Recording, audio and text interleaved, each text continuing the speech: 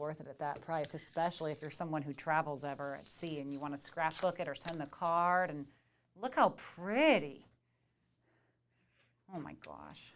And there's nothing fancy done with this one. This is just the fanciest thing, I think, is doing up the background and using the gold mirror. Because to me, the portholes should be metal of some sort. But you could add that anchor in that I showed you on my other card. Like this. Again, that's done with the mirror. And then there's all these extras in here. You have fish. You can do the island with the palm trees, the tropical flowers. Finally, a use for my twine. So, finally, yeah, other than my Christmas ornaments that I've really overused it with. I even tied a real knot in that. Yeah, that looks like a real sailor's knot. Yeah, I didn't know how you did that. That's impressive. I'm not sure how I didn't think I could do it. But here again, the island with the trees, the tropical flowers. You could even use some chain on that, almost like an anchoring chain too. You know, if you are a jewelry maker as well and you have some, you know, a little bit of an inexpensive chain, would be fun to have a metal detail there. That would be a great idea. Absolutely. Oh, that's so cute. And so those sentiments from the window bundle fit here as well. So they go great with both these sets. So relax and enjoy the view. We only have about 2 minutes left, and I think as of 30 seconds ago, we just got live again on YouTube. So, boy, did you guys miss the best show? No, I'm joking. It was the best show ever. I mean, it really was a remarkable show. But for anyone asking, the Spectacular Bundle does have that windowscape that she was showing with those wonderful weather elements, with that umbrella, the clouds, the sun, the kite. We didn't even get to start doing the kites yet. But that is $54.99.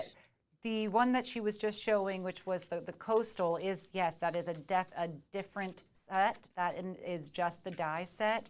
But the weather one comes with the stamps as well as the 2 different sets of dies. So, and all of them are available on HSN right now. But love, love, love the windows. Love the monsters. If you missed the monsters, I'm telling you, if you're just joining us from YouTube again, please check out that monster set. It's so darling, and especially the number one thing that I know many people are saying that they love, they want to make sure they grab. If it's by itself, $19.95, or if it's with the Monster Birthday Bundle, it's $59.95 for that whole bundle. But those birthday balloons were a huge hit. People absolutely love those, Marianne. They are absolutely adorable, and they're perfect for any age range. I agree. Oh, and if you also missed her mentioning, at 6 o'clock, we're going to figure out just how that gorgeous paper that you just saw her, the Pixie Magic Dust Sparkles, I think I have an idea of how it's done. Oh, you use a spray bottle, don't you? Oh, I can't I told wait. you, you're going to have to watch at 6. You're gonna, it's going to be fun. It's going to be fun. You're going to love it. Well, thank you so much for having me.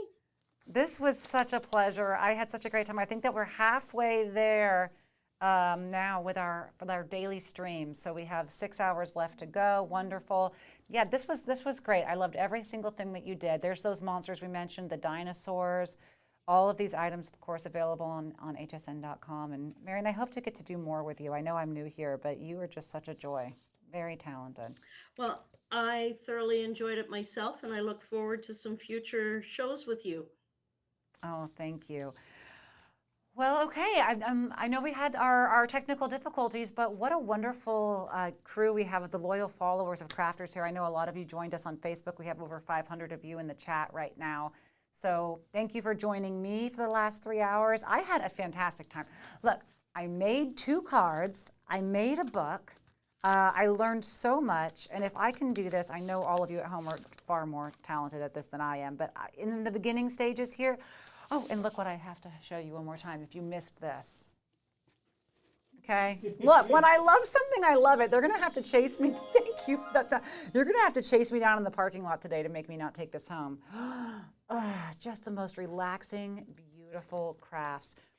I really hope that you're kind enough to want me back to do any more crafting with you, because I'll have to say, ever since starting here at HSN, crafts and jewelry, that's just the place to be. Boy, is this lovely and so good for the soul. So thank you again. My name is Natasha Lloyd. I have been honored to join you for these last 3 hours. Please stay in the chat because we are only halfway done with the day. So grab your lunch, grab your dinner, grab a snack, get some coffee or tea. One note, if they're watching on Facebook, and if you're watching on Facebook, there's going to be a new event. There's going to be a new event. So you may have to this is not going to keep streaming in itself. So if you are watching on Facebook and it just ends, just look right above it or right below it, however it is on your Facebook scrolling news feed, and there will be a new one that starts. So you don't need to look too far. It should be right next to it there on Facebook. Yeah, so wonderful. Thank you so much. Thank you, DeWitt. DeWitt, have they seen your suit yet? Oh, absolutely. I mean, might as well be a khaki bland compared to what DeWitt looks like today. Just a stunner. All right, we're out of here. Honey, if you watched, this is your Valentine's Day card.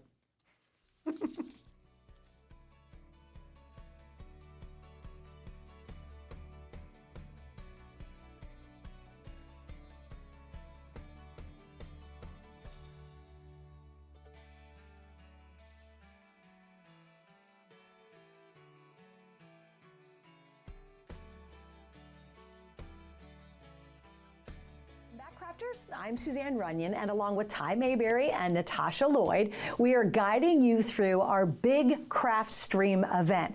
12 hours of in-depth crafting with truly the experts from around the world. If you're tuning in on Facebook, this is the second half of our event, and we have only just begun. All other platforms should have had no interruptions. All right, coming up right now, we have Diamond Press, and it's Vianney Luna, followed by Creative Expressions. But first, let's jump over to Vianney from Diamond Press. Take it away, Vianney. Welcome to my home, to my craft space. My name is Vianney Luna, and usually you can find me here on YouTube with my channel Vianney Creates, where I kind of focus on paper crafting. I love lots of crafts, but paper crafting mostly. And today I'm here with Diamond Press to play with some of their new sets, including the Very Sweet Stamp and Die set, the Praise Him Stamp and Die set. We have some new traditional foil enamel sticker shapes. I'm going to do something fun with this. I'll show you that in just a minute. It's going to be in the first kind of project that we create. There's circle cutter that also has a magnetic platform that comes along with that. And their large spring sentiment die set. So those are all dies. Mainly I'm a paper crafter, and that's what I do best, so I want to get right to it. But I do want to thank you all for being here, and I hope you've been enjoying your hours, and I hope you found your way back, especially on YouTube. I hang out there a lot, and that's where, I'm sure, I don't see the chat right now. They're going to send over messages as they come through, but I know there's going to be lots of really kind comments there from my subscribers who have been regaling me with nice comments this whole last week, leading up to today. So I really appreciate it, guys. I will check those out afterward. I do want to say, with the projects I'll be doing, I'm just going for it. So if there are questions or links you would like to get, the QR code is up here somewhere, over here, maybe. You can put your phone over that. The camera should kind of pick it up. There's going to be a little yellow link, and you can click on that. You can definitely leave a question in the chat. Now, I know YouTube really well, so if you are on YouTube, the chat is the part that's going really kind of fast because people are leaving comments. That's where you want to leave your questions, because if you leave it in the comment section, it probably won't be seen right now, or maybe even ever, because sometimes it waits to moderate and all that stuff. So if you have a question, put it there, and I would definitely direct it to HSN TV. That's the moderator. So with a little @ HSN TV, and then ask your question, and they'll answer it there, or possibly send it over to me, and I'll give you an answer here on my side. So like I said, I'm a crafter.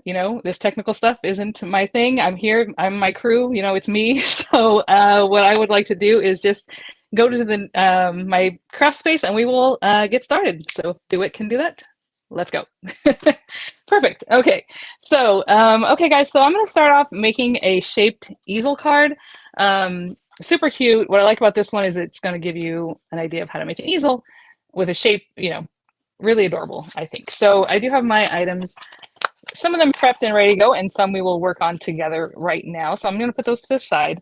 If you do order this, know that it doesn't come like this. I put them in here just so that you guys can see that. And I can work with them a little easier, but you do have the two stamp sets here, and then you have your die set that comes on a paper carrier. I just put them on here for easier presentation and to use them right now. And I have my items ready to go. It does come with some of Die Impress's new adhesive dot sheets. So I'll show you those in a minute when we get there. And of course, your instruction, your cutting folder, all those kinds of things that will come with it. If you are interested in seeing more about how some of these things come packaged, you can see more about them on my channel. I generally go step by step, like opening it from the package and going through. That'll be more important when we get to the circle cutter, because I do have a full review on that today. Oopsie, we're just going for it. No, there it goes. Let's clip that back on. Okay, so let's just get right to it. I'm gonna put these guys to the side for a moment. And okay, so I would like to start off just with the base of our little easel. So as you can see, we have our little strawberry basket. I did add a piece of black paper in the background to just kind of block that out. And then we have the easel part. So to create the easel, I have a piece of cardstock that is 4x6. I already scored it. And again, it's 4x6. So I'll repeat a lot of the measurements for you guys, but we're just going to get right to it. So I'm going to fold this guy in half.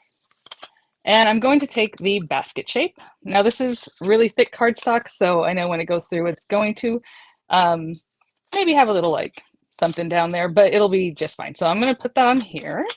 And what you're doing is you're leaving that cutting edge off of the edge, because we don't want to cut it completely into two pieces, right? We want the easel part of it. So I'm leaving that hanging off. And in all honesty, I would just run it through holding it with my hands. But right now what I'm going to do is go ahead and tape it so that it goes through our machine and we don't have any shifting. So I'm just going to pop that on there again, making sure it's really off that edge. Just a little bit. And I'm going to put a couple pieces of tape. But like I said, usually I kind of just hold it, especially in my marquee. It works really well. And I'm going to take a folder that I have used before and run that right through. So I hope you're all doing well, guys. Let's see here. Okay. And if for some reason it still shifts, I'll just do it again. So here we go. And this will be our easel base. So as you saw there, looks good. We're going to use our marquee quite a bit today. In this project, I'll be doing some stamping and die cutting, and the others more die cutting. I'm going to do something really fun with the circle cutter, so just stick around for that. All right, so we have this guy. We're going to cover this guy up pretty much, but you have this. You know, you can also hinge it from the bottom if you want to make it so that you can put like a little gift card in it. I think that'd be really cute. So there are different ways to play with that, but that is our base. And I'm going to put this to the side for just a moment. Then I have just a piece of craft cardstock that's going to make our little basket. So with that one, I am just going to ink it up with some brown ink.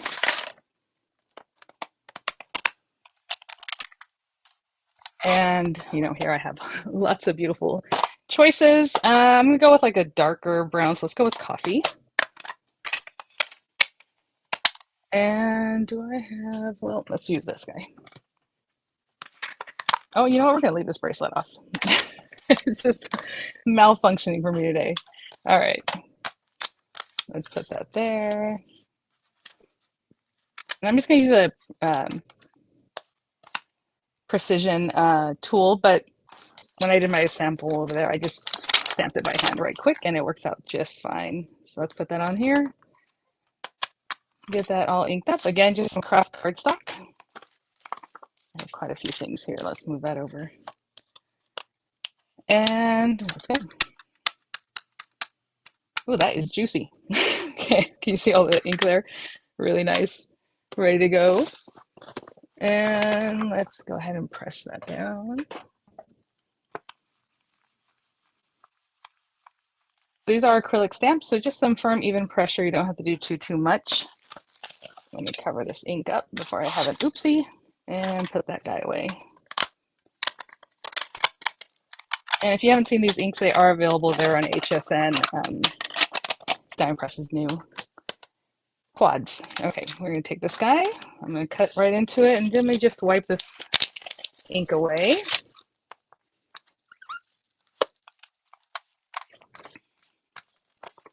And I'll wash this out. This is also a set that you can pick up there on HSN. It's Diamond Press's stamping tool, and it comes with the little towels there, chamois. And then this guy, we're just going to cut it out the same way. But this time we're just going to eyeball. I'm just going to place this right on top. We just need that one layer. And I'm just looking at it, you know, I can see pretty well where that's going to be cutting. So I'm just going to stick those down and run it through. And we'll have basically our card base done. Let's see.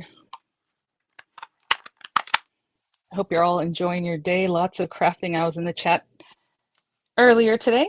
A lot of fun. And okay, let's go ahead and cut this guy out.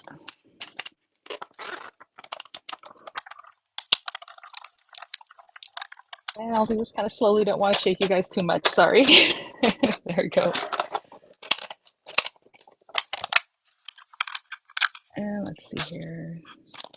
Oh my gosh, you guys are so sweet. Thank you. I just looked over. It says lots of love from YouTube and Facebook. Oh, you guys are so sweet. Thank you. I really appreciate that. Let's see here.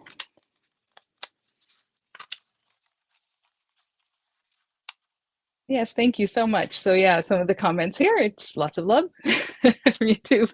Fans excited to see you. Craft and love your videos. Thank you guys so much. I truly appreciate it. So I'm going to go ahead and put some dimensionals on this guy. I want to pop it up from here, but we are going to put a black backing on this. You could leave it like this if you want to. It's kind of see-through. So I'm just going to cover that up with a little bit of black paper. And let's see here.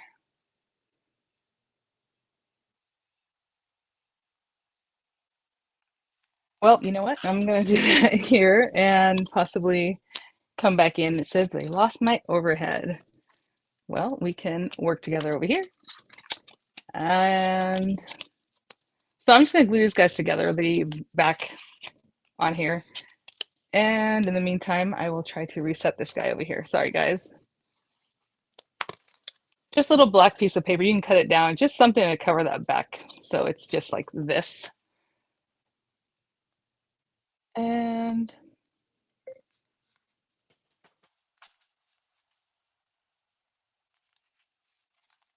sorry, I'm gonna see if I can work it out here on my side.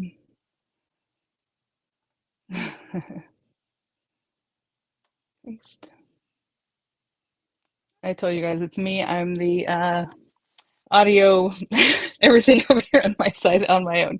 So there is our little berry. And then what I'm going to do with this guy is simply place some dimensionals. Okay, so very easily just grab some dimensionals. I have them here. And I would like to put them all the way down this side at the bottom here. Right here. I'll show you in just a second, guys. I know that's kind of a little awkward. Oh, you guys are so sweet. Thank you. And I'm just putting them right across the bottom and then up to the side because I want to leave this top part open. So what I did was to get these guys in here, I just kind of designed them, put them together in like a little grouping and then tuck them in, the little berries. So that's what we're going to do. I'm going to grab this just a second while I do that and go ahead and reset this. I'm so sorry. If there are any other questions or anything right now, I would love to answer them. It says definitely excited to see you. That's a lot of that. Thank you guys. I really appreciate it. Here we go. I'm going to try to get this back. So let's go. And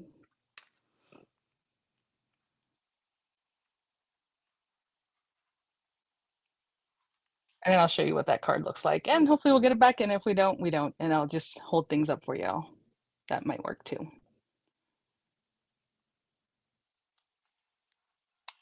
Let's put that back over here. And we can try it again. We will try it again. Okay. Let me pop this other one here. And I'll show you what that looks like in just a second.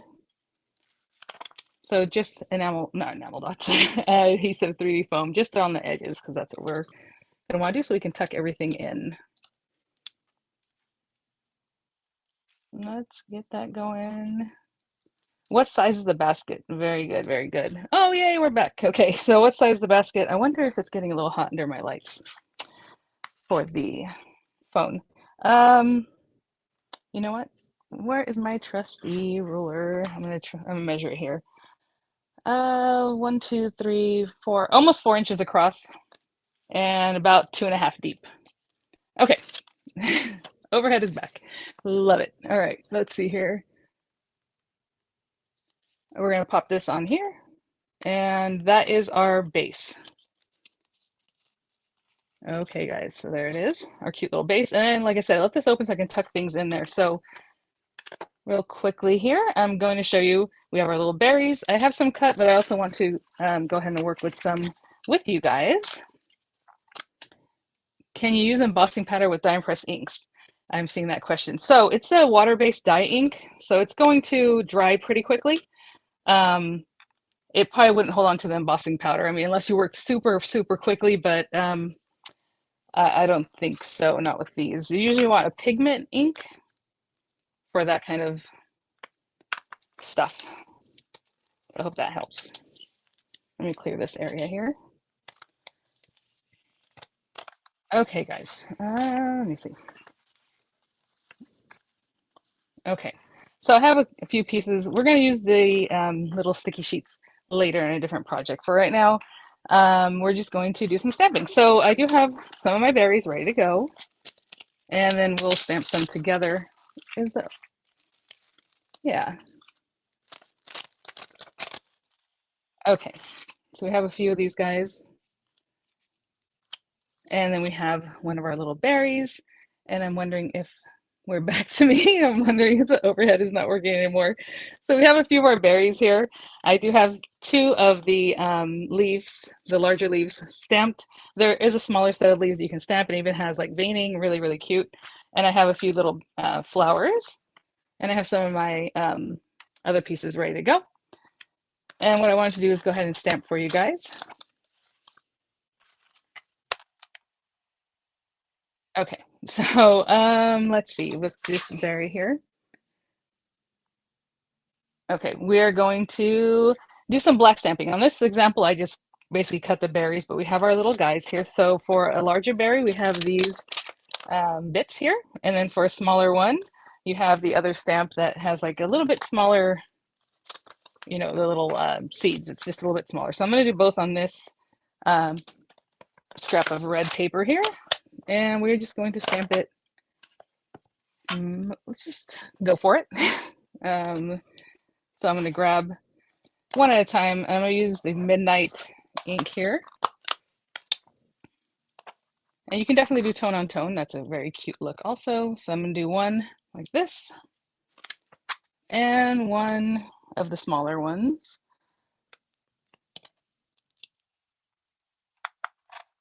Right here. And we're just going to simply roll those guys through. So it's really easy to see the contours of what you're going to do to cut this guy out. But I do have a little trick for you when it's a little trickier to see the contours, but we'll get to that in just a second. So for right now with this guy, I'm just going to take the berry shape and just tape it here and run that through along with this guy. Now I give him room enough that, you know, I'm not afraid that we're going to damage one die with the other. Here's that guy. Oh, try not to move you guys too much here. Sorry. So we have 2 of our little berries here. And then I'm going to cut one more stem. I already cut this one out because it's very easy to see where you're die cutting, but I wanted to give you guys a tip in case, you know, I don't know where you are in your crafting journey. There's lots of things that we learned decades ago that we still like to share. And so I want to share a little tip with you when it's hard to tell what you're cutting or where you're cutting. So I have some green paper here, and I'm going to cut one of the calyxes, this one here for the strawberry, the one that has like a little stem also attached to it. And so I'm going to stamp that in some green ink. Let me put this guy back over here. You know, I have my inks next to me, the Diamond Press inks, and I can see from the sides red, orange, yellow. So I pretty much can go to the one I want. I keep it in not alphabetical order, but in rainbow order. So I need, I believe, just one. I already have the other calyxes, yeah. So let's do, ooh, did I use evergreen? Let's go with evergreen and hope that's what I used before. Let's put that over here. And a little bit more. Yep, looks about right. Okay. And I've just been wiping my stamps off with my little chamois there. Again, if you have any questions in the chat, please direct them to HSN TV. And if there are other questions, I might see them here listed to me or directed to me. All right. So let me put the green back where it was in my stack here. There we go. And I will put this little guy away in a minute. Okay, so if you have this and you are going to go cut it, it might be a little difficult to see exactly where you're cutting. And that happens with dies, you know, sometimes. So what I'm going to do is make a little aperture. And if you're familiar with my channel, you've seen this a million times. And so what I like to do is just take my die and put a little tape. Let me get this guy. And you're gonna tape it down, and what you're gonna do is create like a little hinge. So just tape it on one area, wherever it is on the die that looks like you can just hinge it open easiest. And we're gonna run that through by itself. So scrap piece of paper, if you wanna end up doing a drop shadow with something, you can definitely run it through the same paper that you wanna drop shadow with. So that way you already have your die cut. But we're gonna run this guy through. And you have your little drop shadow or just the scrap. And all you're gonna do is open this guy up. Do not remove it, just open it up. And then you can see through to your stamping. And I usually just tape it again a little bit if I can. And then I just run that through. And that gives you a much better idea where you're at. And there you go. It was a little bit off still, but there you go. Something to think about next time you craft. Okay, so I am going to glue those on, and then we'll build up our little scene and finish up this card. So let's get this guy. I'll put a little glue here. I'm using a fast drying glue because we really want it to hold pretty quickly here. And then this one. And then I'll bring my card base back and we'll be able to see kind of where we're at and see where we want to, how we want to build up our scene. Definitely with 3D embossing, not 3D embossing, I was looking at the chat again about the embossing. With 3D adhesive or dimensional adhesives and just glue. So I'll bring this back. And the way I started it off is I thought, well, what if I had something like this? So here's our example. Sorry, guys, covering it up already. And I just kind of paired it up with a leaf behind it that was kind of tall. So that'll kind of help me get started. So I'm gonna put these to the side. We're not gonna stick this together, or at least I didn't until I was ready to do so. So I'm just going to put some dimensionals on the back of this guy. There we go. And kind of stick it down, and that'll help those come together. And then I just started kind of putting in other bits, you know, designing it out here and thinking about it tucking into here. So no big deal. Just kind of making it tall so that your card has some height to it. So maybe, you know, after that, I glue these guys together. Just put a little glue under there. And then just a little bit over here. Maybe again, dimensional, that looks nice. You can kind of make it up as you go along. And put that one there. And then maybe this guy back here, maybe with some dimensionals, maybe with some glue. And just making like a little collage kind of thing. One dimensional, maybe pop some glue in here, hold it down. And I'll put the little flowers in afterward after I tuck it in here. So we have this one unit, and then I'm just going to tuck it in here. So what I did to that and make it easy is I just put glue towards the back and in the front and just kind of tuck this little guy in here. I even tucked that leaf just to make it more sturdy, and we'll just hold it together. So of course, you know, generally in real life, I would be holding this for a little bit just to make sure it's really solid and in there. But right now I'm going to move on and just put a little glue on the back there. And, you know, just flesh out your little design. I'm pretty much copying what I did before. So we're placing that there, and maybe this guy over here. And I tucked another little guy down at the bottom here. So cute. Okay, just, you know, however, very organic looking, that's what I prefer. We are going to finish off with a tag and a little bow that we're just going to make on our hands or our fingers, really cute. And these enamel dots. So let's go ahead and stamp our sentiment. Now I'm going to put that to the side. I just have a scrap piece of paper here. It's a little bit different color than I used before, and that's just fine. And what I'm going to do is grab some red ink.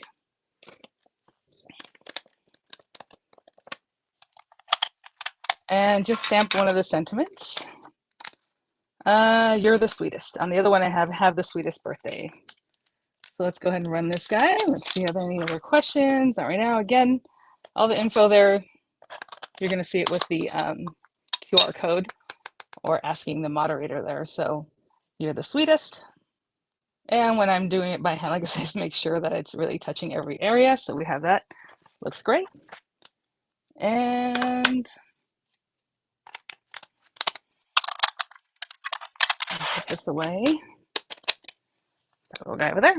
And there is a tag die in here. So we're going to take our little tag and just run it through really easily. And we're almost done with this little cute card. So hopefully you guys are enjoying the tutorial. Like I said, this is what I do, and this is what I was looking forward to, just crafting with you guys and having fun that way. Let's put that guy over there. And I didn't actually like put the twine in this, you know, I'm just putting off to the side. So with this little guy, we're just kind of doing a little one of these, put a little dimensional on there, maybe a couple more, of course, and a little glue to keep it flat. So I'll show you what that looks like in just a second. Just a little dimensional, little glue, and just place it wherever you like, but I like the way it looks here, kind of artsy. So we'll put that there. And then I have my twine. So this is just like a length of maybe 1.5 feet. I don't even know if it's that much, maybe a foot. And we are going to make a little guy to stick on here. And of course, I'm going to stick that down. We're going to do a finger bow. Now I'm going to do it kind of quickly because I'm going to move on, but I do have a full tutorial on how to just do this by itself. Let's see. Will all dimensionals cause a problem in the mail? So that's a good question. You know, 1/4 inch or smaller is what you would like. Like this guy isn't that thick. I don't think it's a problem, but sometimes people like to make their own boxes, like a box envelope. It's a little bit thicker, or put it in a padded envelope, of course. But I haven't really had a problem with something like this. Obviously, if you're getting to 1/2 inch and thicker, that's a little different. But anyhow, so we're going to take this guy on our 2 fingers and bring it over and under, middle finger over and under. I know, guys, it's going to be kind of quick, but it'll be okay. And I'm going to take it across everything we just did, push it through your fingers, and just simply wrap it into that little loop you just made. So from underneath to the front, and then pull tight, and you just made the quickest, cutest bow ever. And you can do this with ribbon, whatever material, jute. I've done it with all different materials. And so it comes out really nice. Use a scissor that doesn't have gumminess to it. There we go. And we're going to stick this guy down right here. And I'm simply using a glue dot today because it'll hold it really quickly, but you know, hot glue works just as well. So I'm just going to take a glue dot and really just get it right on here. Glue dots are super sticky and we'll do the job really quickly, but I do like to kind of make it smaller so you don't notice it too much. So I'm going to touch it, but not too much. There we go. And we'll just pop that guy right there. And you're the sweetest. And to finish off our card, I do have the traditional enamel dots. These are dots, stars, and hearts. Super cute. And I had mentioned in a video when I showed these recently, just to show you what they were bringing here, that you can color these guys. And so I want to show you that today. I would have colored these ahead of hand. You can color them with alcoholic markers.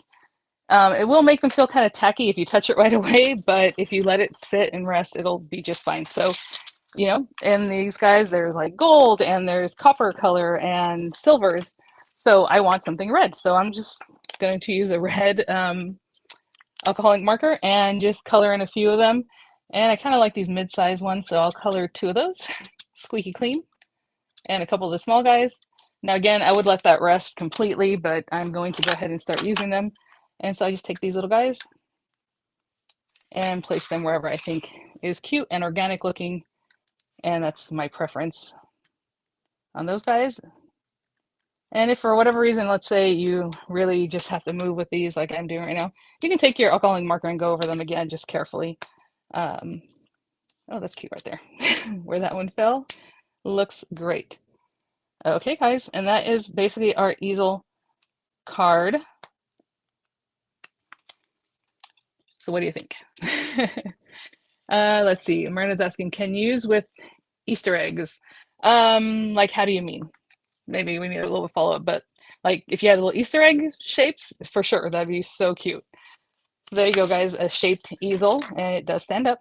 And you do have room inside, you know, to write your little note. If you want to cover that, you can definitely do that. Just kind of follow the shape with another piece of cardstock or something. That'd be really great.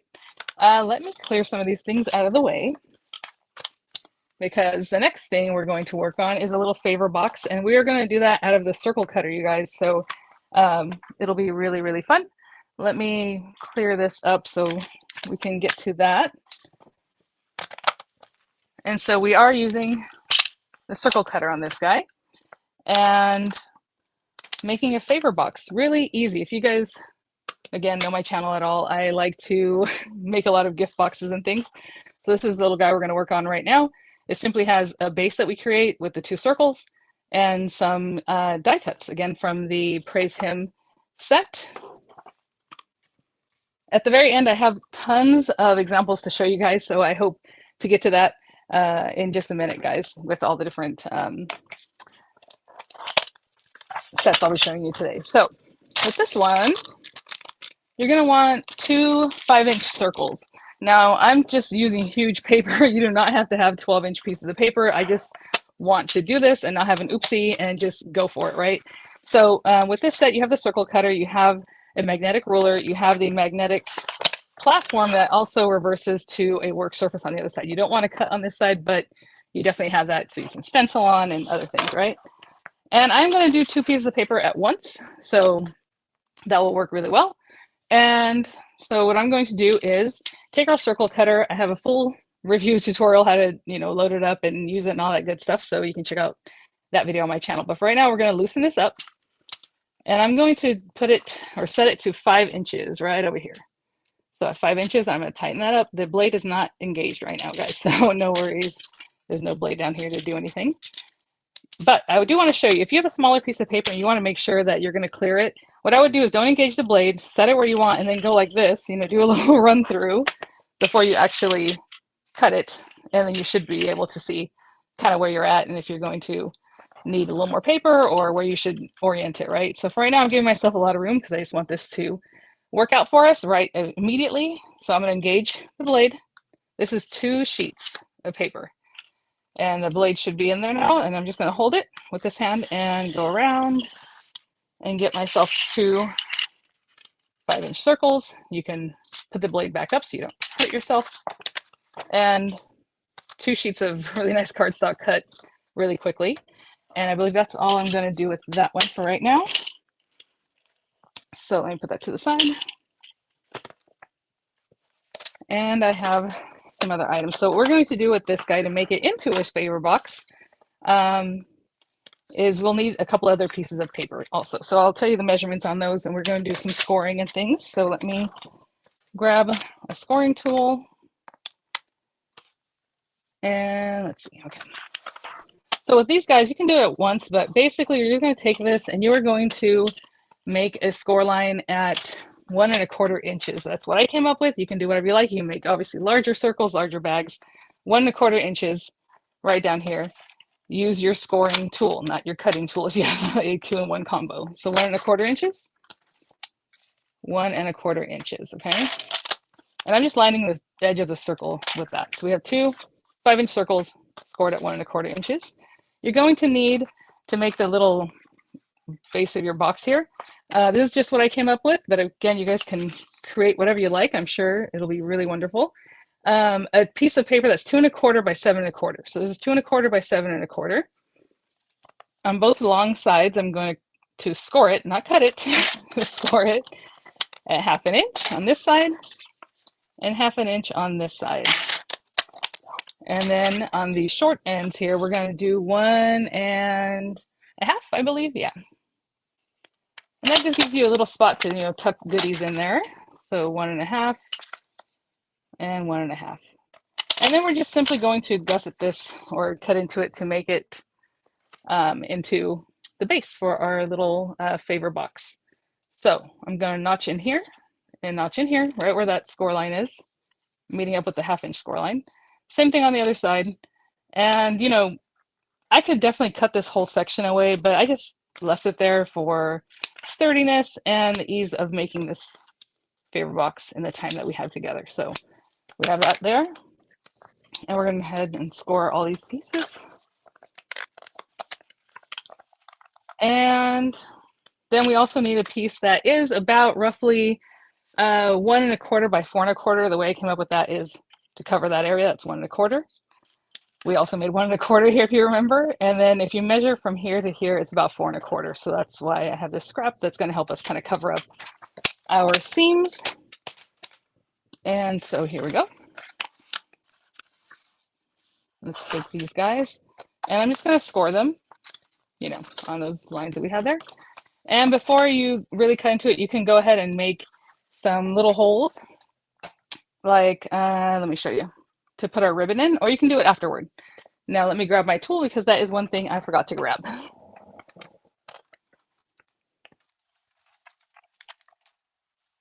Sorry guys, well, good thing we're in my craft room. And here we go.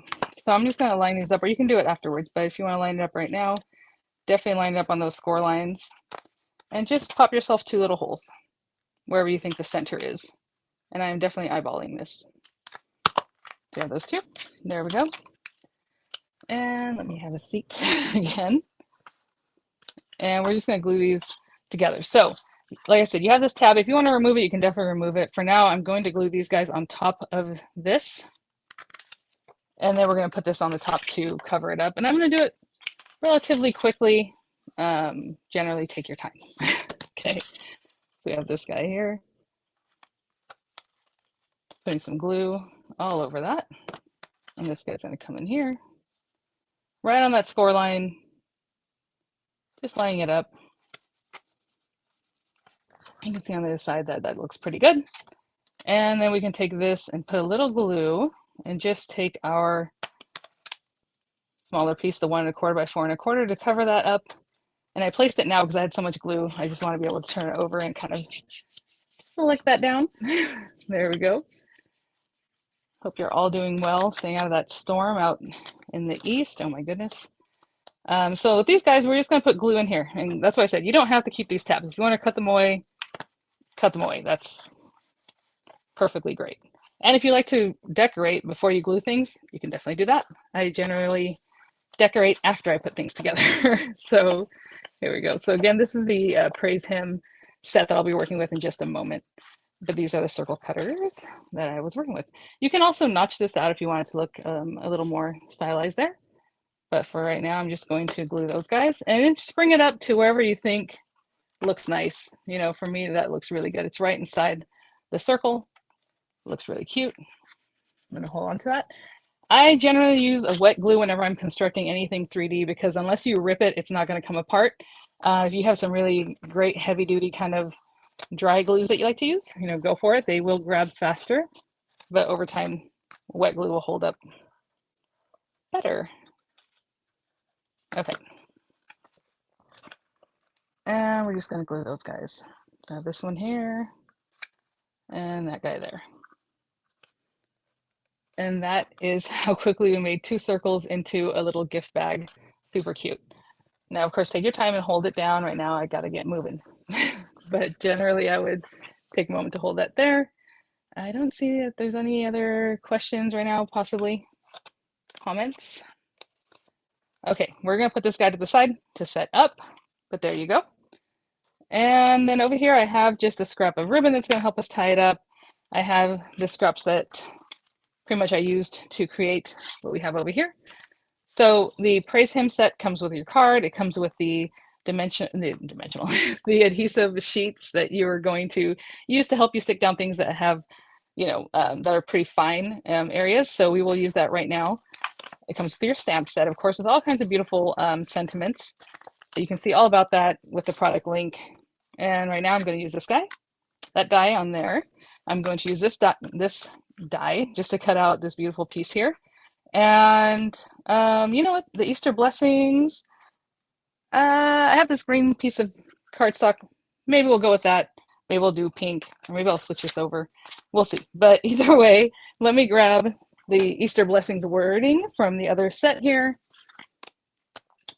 You know what? This time, let's grab this paper for our words. That is going to come from the Large Sentiment Auto Ship, the spring set. Here you go. So I'm going to take the word Easter blessings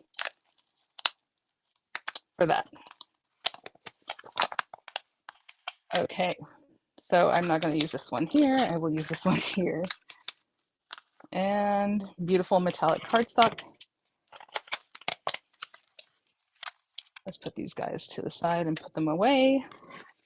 Okay. So that's generally what I'm going to decorate with. So I'm just going to run these guys through. There are different ways to play with these guys. You can put the whole piece in, run it through, run just the, your lettering through, and then bring it back. However you would like to get that done. So I'm just going to do it afterward. So we're going to take this guy and have a beautiful banner in the background, kind of pulling everything together. Wow, guys, an hour goes by really fast. Look at the time here. I'm like, ooh, we're almost done with our favor box. And then I have one quick project to share with you with a stenciled background, which I already stenciled because we definitely needed it to dry. So I'll show you what that looks like. Delicate, beautiful. Let's go ahead and that guy and this guy. And usually I run things all at the same time if they fit. So that's a time saver, but right now I'm doing them one at a time. So thanks for being here, guys. Oh my goodness, what a fun morning. Too much fun stuff. All right, there we go. Let me place this back. Well, I'll just place it in here, and that goes with the other set. Place that guy back. And that one back. And we'll keep one of these guys out. So, this guy I would just stick it down, but for right now, we're going to try this out. What you're going to do is open these guys up, and they have little tiny adhesives. Hopefully you see that. These little dots that are on there. And so basically you're going to pick a spot to put these guys. I'll put it like right here. Just close it up and give it a really good swish. They also have the idea of putting it through your die cutting machine, that pressure will get those dots on the back for you. So you definitely want the back of your project facing the dots, and look how perfect that is. You can see the little wording there. So we'll take this guy, and I kind of had it towards the edge over here. Easter blessings. I'm not going to stick the G down quite yet because that's going to be hanging off. So we have that guy. Same thing I can do with this guy. Just find a spot, and you can keep reusing because it only sticks to the paper, so that carrier won't pick up the gray dots. It'll stick just to this. There you go. So cute. And so we can bring this guy back and kind of have an idea of where everything's going to be. I kind of wanted this here and this beautiful flourish coming out back here somewhere. So I'll just pop that down right now. Okay. And if you have some extra little dots, just kind of rub away. They should go away. And I'm just going to glue this guy down. Oh, you know what? Now I remember what my green paper was for. It was for my cross. So we're going to put this here. And just hold that down. Super cute. Actually, I wanted a little bit more. Well, you know what? I used a quick grabbing glue for a reason, didn't I? There we go. And let's grab that green. It's kind of a goldish green. Maybe it's just me. I feel like it's a little bit green. We're going to take this little cross from this set and just run that guy through. And that'll finish that off. And I'm going to place some dimensional adhesives on the back of that one. So let's go ahead and get this guy run through. And with your marquee folder, you can turn it and cut on every single side of this. So like, I'm going to turn it over this other way. I'm going to cut in the other area of it. And run it through. What is the paper she's using that is sticky? Okay, so that is the new adhesive sheets that Diamond Press has just came out with. And they included them in this kit. They're also included in the Berry Sweet kit, and that's what those are, the adhesive sheets. Thank you, Sherry. Okay, and with this guy, I'm going to put some dimensionals on the back just to pop it up. You know, we like dimension. So there we go. Yeah, that was really cool. And to be honest, that's the first time I've used them live on camera, and it was perfect. So there you go. Let's see here. Again, generally I like to just unbox something and go for it, and that's how I do my videos. But there we go. So some dimensionals on the back of that guy.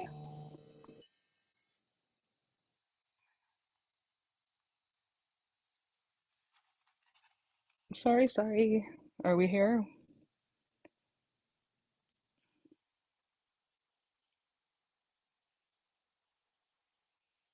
Did I lose? Did you guys lose me? No. Okay, hold on. There we go. Hold on. Let's get this guy going right. Sorry, guys.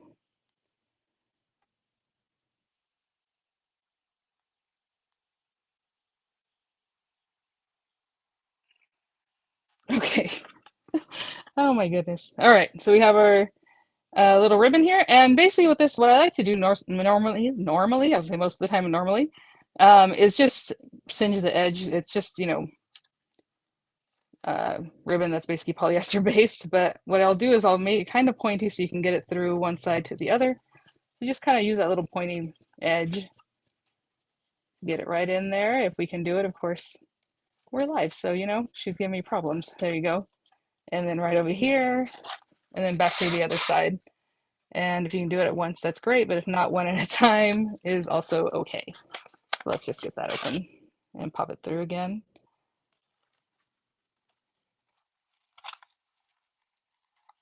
Right through there. And that is it, guys. A little favor box. It holds quite a bit. Again, it was 5 inches. It's going to be a little bit different size now. It has a 1 1/4 inch gusset, but if you want that bigger or smaller or whatever, you know, you can design these things yourselves, just manipulate the numbers in a different way. But anyhow, you have a moment to tie it nicer. It'll look something like that. So let's get this going. So I hope you like that. Again, I have lots of examples to share with you of the different sets in just a bit. There you go. Cute. Again, I'll trim that off and then I would singe it and that would be just fine because that's just how I keep those together. So I'm gonna put those to the side and we have a little favor box. Super cute, ready to go. Okay, guys. Yeah, I think we have time for one last quick card. And so this is the Diamond Press large sentiment set this spring and Easter. We just saw Easter blessings, right? I just used it in the other set, in the other example. Right here, I can pop this guy back. And all we're gonna do on this one is I have card base pretty much all ready to go. And we're just going to use one of our sentiments. Let's use the Wishing You Blue Skies, which is the one I just used here. But you have all these different large sentiments on there. That's why it's called the large sentiment set. Let me sit back down here. So we're gonna make this quick card. I just added some of the embellishments. You know, it has the stenciling ready to go. That's from the Floral stencil set that HSN has there from Diamond Press. I had done this previously, so what I did was I inked it up. It has 2 layers, so I inked it up with the blue ink, the first layer, and then the second layer is using the shimmer paste, shimmer paste, and that's like the green color. I don't think it's just called green, but that's what I used. And so I already have it ready to go because clearly we need that to set up, right? So I have a black card base here, which if you're making your own card base is A2 size, 8.5 by 5.5, and it's scored at 4 1/4. This piece, I like to cut my matte layers at 4 1/8 by 5 3/8, so that's what we have there. And then I'm simply going to run these beautiful pieces of pearlescent paper that I have in a black paper, just to bring black back from the background of the card base.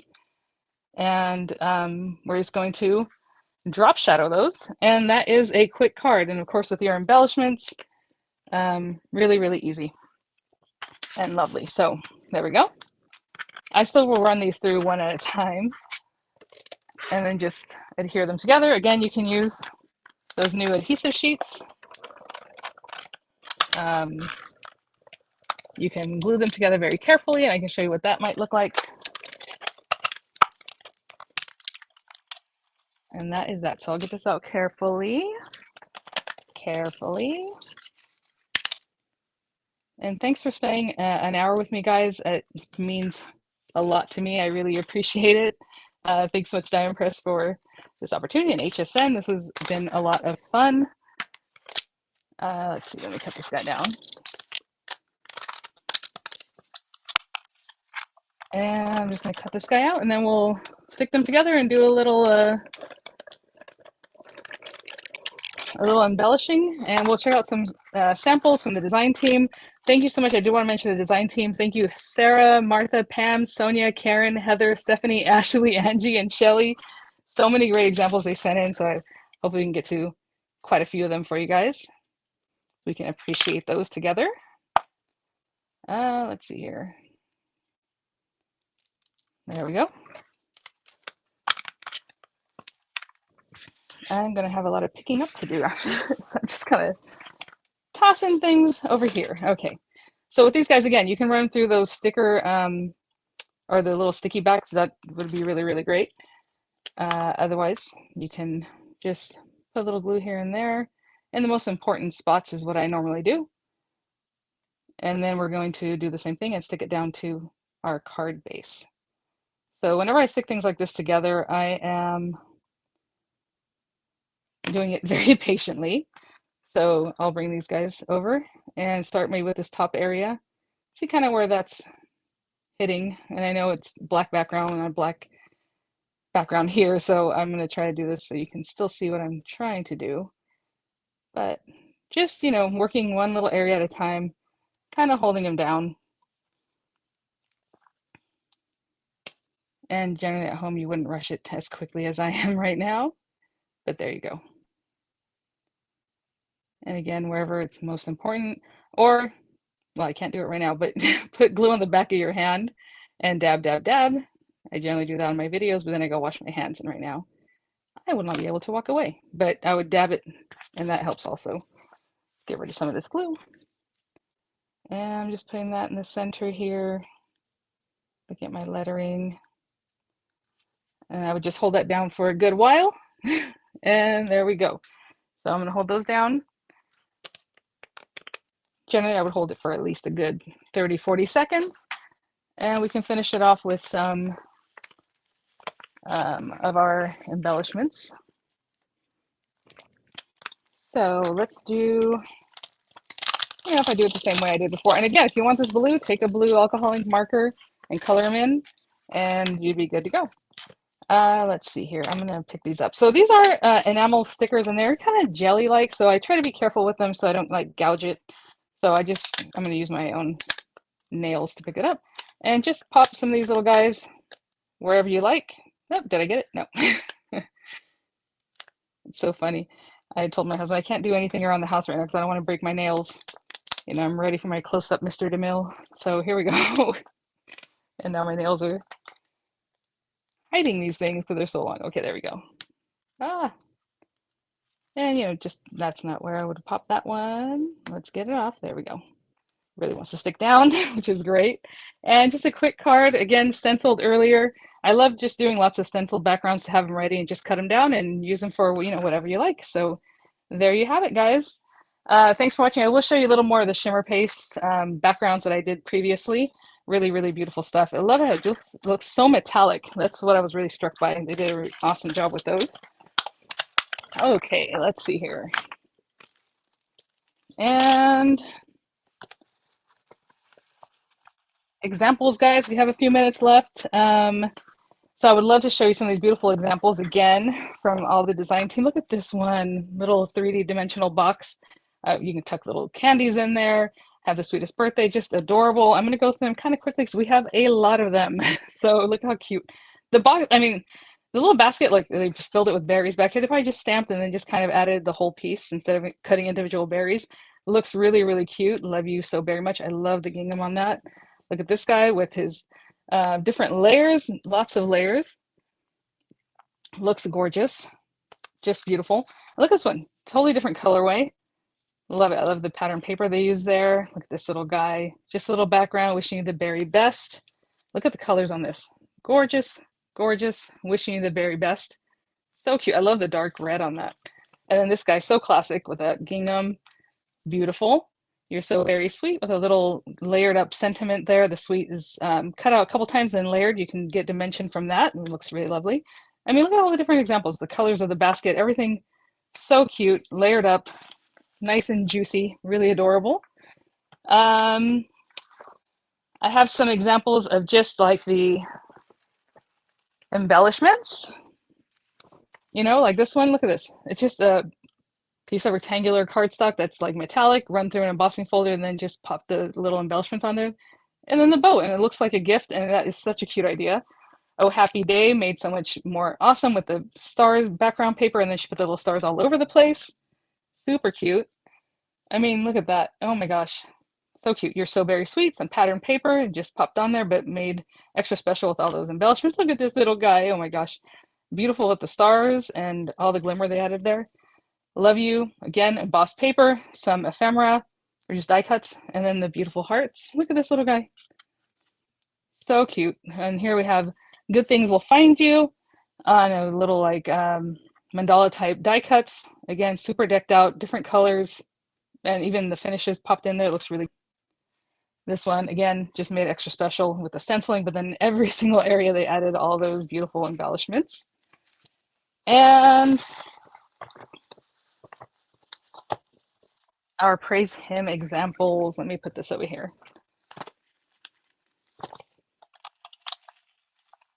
Sorry guys, that hour went so fast. I hope you like the tutorials. Really fun. Hope I repeated the numbers often enough so you guys can create those things yourselves. Be still my soul, the Lord is on thy side. And look how beautiful the colors on here. Just pop and juicy. Really, really cute. Praise God, from whom all things flow. Beautiful, layered up, that cross, really gorgeous and detailed. And then this one here, you know, just the flourishes from the Praise Him set with the flowers and then the little butterflies. Praise God, again, from whom all things flow. And just beautiful sentiments, really gorgeous. I love the kind of dusty rose colors they used on this one. And this one here with the gold cross, made really excellent with the rhinestones and the little flowers just draped across there. So beautiful. Look at this one. Again, popped up and gorgeous. That same die cut we used on our little treat bag. Really, really cute. Beautiful with all the rhinestones. Look how beautiful and peaceful this one is. Love it. And then here we have, again, Praise God, from whom all things flow. On Christ the solid rock I stand, all other ground is sinking sand. Just beautiful. Stenciling, die cuts, just everything. And this one, just what a knockout. So many details, just lovely. Just absolutely beautiful. And then here, this is a really fun card. Look at that. With all the different layers. And so you have your cross back there and then the smaller cross in the back and the third cross. Oh my gosh, that's beautiful. A lot of meaning there. And he will raise you up on eagle's wings. Just gorgeous. So thank you so much again for the design team with all these examples they sent. Sarah and Martha, Pam, Sonia, Karen, Heather, Stephanie, Ashley, Angie, and Shelly. Thank you guys so much. I mean, the time flies. I super appreciate y'all being here. Again, you have the QR code there. It'll take you to the different items that we worked with. And thank you, for all the support and everything you left there in the chat and the comments. I super appreciate it. Let's see. Okay. So I'm just kind of read the chat and see where we are at. But, continue enjoying this day. We still have tons of hours of live crafting, and I hope you're enjoying yourself. Okay, so I'm just checking that out. Again, you can go back. I think this is probably the trickiest one. It was 2 5-inch circles scored at 1 1/4 inches. And then you need pieces of paper that would cover the bottom and all that. And the numbers were where they were. And I hope you enjoyed the tutorials. I had a lot of fun. I'm just, first time I've ever done live crafting like this. So I appreciate you guys, all the support, everything. Thank you so much, Diamond Press, for this opportunity. I really appreciate it, you guys. If you have any other questions, leave them there. I will be back in the chat and I will answer them because I have been watching all day also. It's been a lot of fun. I super appreciate each and every one of you. And thanks so much, HSN, for this live craft day. It's so much fun, so much fun. Let's see. I'm like, what else can I show back again? What did I show you at the beginning? Oh, we made our little shaped card that I already put away. All right, guys. Yeah, so I super appreciate, again, everybody on the design team. So many beautiful examples. I hope you guys like seeing those. And again, all the info will be there for you guys. If you have any questions, again, link them to at HSN TV if you're in on YouTube, and on Facebook, you know, however they do it there on Facebook. And I super appreciate you, each and every one. And I think we're wrapping it up. Thanks, guys. There you go.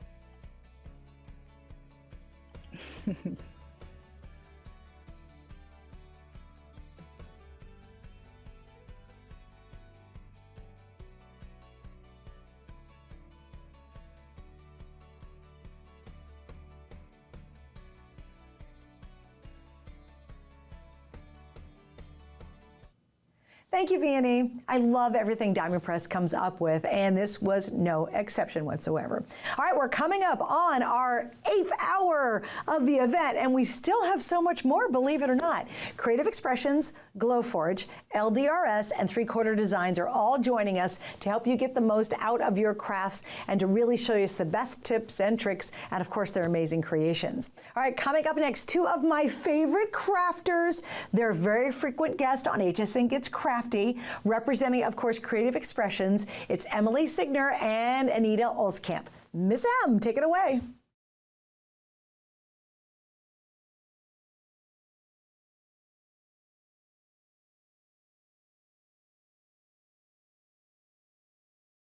Great day. I hope everybody's having a great crafty day today. I've been listening to some of it in the background while I'm making some samples, and it just gets you so excited and wanting to craft all day. And I saw a lot of great things that people were showing today. And what I'm showing is the Cosmic Shimmer Luna Paste and Pixie Sparkles. And this actually can go with almost any craft that was shown today. It's kind of an accessory that you can use just to kind of amp up your creative paper crafts. So I'm going to start with the Luna Paste. So we can go to the down camera and I can start showing you what that is all about in case you're not familiar with the Cosmic Shimmer. This Luna Paste is actually comes in a pack. What you'll get is a pack of 3 Luna Paste, and these are the colors. We picked these beautiful spring colors. They're very versatile, spring, summer, great for any kind of card making or artistic backgrounds. And it also comes with, the kit comes with this package of 6 palette knives, and that's what you're going to need to use these Luna Pastes. And the 3 colors are great. You can have 1 or 2 colors, but you know, like in decorating everything with odd numbers, well, 3 is such a great number and they coordinate so well together, like I said. I'll open up, these ones are not used, so I'll start with showing you what it looks like. So, oh, I have to move over just a little bit here so you can see. This is the, this one is the Stellar Jade. So it's like a greeny blue and the texture is very smooth. And the texture paste itself is colored with this light bit of turquoise, but the mic, it's filled with a mica. I'll open the one that actually, that isn't used. It's filled with like a silvery mica flake, and there's a lot of mica flake in each of these, and that gives it this unique texture. It's not like a glitter where you can see bits of glitter. This kind of mixes in and gives you like a pearl look or a metallic look. And so that is what I'm going to show you today. I have, usually you would use it with stencils, and that's what I'm going to show you today, but there's a lot of other uses that you may not be aware of. So first, I'll take one of my palette knives. So the set of 6 palette knives, I'll just briefly show you. It has several different sizes. The large one is great for large areas if you want to cover a whole mask. Or it comes with these little ones with the very more smaller tip. So if you wanted to just color parts of the flower, you would use the smaller one. And some of them are straight and some are bent a little bit so that it depends on how you like to spread it. So for this mask, we have some different color or different style of flowers. So I'm going to show you that the Luna paste, you can use it in the three colors that go so well together. You're going to want to create a nice mixture of colors so that you're not just having one color. It looks beautiful together when they're all put together on a craft item. So I'll start with the pink, and you might need a little a wipe or a wet cloth to clean your palette knife in between. I'll do yellow next. Usually I like to work from lighter to darker. And you just kind of spread it around here and there. And these colors, they don't necessarily mix, but they're great in that way that they don't create like a muddy look, but they will layer nicely as well. Now I'm doing it with it wet still. You can wait until it's dry in between to get more of a pure color in between, but you'll see that this effect, you don't need to wait till it's dry. And so now I'm just going to put some of this turquoise or this jade color in between the pink and the yellow. The pink is Stellar Flamingo and the yellow is Stellar Lemon. And there's no right or wrong way to do this. You just kind of spread it until you like the colors. And what you see on the top is what you're going to get. So like you might notice that some of the colors underneath will be covered by this blue, but that's okay. Like I'm going to go over it, cover all the little sections here. And then if you want to add more of another color, you can do that over top, because the color that is on top is going to show when I pick up the stencil.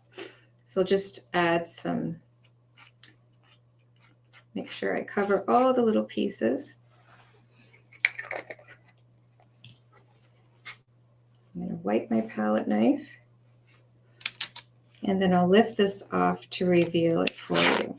So I'm starting with the Luna paste, and then I'm going to show you the Pixie Sparkle. So there will be 2 of these Cosmic Shimmer items to show you in 30 minutes. So I'm going to kind of go through it a little bit fast just to make sure that we get both in.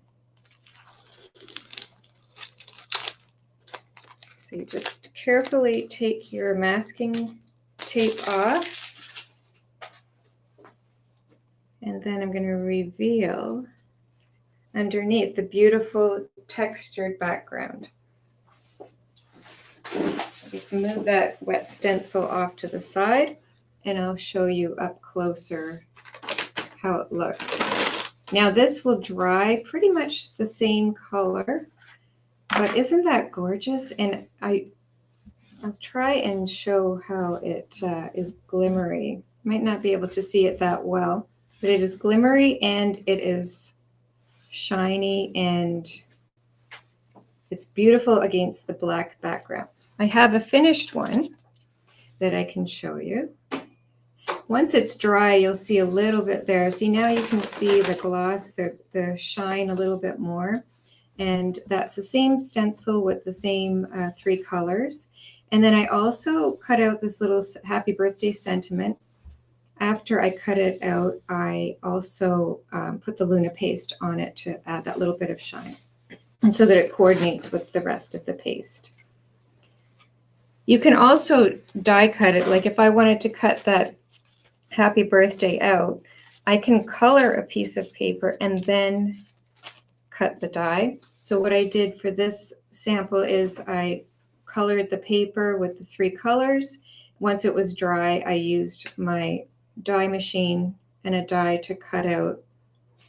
And as you can see, it's sparkly. So that's really good for die cutting. Some more samples I have for you. This is with the Pixie Sparkles on top of the Stella or the Luna paste. I'll show you that technique in a minute, but I just wanted to give you a quick look at the different colors that you can see in there. You can also use the colors to make a various colored background. Also, if you're not into paper crafting, but you like to do art, it can be used for artists as well. Can you imagine this one on a nice canvas? How long does it take to dry? Cynthia's asking. How long does this take to dry? Depends on how much paste you put on your paper. A thin swatch of color, like I just showed you with the die cut. Like, so this was just brushed on. You can use a paintbrush, or you can use your palette knives to give it a thin coat, and that wouldn't take very long at all. Like if you use a heat gun, it would probably take you maybe 5 or 10 minutes. But if you have it thick, this one is thick with the 3 colors blended together, or this one, which is really thick, will take you, I just let it sit overnight, and it was completely dry the next day. So it depends. And then this one is kind of an in-between. It's not too thick, but not too thin, and that probably would take you a few hours. You can also emboss your paper first and then color it with the Luna paste, which gives it a nice shiny look as well. And then also kind of, I wanted to try what it would look like on with an embossing folder. And so this is an embossing folder that you saw earlier today from the Lisa Horton session. And I tried, so I put the Luna paste on the paper first and then dried it. And then I embossed it with the embossing folder, and it makes it look like a pearl paper. And I have some more examples of that. This is another different embossing folder that I colored the flowers separately with the two, the pink and the yellow. And then I did green on the aqua on the leaves. And then I just used a blue ink to color in the background. And then on the back, I just wanted to show you, this is the debossed version of that embossing folder. And then this is another version of that with the pink and then embossed. So I colored it first and then embossed. And then here's some more with the Lisa Horton embossing folder and the embossing folder with the leaves. And you can see how shiny it is. Some other ways that you can use it, you can use your craft mat, put a little bit on your craft mat, spritz some water, and use a paintbrush to paint it on. And this one, it just shows you the rainbow effect. You can get this effect with just putting tape, your stencil tape in the lines, and then covering it with your in-between with your Luna paste. Or you can just paint right onto the paper. And this is what I would do if I'm going to die cut something out of that. It would be that thin, but it has a beautiful effect. And this is another use with the Luna paste. This is using a stencil, but then we put the Luna paste on the acetate. So it shows right through, but it stays on the acetate, doesn't come off, and again gives you another technique to use the paste with. This is another example. This is the stencil that I used. It is going to be shown a little bit later. It's a Pink Ink Design Waves stencil that's available on HSN. And this is the effect you get when you use it with the Luna paste. So wouldn't that be great as a background for the water? If you're making like an ocean scene, it almost looks like an ocean color with and then the bright sun would be shining off of it. And then the final use that you could use with this is painted with the mermaid. Again, this will be coming up a little bit later. after I'm finished, you'll be seeing this beautiful mermaid stamp with the waves stencil that I just showed you. And then we took some Luna paste and we colored the mermaid with the Luna paste in the 3 different colors. Now, because there's a lot of mica in the Luna paste, you can water it down and use a paintbrush. You can leave it as it is without watering it down. But you would need to be very careful. I used this little brush here. It's for alcohol inks, but it actually works very good. It has a little brush at the end, and you just paint it on. It takes it a little bit of time to paint such a big stamp, but it has a great effect. And you just paint it on, but the mica flakes, you'll notice you're pushing them around, but that's okay. You just want to cover the entire area, and it has that great effect for a mermaid. Stencil is sold out. Oh, the stencil is sold out? Okay, so that stencil is sold out, but if you like it, we will be bringing it back. Now I'm going to go to some more card samples to show you. Now, when I'm done my session at 6:30, my daughter Emily will be coming on, and she's going to be showing some finished card samples as well with the Luna paste and the Pixie Sparkles. So this one is this is another stencil by Creative Expressions. And this is a beautiful one with the butterflies, again, using the 3 Luna paste colors.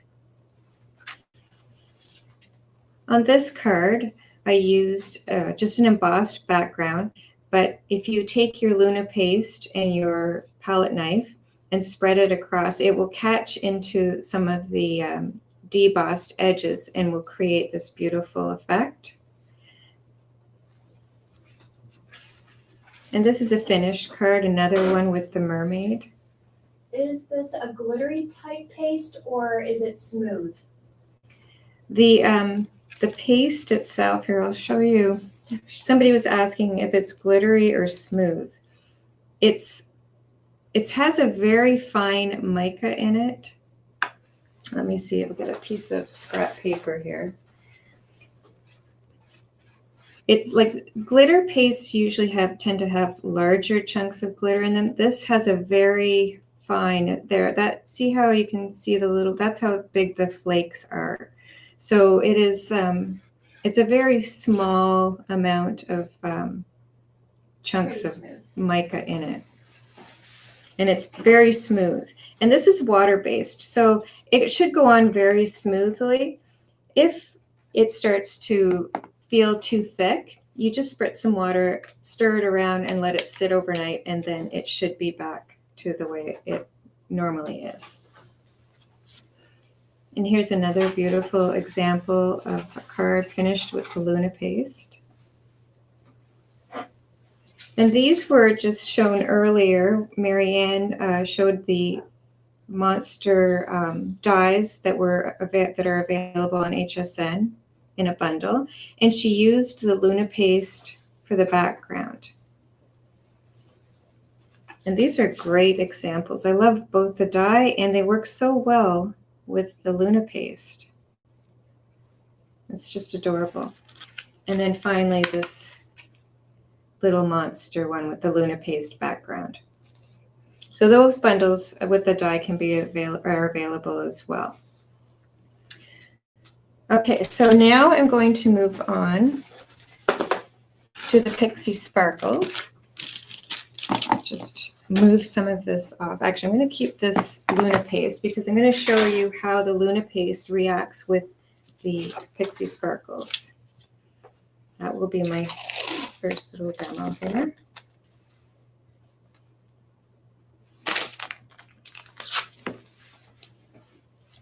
So I'm just going to tape this with this masking tape, taping my stencil over a white cardstock.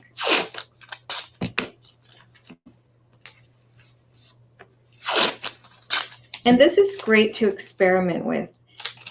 There are many uses for this, and Cosmic Shimmer has a variety of products, not just the paste, but they have lots of inks and pastes, gilding flakes, gilding polishes, all kinds of stuff.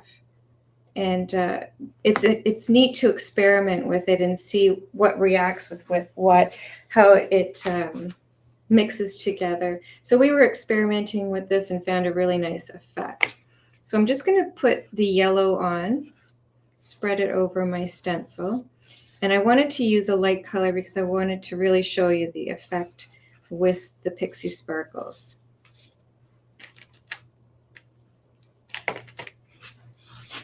So you just spread it until you've covered the entire area of the mask, and then you can just scrape off the excess and put it back into the container. And now while the Luna paste is still wet, you're going to grab your Pixie Sparkles. And the kit for the Pixie Sparkles is a bundle of 3 colors, the Sunburst, Fuchsia, and Beyond Blue, as well as a water spritzing bottle. I'll come back to that in a minute. But while this is wet, I wanted to show you what you do to mix these together. So I'm just going to put a little bit of the Pixie Sparkles. You just tap it on. It's a powder. It's a dry, loose powder. Are there going to be more colors in the future? There are more colors. These are just 3 of the colors. I'm not sure exactly how many there are. I can find that out and get back to you. Okay, and then I'm just putting a little bit of the pink, the fuchsia on, the fuchsia rose. Now this is Sunburst. Against the yellow, it won't be as noticeable as the pink and the blue, but I'll put a little bit of that on as well.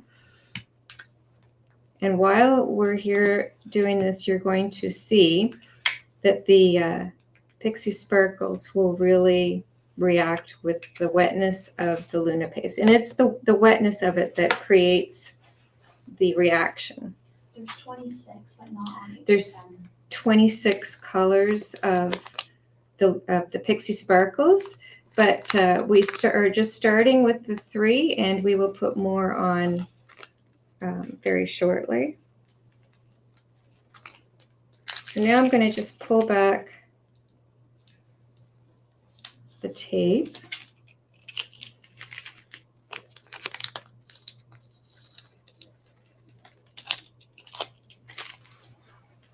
And carefully remove the stencil.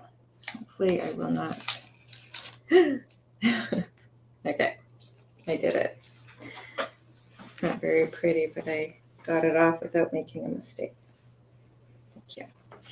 And so as you can see, this is the reaction of the Pixie Sparkles with the Luna paste. And if it was just the yellow, that would look great too. But, you know, try experimenting with any other mixed media items that you have and just see what the reaction is. It's kind of nice to find a surprise effect that you weren't expecting. Okay, so that I'm just going to move off of the Luna paste and do more demoing of the Pixie powders.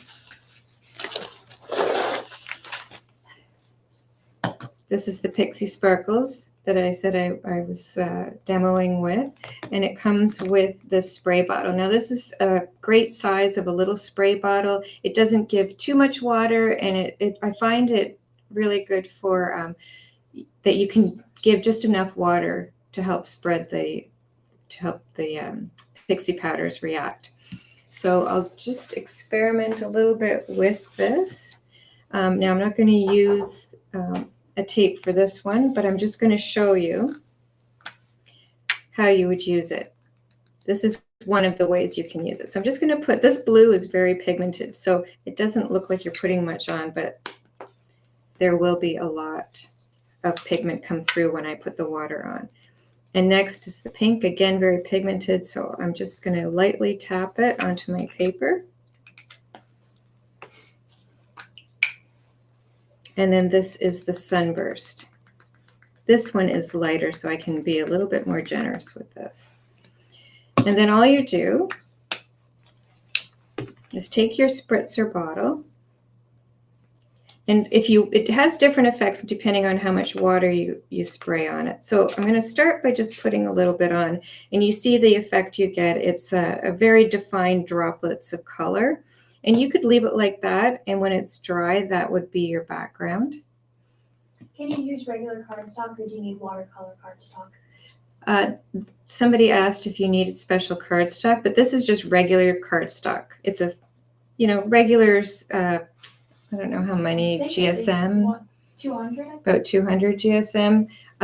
Regular cardstock though, nothing special. You could use watercolor cardstock as well, and I'll show you why you might want to use that coming up. But see, the more water that you put on, the more you spray it, the more the colors are going to be more vibrant and mixed together. And then you can always go back over, like if you say, oh, I don't see enough pink in this, you can always go back over while the cardstock is wet, add a little bit more powder to it, and then spritz it some more. You can also start with your cardstock wet if you like. I find if you want the more defined droplets, then I would start with it dry. And as you can see, because the cardstock is wet, it's starting to bend. Sometimes if you just get a little bit of spritz to the back, it will help lay it flat again. And then you can just even go further with that and really add more and just see how now it's turned into more of like a watercolor effect. And sometimes if you have a lot of ink, it even starts to drip, which is nice. You can, turn your page to make the drips even more defined. And then I'm going to just add some more color up here to try and cover my whole page.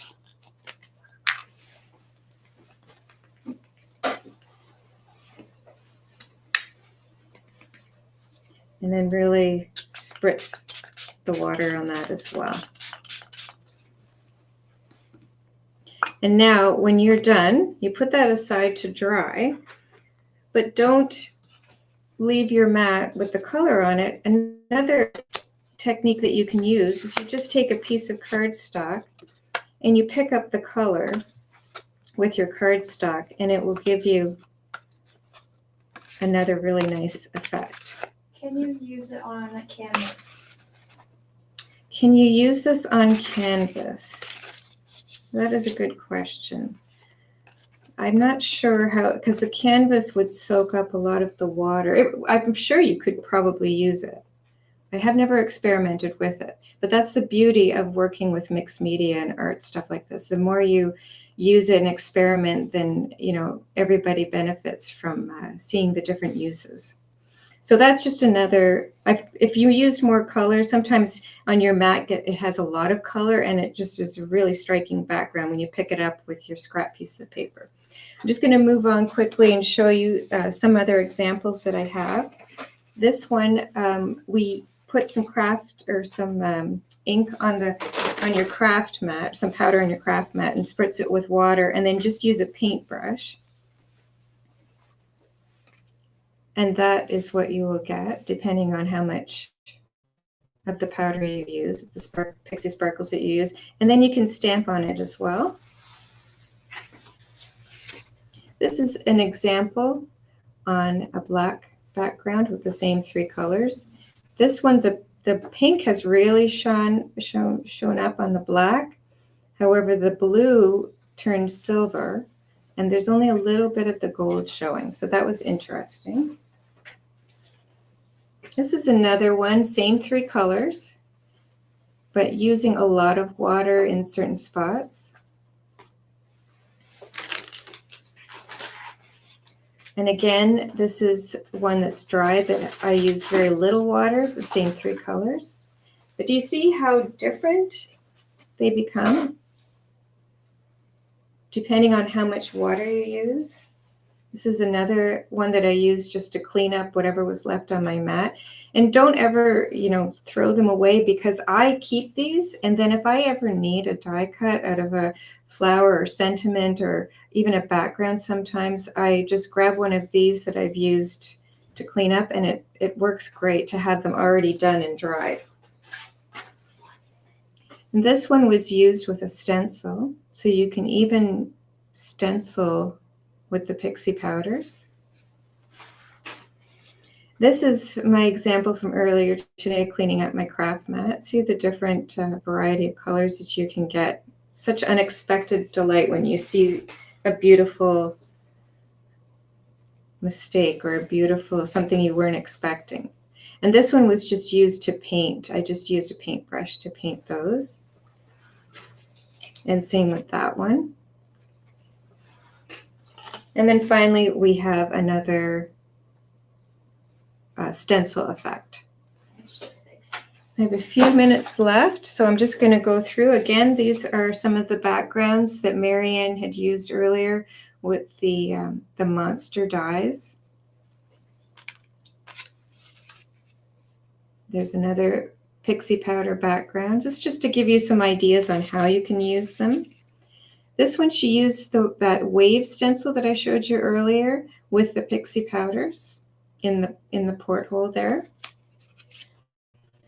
Oh, upside down. Okay, and this one again, the fish have been, the background is pixie powders and then again colored with the pixie powders as well. And then finally this one with another background of pixie powders. So that is it for me. My daughter Emily is coming, but it will be also, she'll be showing you more finished examples with the pixie powders and the Luna pastes. So I hope you enjoyed that, and if you just give us a few minutes, Emily will be joining.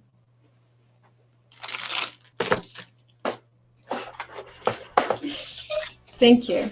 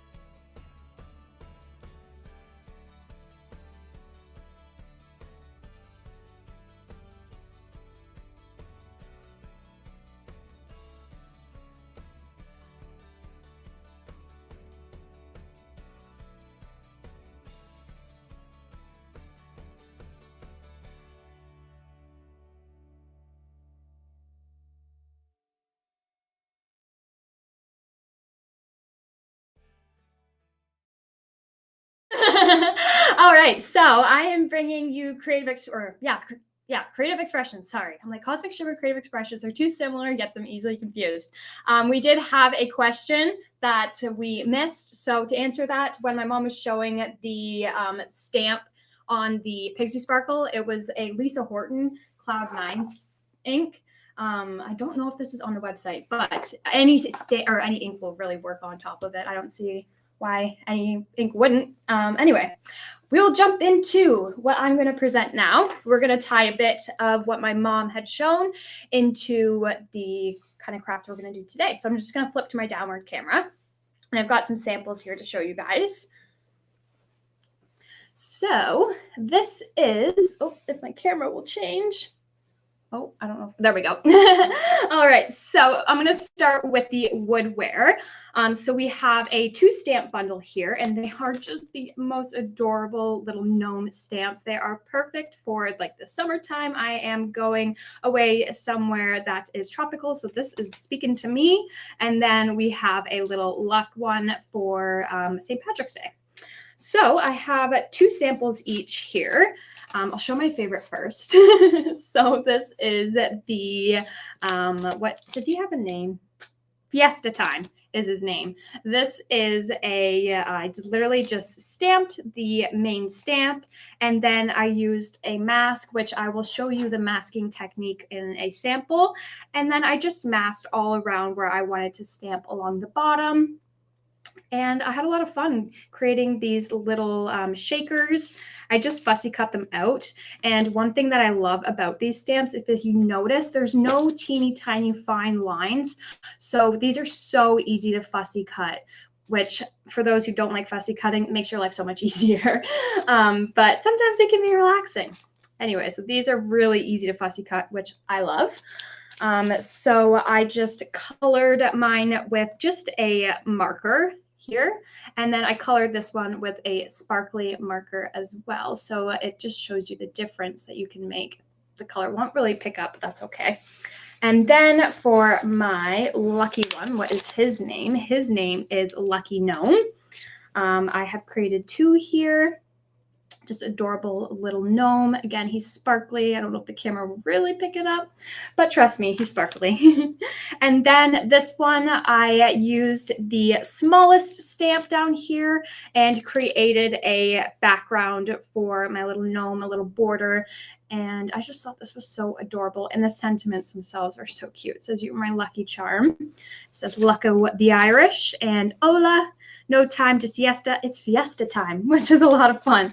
So I'm going to get into making a little card sample. So I've already prepped a little bit ahead of time. This I actually used all Pixie Sparkle, believe it or not, to color this in. That's all I used, Pixie Sparkles. And you guys are probably thinking, what the heck? How'd you get the green? You can mix them and create new colors. So we are going to do that now. I have already got a wet, hopefully I don't spill this, that would be upsetting. A tray filled with water here. And I'm going to create a scene similar to this one, just with the Pixie Sparkles. So all I did was using the Lisa Horton, this is called the low tack masking tape. This stuff is amazing. I believe this is on the website as well. So this, I just literally stamped it on the masking tape. I'll take it out so you guys can see. Oops.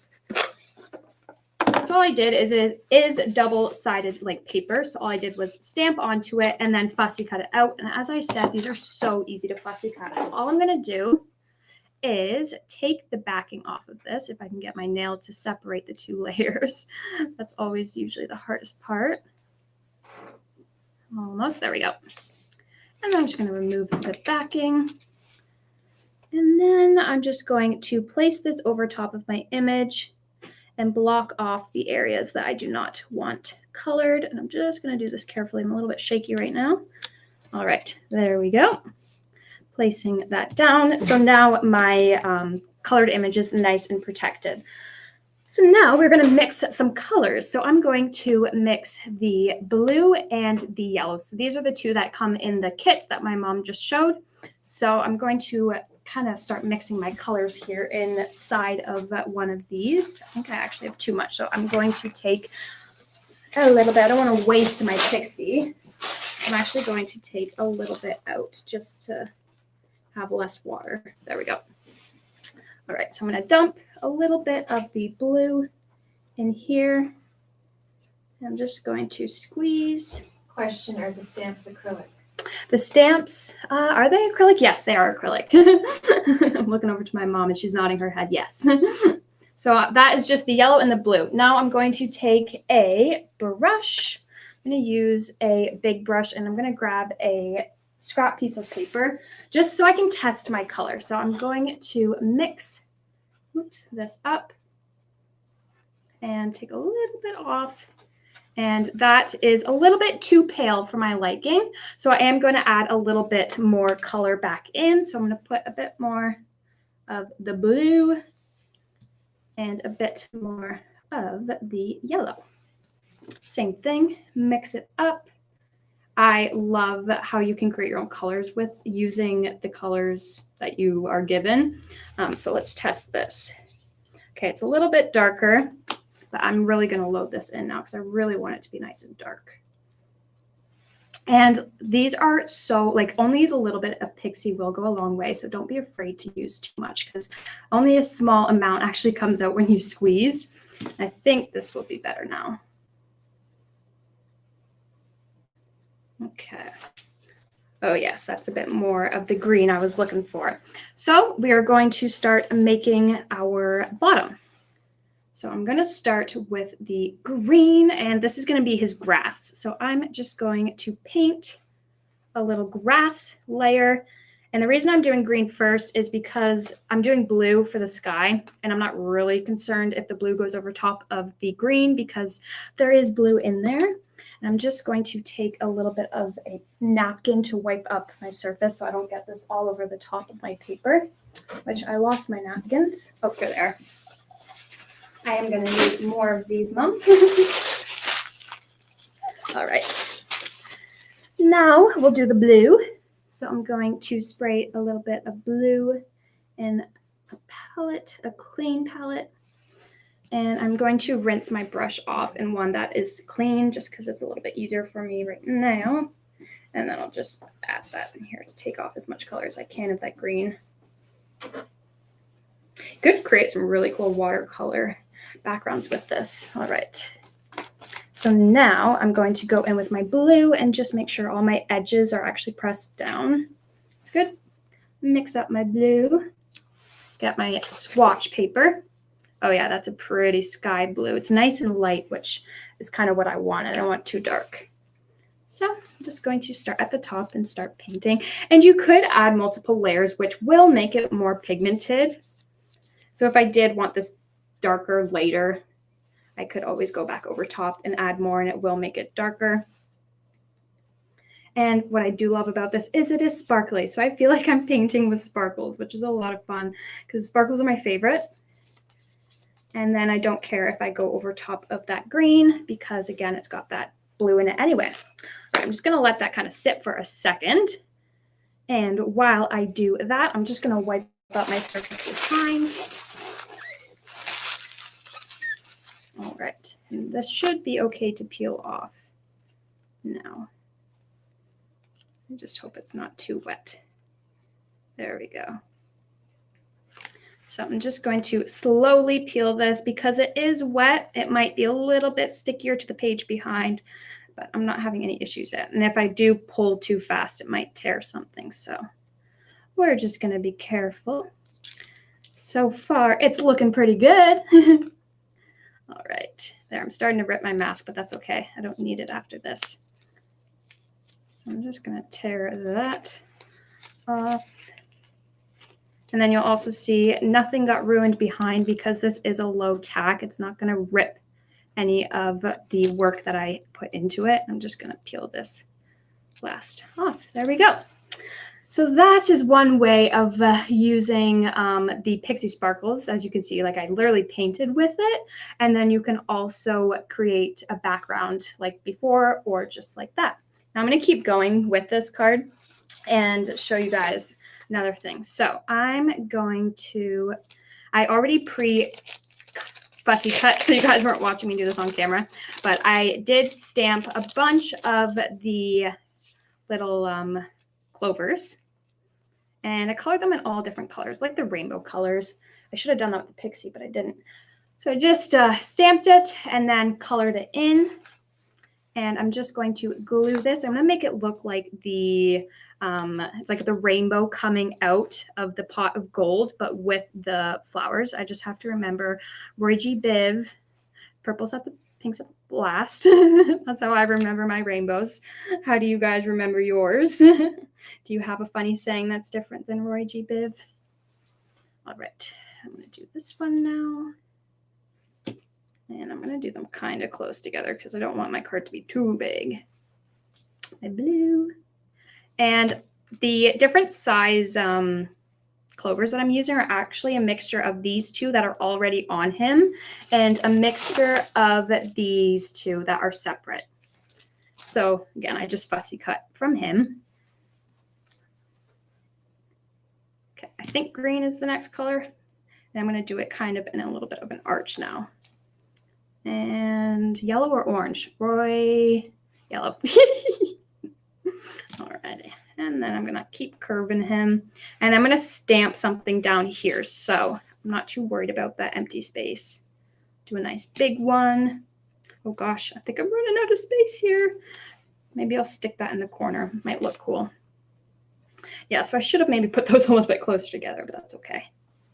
All right, so there is a little pot of gold. Now I'm going to stamp. So I'm going to use my Hunky Dory stamping platform. I am going to move this out of the way just so I don't knock it all over my hard work. And this is on the website as well. I'm just going to move that. And then I'm going to put this in place. There, and there, and there. And then I'm going to grab my stamp, which I have right here, and I'm going to use the Łucko the Irish over here. And then I might even add another little Irish thing underneath.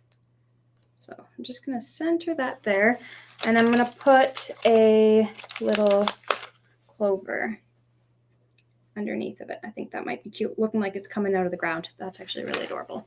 Okay, now I'm going to take my top plate, magnetize it in place, squish it down to pick up the stamp. All it's doing is picking it up. Now I'm going to ink it, and I'm using my favorite ink. Is this on the website, do you know? This is on the website. Okay, this stuff I call the magic ink. It is amazing. This is Lisa Horton's brand, and it is the best black ink I've ever used. It's all I use now. All right, so I'm going to stamp it down once and see how that looks. I may need to add a bit more. I don't know if I fully coated my stamp with the ink. And these stamps have been put through the wringer, so. All right, I'm going to put just a second layer just to make it super dark because I like it nice and deep for my black color. And then I don't have to worry about it moving because those are magnetized in, and this stamping platform never shifts. I've never had an issue with it moving, which is why I'm using it. Trusty. All right, so there, we've got Łucko the Irish, and you could even color that. Let's do that. Let's color that in green. I think that would be adorable. Or you could even do it in the gold would be nice. So I'm going to bring that green back over and hope I don't spill everywhere. All right, I gotta hurry up. Okay, I'm gonna color this in and then we gotta move on. Didn't realize how long I was taking. So again, this is the same, this is just green and it's adding a bit of that color. I'm not gonna do the full thing just because you guys, actually, you know what? I change my mind every time I craft. So we'll just do this super quickly. And then you guys will kind of get a better effect. All right, there we go. So this is so adorable. I have so much fun with that. The fussy cutting is so easy, making my life easy, which I love. Alrighty, we will move on now. So we are going to move along to the pink ink. So we have got some adorable stamps and samples here to show everyone. I'm just going to move this out of the way so I don't get anything messed up. Make sure my things don't knock all over. All right, so we have got 3 stamps here. We have got Gemini Sisters. This is part of the astrology series, this one. And then we have got the Seize the Day nautical series. This one is so adorable. I love it. Then we've got Mira mythical series. And my mom stole one card, so I might need her to give it. Oh, she left it for me. Perfect. So this card is made from the Gemini Sisters. This, the background is actually all the Pixie Sparkle. It's the, what one's this one? Sunset Burst that's in the kit. And then we added more to the hair and just highlighted the eyes with the blue. And also we colored in the dress with the pink. So that is so beautiful. Then we have got, this one is Seize the Day nautical series. It's so adorable. This is one of my favorite cards of today that we have shown. It is so pretty. And then we have got the one my mom showed already. This is called Mira. And it looks like she is kind of coming out of the ocean. And again, we will be getting the stencil back in because it did sell out today. So those are all highly, highly, highly detailed stamps. The stamps are amazing. They stamp perfectly. There's never an issue with these. So I'm not going to demo that because I got to move along. Next, my favorite, again, oh, I love these all. If you guys have any weddings coming up, you have to get these die sets. They are perfect. They're common. You can use them both together, which you'll see, but also you can use them separately. So this one, it comes with a Mr. and Miss, and then it comes, these are actually separate. So if you wanted to, you could do a Mr. and Mr. or a Miss and Miss, because they're separate dies. And then we've also got the bride and the groom on the top, got a ring, got a second and if you don't like that one. And then we've got lots of other details, 2 champagne glasses, and these also die cut and emboss. So they've got embossing detail on the back of the dies. And then this is the other one here. So adorable. And I'll show you my samples. This one is kind of a combination of the two. I used the heart frame from this one, and then I used the car and the church, and then the bride and groom. Oh, I also used the corner from this one too. And I just use Hunky Dory Miri cardstock. This is on the website as well. I love that cardstock. It literally looks like it's actual gold. It just adds so much like elegance to the cards. Then we've got this one. Now this one, you'll notice she has a veil, and there's no veil in the die. So all we did was we die cut it, the bride in vellum, embossed the vellum, and just cut off where her waist is and stuck it behind her head. Now we created a veil. So that's an easy little tip for you guys. If you want to add a veil, just you can do it obviously in any color. We just like the vellum because it kind of looks see-through, a bit more realistic. And then the flowers are with the Pixie sparkles. And again, the Miri cardstock. And last but not least, this one was super quick, so it's not my favorite, but it is still really adorable. This is with the cake. All right, so that one, perfect for, actually, it could be used for prom even, like the dress and the guy in his suit. I was just thinking that it doesn't have to be necessarily wedding. Prom would even work for that. I don't know if you guys have prom in the States. All right, now we're moving on to the last. All right, so these are, again, my favorites. Did you expect me to say that? Hopefully. All right, so we've got some adorable samples. I love dogs and cats, so this one speaks to me. You'll see that this I stamped, again, this is the Pixie Sparkle background. I just used a paintbrush and then trimmed it up. And look at how sparkly the background is. I love it. It looks so good with this dog. And then I actually used the Luna paste for the envelope that he's holding, and then the flower, and that also comes in the die set. So I should show you the product. Sorry, I'm getting into my card sample too much. I love it. So this is the die. It comes with 2 dies, your cat and your dog, but also it comes with a stamp. I don't have a full stamp, but I've got my used one. And this stamp ties in the two. There are cat and dog sentiments and stamps on here, so it really works with these two together. So we've got have a possum day, furry wishes, you are human, thank you for pet sitting, meow say thanks. Sorry. Meowsy thanks. Thanks, Mom. Paws and kisses. And then you've got a little dog paw, a little cat print, even if you want to do it, or both. And small ones, little hearts, a little footprint, a dog bone. And then you've got the little cat's ball of yarn. And then a little heart with the print in the inside. So these are 2 of the dogs that I created. The second one here, I actually used the flower dies and the hearts and just die cut it multiple times and use my die cut and bond tape, and that was a lifesaver. So all I did was just keep die cutting and then sticking them on, and I created a little background, and it's sparkly and so adorable. And then for this guy, I literally just inked him. Your overhead camera is vertical? No, I think my camera's good. So this is the stamps that came along, and then paws and kisses, so adorable because it's got the heart on the envelope. I thought that would be good for Valentine's Day. And then I just inked him with a just an ink. And then this one I used a watercolor and just kind of made those little lines so they look like he's got actual hair. It's more of a smooth dog there. And then for the cat, this is so adorable. Marianne did this one. She actually tied a little piece of string to the ball that is a die cut, and she like matched the color up, and then she tied it all around the cat to make it look like it's tied up, which is so adorable. And then one that I created. All right, so I don't have a whole lot of time, but I wanted to quickly do a little demo. So I think we will do that quickly. I'm just gonna color in the cat for you guys. I don't think I have enough time for anything else. I'm gonna use my Lisa Horton Tacky Mat. She was using this, I believe, earlier today.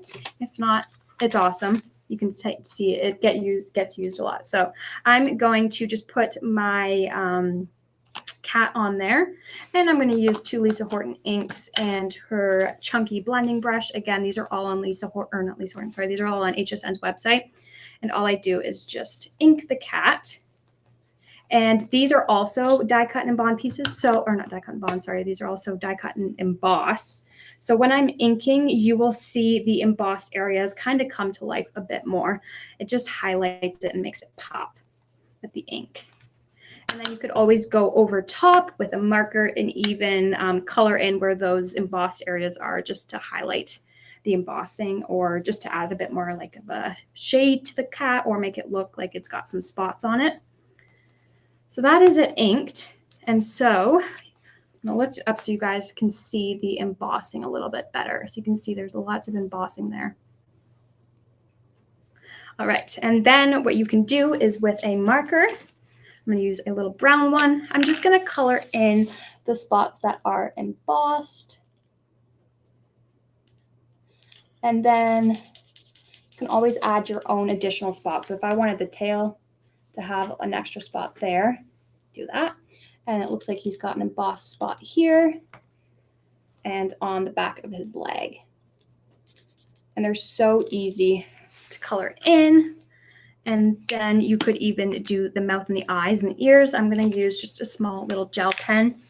And just to highlight the eyes a bit more. It's a little bit easier to see. Hope I don't mess this up. I don't know if I messed it. No, I think it's good. Oh, I missed a spot. It's okay. We'll come back. I think I am butchering the eyes of the cat. That's okay. And then we'll just outline his ears. Okay, I'm going to emboss, or not emboss, I don't know what I'm saying, color in the embossed area on the top of his head. Color that. And then I might, I didn't have a pink, that's okay. I'm going to use the marker, the pen, just to highlight the other embossed areas so you guys can see. That, and his mouth, and his nose. Or her nose. And then we'll just add the lines back. So there's a little bit of embossing. And then maybe I'll color in the ears even. That looks kind of cool. And then, oh, I can hear my mom running to grab me a pink marker, but I think it might be a little bit too late. No, it's not. So I'm going to make it look like its tongue sticking out. Like it's sticking its tongue out at you. And then you could always add a bit of white into his eyes. And then color over top. Oops, too much color. All right, so that is the cat. And then same thing, maybe I'll just ink the dog so you can see the embossing. I'm not gonna like do anything with it. I'll just ink it so you guys can see the embossed areas. And I love inking these because you can add shading around the dog. You can also add with a smaller brush. There are smaller brushes from Lisa Horton. With those smaller brushes, you can just add it to specific areas underneath of the dog's belly to make it look like it's a bit darker under there, to add a shadow. Just makes it look a little bit more realistic. And this one actually has ears that are a separate die piece, so you can make it look like the dog's ears are flapped up. Okay. Let's say goodbye. All right, I think I am done. I don't know, you're telling me to say goodbye. Am I done? Okay. You can kind of see, I didn't get to finish it, but you can see that there is embossing detail in there. Alrighty, thank you guys so much for joining us again. Thank you, HSN, for having us, and I hope you guys enjoy the rest of the show. I'm sure I will see you guys back on a Tuesday night here sometime soon. Usually it's once a month. But anyway, take care, everybody, and enjoy the rest of your craft show.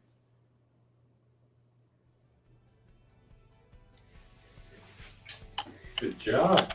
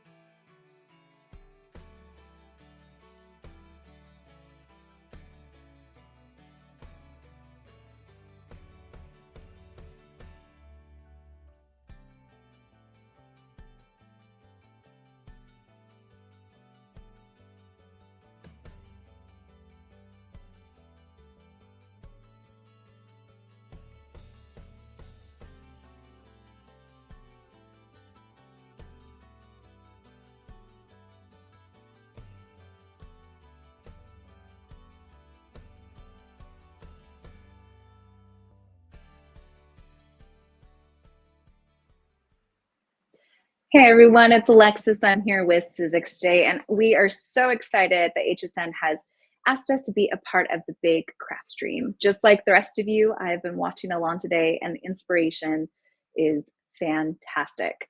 I have so many wonderful things to show you today. We're going to do lots of demos. We're going to go through a couple of new bundles we have just for today.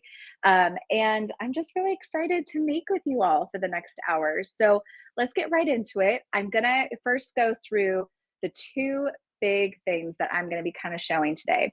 And that is our Big Shot Starter Kit and our spring bundles. So I'm gonna go to the overhead and I'm gonna show you what comes in the Big Shot Starter Kit, and then we're gonna make a few fun things with it as well. So first things first, let's talk about the actual, let me move it into the right spot. There we go. Let's talk about the actual machine. For those of you who aren't familiar with the Big Shot, this is kind of our staple machine here at 𝗖𝗥𝗔𝗟𝗡. It launched in 2006 and has been around quite a while. We love this machine. We've sold over like 1.5 million of them. So you can imagine it gets its nice usage. Now, what we've done to update this machine, I wanted to show you, is we have updated platforms that show you all the different types of technology that you can do with this particular machine. And what you can see is you have our framelits, our thinlits, so your wafer thin dies. You can also do embossing through this machine, and you can do our Biggs dies, which cut through fabric and felt and lots of other good surfaces. So what I'm going to do first is show you how this works, but I wanted to show you one more thing on here, which is the QR code. And that QR code will take you to our website and give you lots of inspiration and things to check out. So be sure to check that out if you've never used the machine before. There's lots of great how-to tutorials. I can kind of see the comments, and I'm seeing a bunch of you come through, and I'm loving it. So one of the things we're known for at 𝗖𝗥𝗔𝗟𝗡 is our embossing. And I wanted to show you two of the things that come with this updated starter kit, and they are right here. So in the kit, you're going to get this lovely embossing folder and this lovely die set. And I'm going to take them out of packaging so you don't have the glare on camera.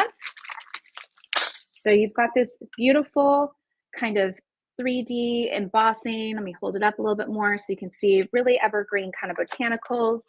And then in the die set, you get frames, leaves, flowers, everything you need for that everyday kind of use.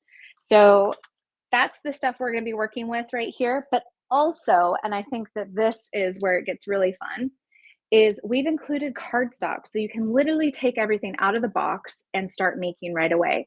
So you're going to get 20 of our core color cardstocks in 6x6. And then you're also going to get 20 of our opulent cardstock. And our opulent cardstock is like my favorite thing on the planet. It is so beautiful. It comes in 5 different types of surfaces. So you've got glitter and mirror and pearlized. That's the word I was looking for. So you're going to get 2 sheets in each of those. So right out the gate, you're getting 40 sheets of cardstock alongside this, which means that you can take it out and start making right away. Now, I want to start with our embossing because I love our embossing folders. And one of my favorite things to do is to show everybody fun ways to use them, because you can just run them through with your cardstock and you've got a nice, pretty pattern. It's very detailed. That's the beauty of 3D, is it gets into those little nooks and crannies and you can see everything really well. But if you're not familiar with embossing, I'm going to show you how to do it real quick. So you've got your 3D embossing folder and you've got the front side that has this little kind of pattern across the top, so you know that that's the front. Now with 3D embossing, because we're asking our paper to really give quite a bit, we always recommend getting it a little bit wet. So that is what I'm going to do real quick. I'm just grabbing my paper here off to the side.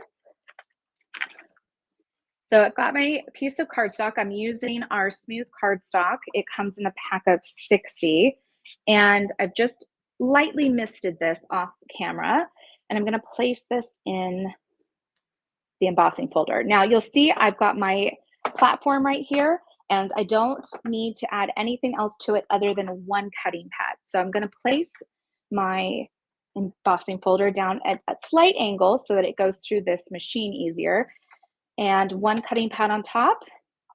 Whoops, trying to get it to, let me take this out of the way so it doesn't move too much. There we go. I think I've got it in wrong. There we go.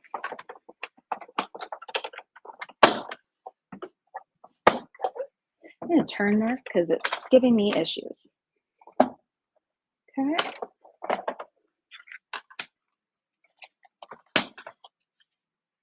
There we go.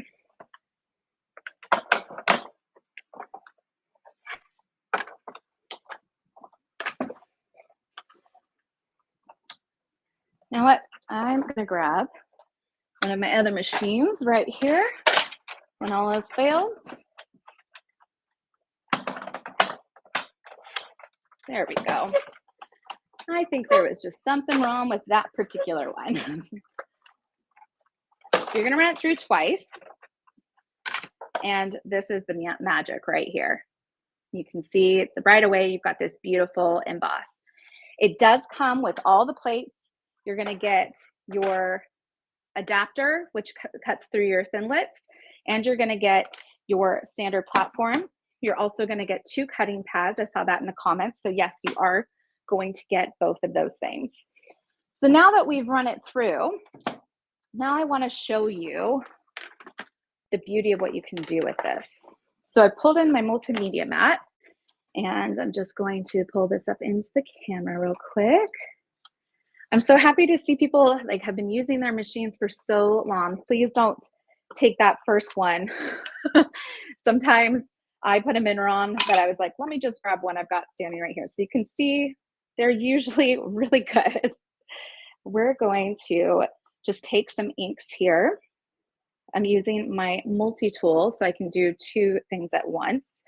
And I'm just going to ink across the top of that pattern.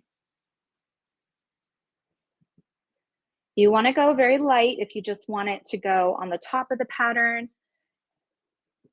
But if you really want to get down to that bottom, you're going to push a little bit harder. And I'm using Distress Oxides right now because I know I can blend on top of them.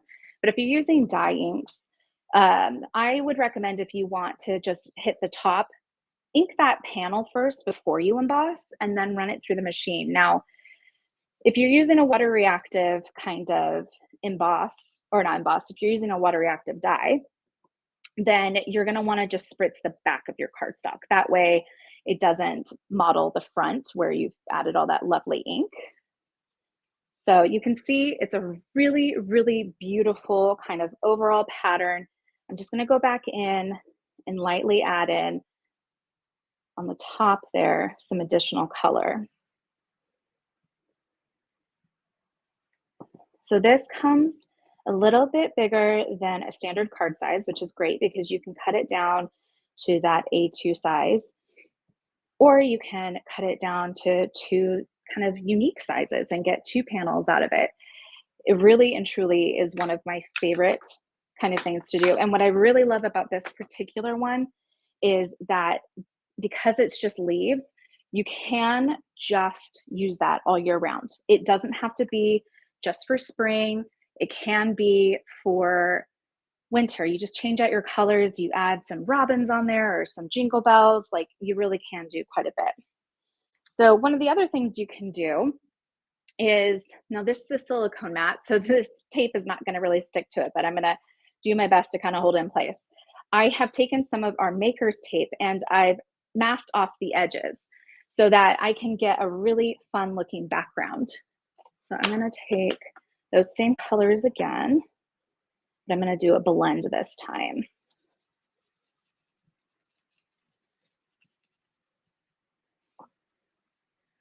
I see so many of you are tuning in from all over the world and are watching this at night, at midnight at home. That is so fun. I love crafting with people at all hours of the evening. If there's anything you have questions on, please put them in the comments. I am going to do my best to keep up with them. I know I've got a bunch of friends from 𝗖𝗥𝗔𝗟𝗟𝗓𝗏 watching, so they might be able to catch any that I'm not able to get to. But we're just going to make for the next hour, and I'm going to show you a lot of my new favorites.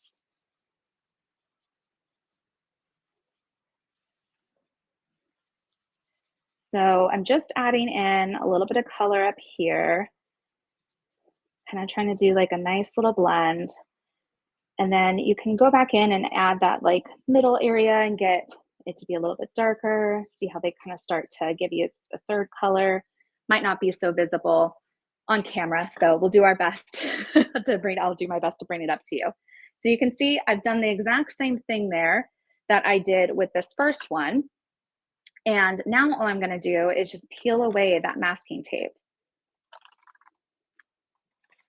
And now I have this really pretty even border all the way around. I can just put this on a card front and add a sentiment. I can add some additional die cuts to it, but never think that you just emboss and you can't do other things.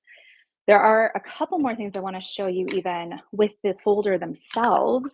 It gets a little bit messy when you do this, but it is so much fun. So I'm going to bring my machine back in real quick.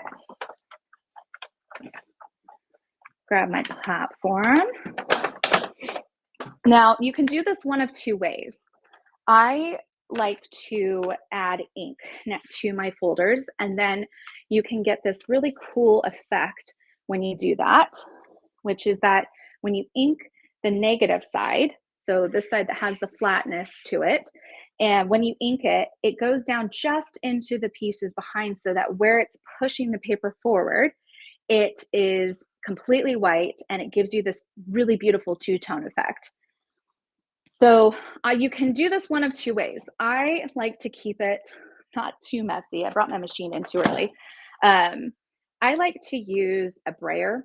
You can just apply the ink straight to the ink pad, but I find that a brayer really gives me an evenness that I want. So I'm using our effects tool set, and I'm using the brayer that comes with that. And then you want like a really nice juicy ink pad. And you're just going to literally brayer it on and roll it on to your negative side. So we basically think of an embossing folder as mountain and valley, and you're going to put it on the valley side. So you're going to put it so that it's only going on one little area. Okay, so now I've got my ink on there, and now I'm just going to add my paper. I'm gonna mist just one side of it because, again, I'm putting the ink there. Okay, and then you're just gonna wanna hold that nice and tight.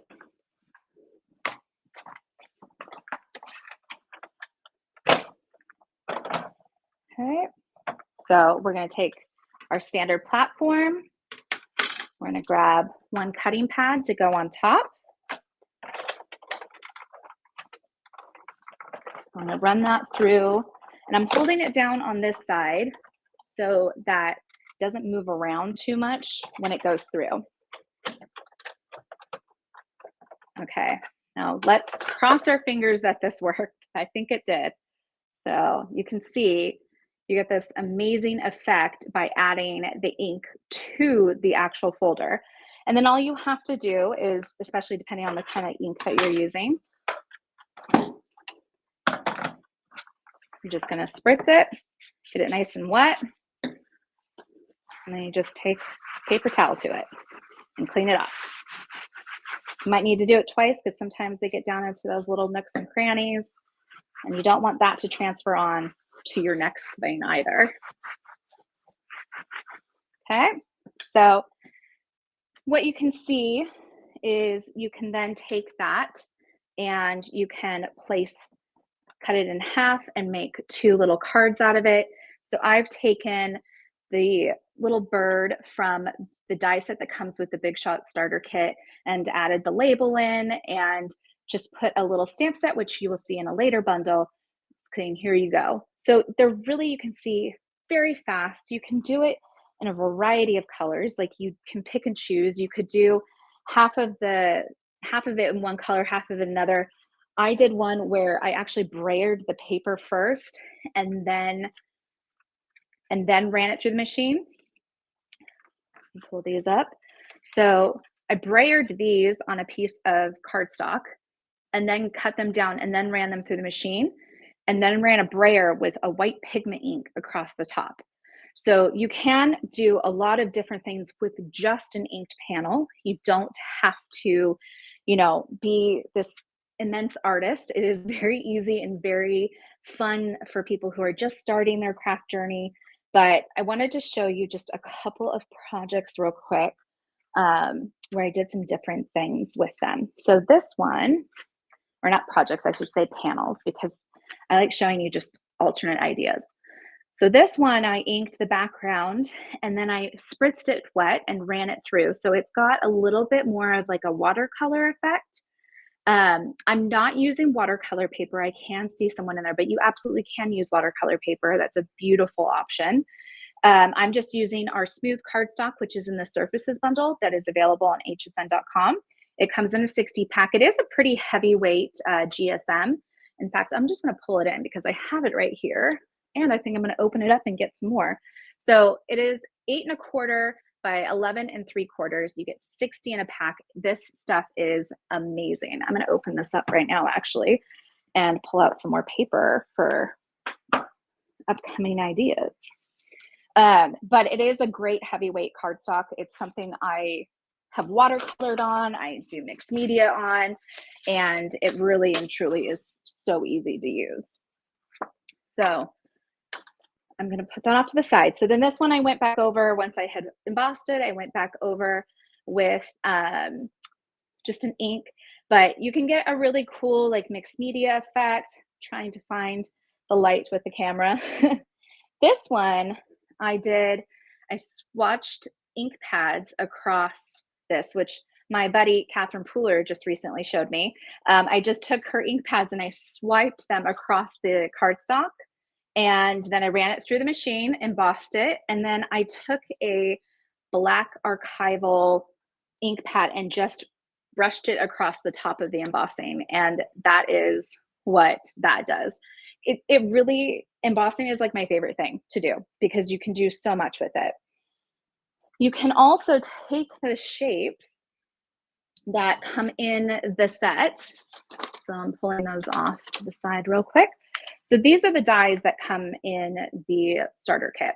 And you can see you've got some really nice frames, a couple different frame shapes. So what I did is I cut the frames out and embossed them, inked them, put them all together, and then took the flowers that are in there and used some of our paper sculpting tools and kind of made those a little bit more dimensional and added them to the card front. So you can take the frames and use them as a way to just create unique shapes in the background.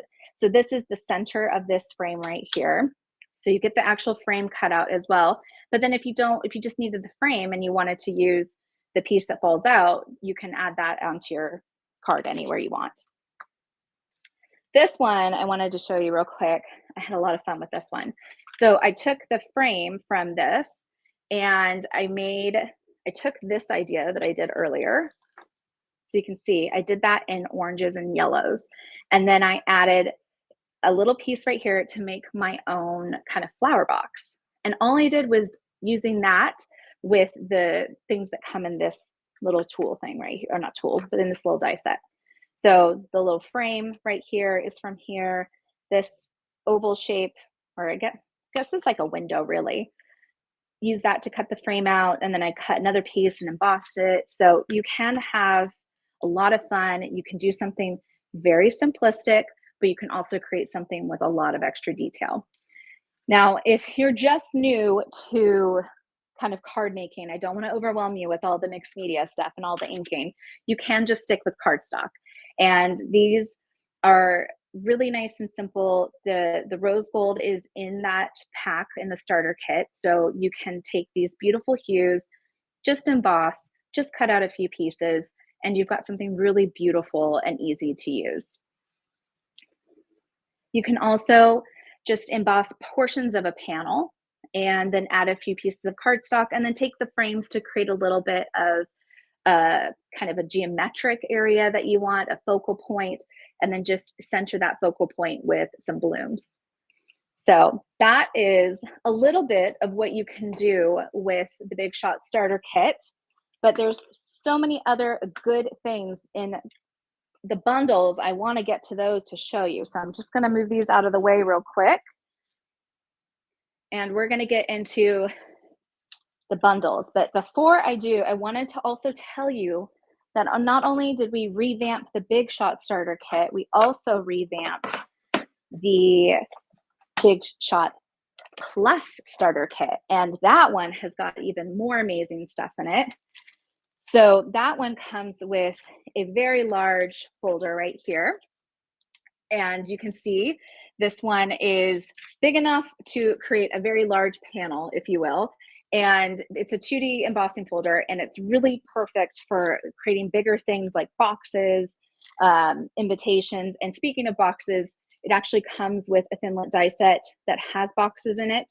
And it has all of these great pieces inside, like flowers and labels and butterflies. And I've actually got one of them right here. So you can create this little box right here. Perfect for little gifts at parties, little favors, and it just opens up and you can make that on the Big Shot Plus Starter Kit. It also comes with 2 huge packs of paper. So you get rose gold and silver in the opulent, and then you get another 20 colors of core cardstock. So just want to let you know that those are also available in the starter kits, but there's only a few of those. So if you want those, you might want to hurry. Now let's talk the next little bundle, which is the stamp stencil bundle. And for that, I'm going to need my stencil and stamp tool. So this is a new tool for us. We've released it relatively soon. We've had it out on the market for about a year now. It is my favorite tool. I use it all the time, pretty much every single day. I have this tool out and I'm using it. Now I'm going to show you the next bundle and what comes in it. And that is, you have the lacy embossing folder right here. You also have the Daily Sentiments stamp set, and you have the lacy layered stencil. So we're going to actually stencil real quick, and I'm going to get out a piece of my cardstock. Now, the way this tool works is this is your platform essentially for stenciling and stamping on. This is the stamp plate that goes in there, and it comes off when you're not using the stamping portion of it, which I'm not going to be using. So I'm going to pull this off to the side real quick. We have an A4 sticky grid right here, and that's what holds your project in place as you're stenciling. It allows you to kind of go in between layers and not have to worry about things. Then we have our adapter, and your adapter is what kind of holds your stencil in place, allows you to move things up and down and around so that you can work on a bunch of different types of projects. So you can work on a larger scale scrapbook page. You're not limited in what you can do. So I'm going to take my stencil, and I'm going to center this, and I'm going to attach this to the hooks right here so that I know that I'm going to get that perfect precision each time I use this between each layer. And I'm going to come back in with my inks, and I'm just going to go over stencil 1. Now, each of these stencils, or this particular one, has 4 layers, and at the top of the stencil etched in is the SKU number, and next to the SKU number is the number, so that it says 1, 2, 3, or 4. So that way you know which layer to start with, and then that you can skip layers. You don't necessarily have to use all of them at once. It is a very easy tool to use. I was telling someone the other day that it makes me feel like an artist, because when I pull stuff away, I'm like, I didn't do that. An artist did that. Because I would love to say I can draw and paint. I'm teaching myself, but this tool automatically just makes you feel like an artist. So that's layer 1. You can see I've kind of got my background, and that's what layer 1 is known for, is its background. Layer 2 has a bunch of flowers on it. So I'm going to take that and put that down, and I'm going to pull in another color, and we're just going to go through and add our colors to that. Trying to see if there's any questions I can answer about this.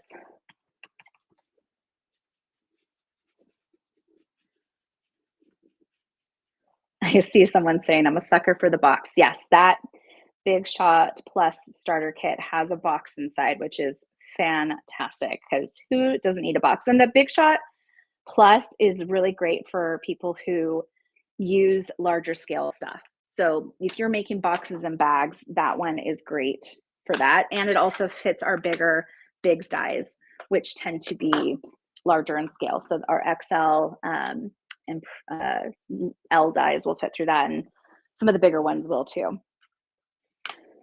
Okay, so now I'm going to move to layer 3, and I'm going to grab a different color. You can see this goes pretty.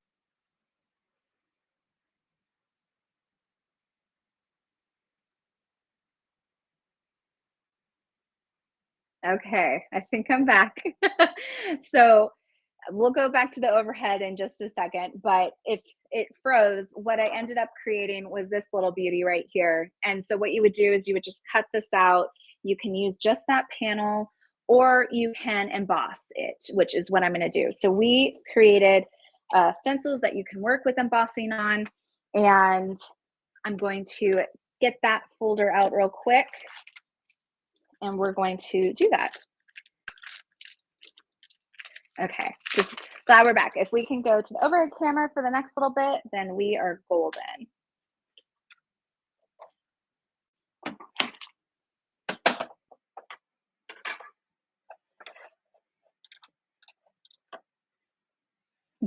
I just saw someone said that they took the downtime for shopping time. I love that. Kindred spirits out there with me. Okay, so now we will be going to the overhead. Perfect. Thank you guys. You have no idea the people behind this camera who are making the magic happen today. They are working so hard to bring all this to you, and I'm so appreciative of them handling all of the nitty-gritty details. Okay, so I've already got a couple of different options here that I wanted to show you first. So when you're using this kind of bundle of the stencil with the embossing folder, you can just do a stencil and have a really beautiful stencil background. You can also emboss and then put it on the stencil and stamp tool and stencil on top of the emboss. Now, I will say that that can be a little bit more finicky, but I made it work pretty nicely, I thought, with this one. Or, which is the one I'm going to show you right now, you can take the stencil and then emboss it. So it's a little trickier, but I think it's just one of those things that as you start to play around with it more, you get used to it. So like I had mentioned earlier, on the front of your embossing folder, you're going to get a detail. And what you're going to do is you're going to line up your embossing folder design with the features of the stenciled image. So I'm just lining mine up, making sure I've got everything where I want it to be behind the design. Because when you emboss, embossing makes your paper expand or shrink even too. So I'm just gonna lightly spritz the back, and I'm really holding this very firmly and tightly in place, because if I move it even just a millimeter, my emboss is gonna be off a little bit. So let me do that.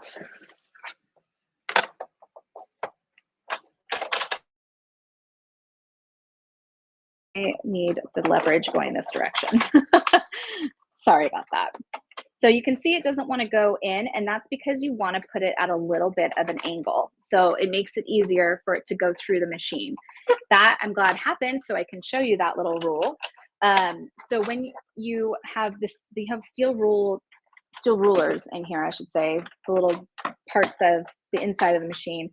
And it makes it hard when you're putting something flat for it to catch it. So you want to put it at just a slight angle so that it helps. But you can see now I took that stencil design and ran it through the embossing folder, and now I've got this amazing 3D kind of effect. So it is a really fun, it's limited quantities, I've been told. So you definitely want to grab that while you can. We have a number of them in our collection, but the ones that are available on HSN today are the lacy one with the layered stencil, and then the lacy embossing folder. And it comes with a lovely little stamp set, which I'm going to use on a bunch of other projects as we go.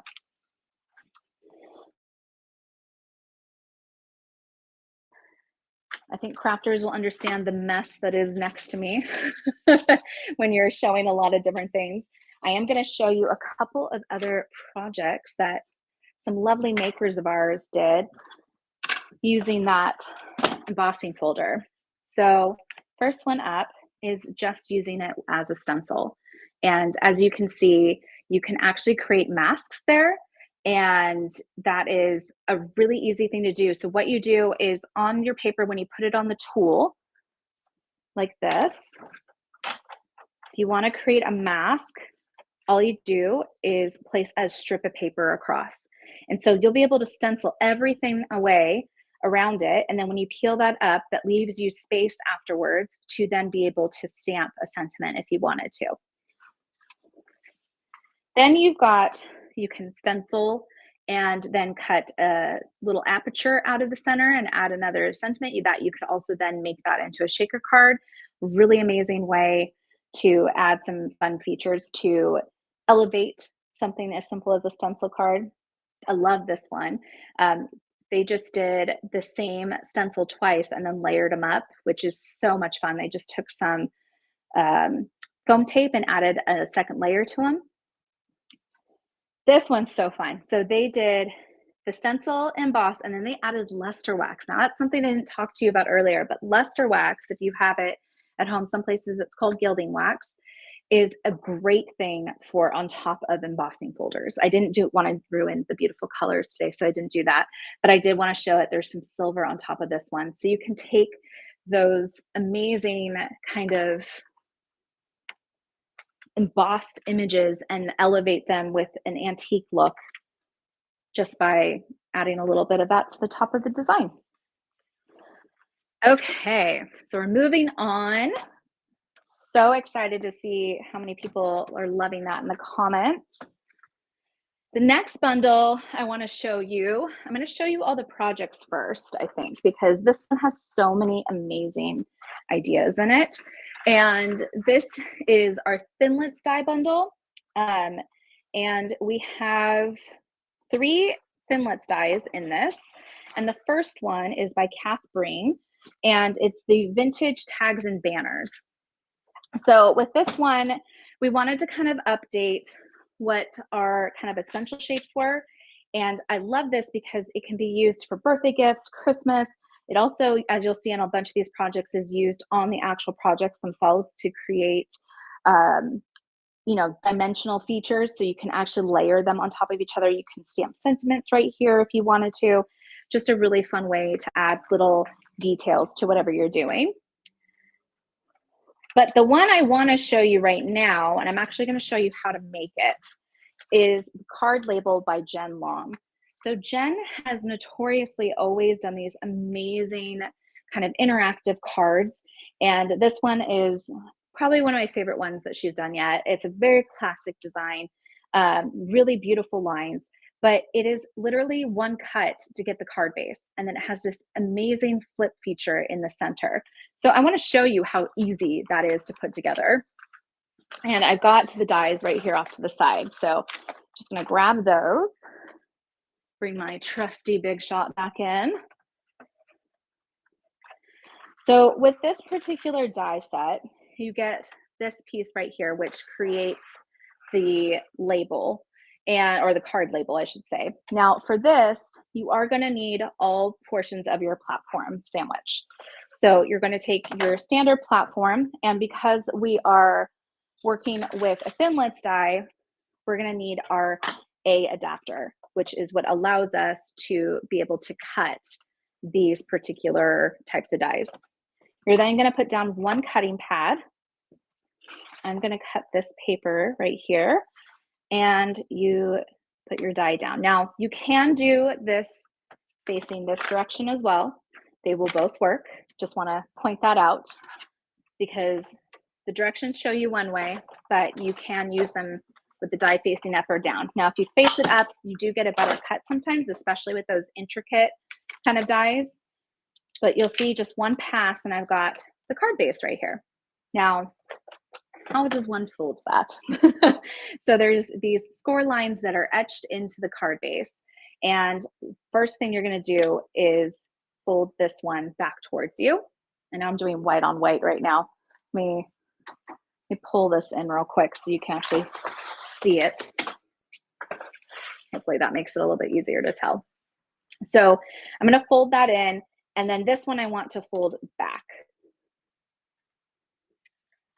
And then what I'm going to do, sorry, my hands are stuck here. So I want this to spin this direction. So I'm going to pull this way, and then that one folds back down. And then you've got a lovely little card right here. You can also then die cut these 2 side panels. And what I've seen on a number of these is someone stenciling a piece of paper and then die cutting out of that. So you can do a stencil image on these little side panels, which is probably one of my favorite things that I've seen done because it just adds another unique way that you can actually use these. You can actually even just stencil this and then cut the card out of it as well. So definitely a lot of really fun things to do with it. But here's this card right here I just did. Simple, easy to use. With this particular die set, there is a flower that comes with it. So you can get all the layering elements for that floral. You get the 2 side panels, and then you can just add both ways. So you can see right in here, the little pieces to create those floral elements are right there. So it's a one time through the machine, and then you've got that beautiful card. So I did want to show you a couple of ideas that you can do with that. So we've got Easter coming up. This one is a fun one that someone in our maker team made, and they actually took those vintage labels right there, as you can see, and used them to create a little scene on the front and the back. So they've taken the circle right here and the scallop circle right here, and they've layered them and added a little focal point. So that's a great way to use the die sets within this bundle. This one I did using some dies that are coming up in the next bundle that I'm going to show you. And I did a little floral one, and I used our paper sculpting kit to add a bit of dimension to these flowers. And I'm going to show you what to do with that when I get to that section. But I just wanted to show you how you can mix and match these bundles across. It doesn't have to, you can use different dies with these, which is really nice. Same with this one. Someone used a really nice floral one right here, and then some floral borders, which I'm going to show you in the next bundles, but I did want to show you that they can mix and match. This one might be my favorite idea though. And when I saw this come through, I was like, that is genius. So someone took these and made them like place cards for hosting. And I just, as I was playing with these, was like, if you put the names on a different direction, you could actually fold this in half, and then you could create your own bespoke, very unique treat bag toppers, which I thought was super fun. So definitely unique ways to use this aside from just it being a card. But it's very easy to use, very easy to assemble, and one of my favorites that Jen has come out with in a bit of time. And I've been working with her dies for a really long time. I think like 8 years now I've been working with her dies. But the creme de la creme of this particular bundle is this die set by Debbie Potter called Fabulous Bold Flora. Now, if you know me, you know I am a massive flower girl. I love flowers. I love working with them. But I think what I really love about this particular set is, one, they're not just like pretty flowers. They're kind of fun, funky florals. You get some different kind of shapes. You also get a ladybug, you get a bee. So it has some really fun, unique elements to it. But I think what's great about this particular die set is it really speaks to all types of makers. So you can start off with really simple kind of makes, just using cardstock. I believe Pete Hughes made these ones, which we all know Pete Hughes is the best. And these particular ones are just great because you can just take simple shapes and then add some focal points on and add a stamped sentiment, and you've got a card ready to go in just a matter of minutes. If you want to take it the next step above, you can do what Pete did with these ones, which is he actually painted with sea sponge. He took a sea sponge and painted all of these different colors and then die cut the shapes out of those painted papers and then back them with black paper, which is a great option for when you're wanting to just make something pop. Always put like a focal point on black. It is stunning.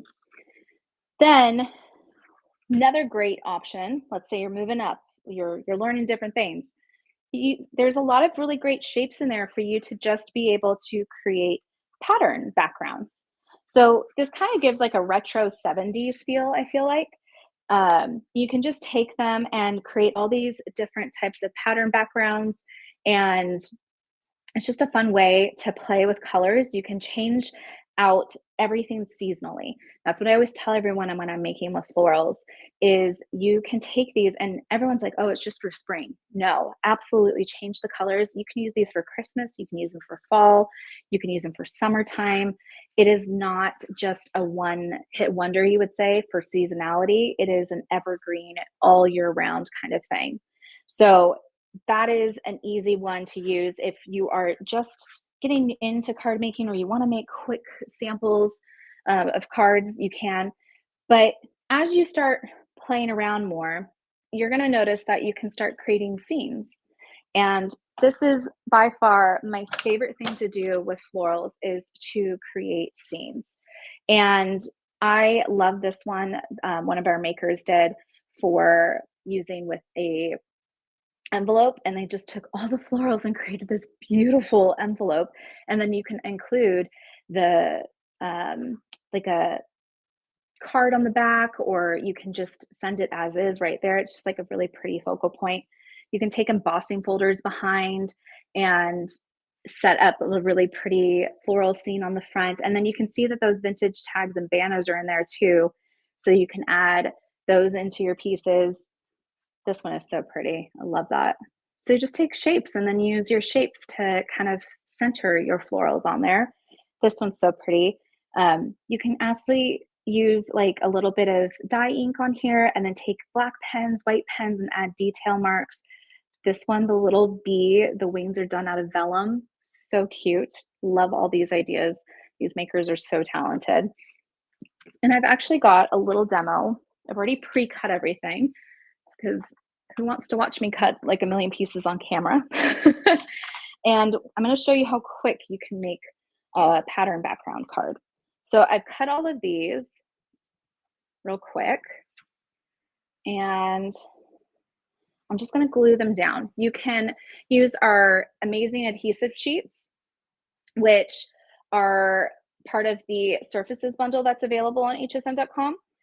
And they turn basically any piece of cardstock into a sticker. So if you're wanting to do something really quick and fun, just back a bunch of your cards with adhesive sheets, and then they automatically become stickers. I was not smart enough to do that when I was originally thinking of how I was going to do this. And I wish I had, because now I'm going to individually glue these down. So definitely check those out. They come in 6x6 and they're perfect. I use them on everything, especially intricate dies. And in fact, the next bundle has some dies that I did smartly prep the papers for. So I love this. It just makes me think of like really groovy kind of like birthday parties. How easy would this be to do for birthday invitations? All that fun stuff. And then have them come off the edge a little bit, because then when you cut it off, you can reuse those pieces somewhere else. Checking the comments to see if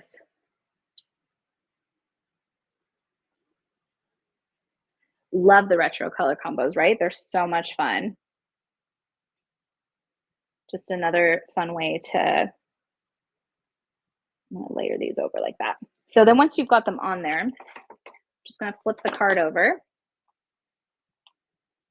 And I'm just going to trim off those excess pieces. Now, you could take those and add them here and there on the card to the edges elsewhere, which I have done before. But you see, it's a very quick and simple way to just take simple shapes, create patterns, and then I will just add this to a card front.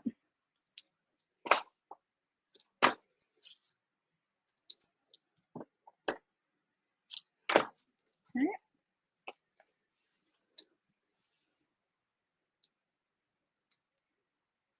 So this bundle that I was just showing you is called the Thinlits Die Bundle from 𝗖𝗥𝗔𝗟𝗟𝗜𝗡, and that is available on the website right now. You get 3 of our Thinlits die sets in there, all great for definitely your spring and summer makes. But like I just said, all you have to do to make these work year round is just change the colors of your cardstock. So it doesn't have to be something that you're only using for one portion of the year. It absolutely can be something that you use year round. And in a few minutes, I have a card. And I can just put a little sentiment right there. I can stamp one on, but definitely a fun little bundle to partake in, I think. It's got some fun shapes in there. But this, oh, and I do want to show you this. You can actually take those larger shapes and then cut them out and use them to create a stencil as well, which I thought was so cool, because they're essentially framelit shapes. So you can just use them and then put them down to create stencils. So not just for card making or scrapbooking, you can actually do something quite fun with that as well. Okay, last bundle I want to talk about is the Woodland Florals bundle. Again, you know I love my florals, so definitely really happy with this one. But I wanted to show you this first one by Lisa Jones, which is the floral wreath.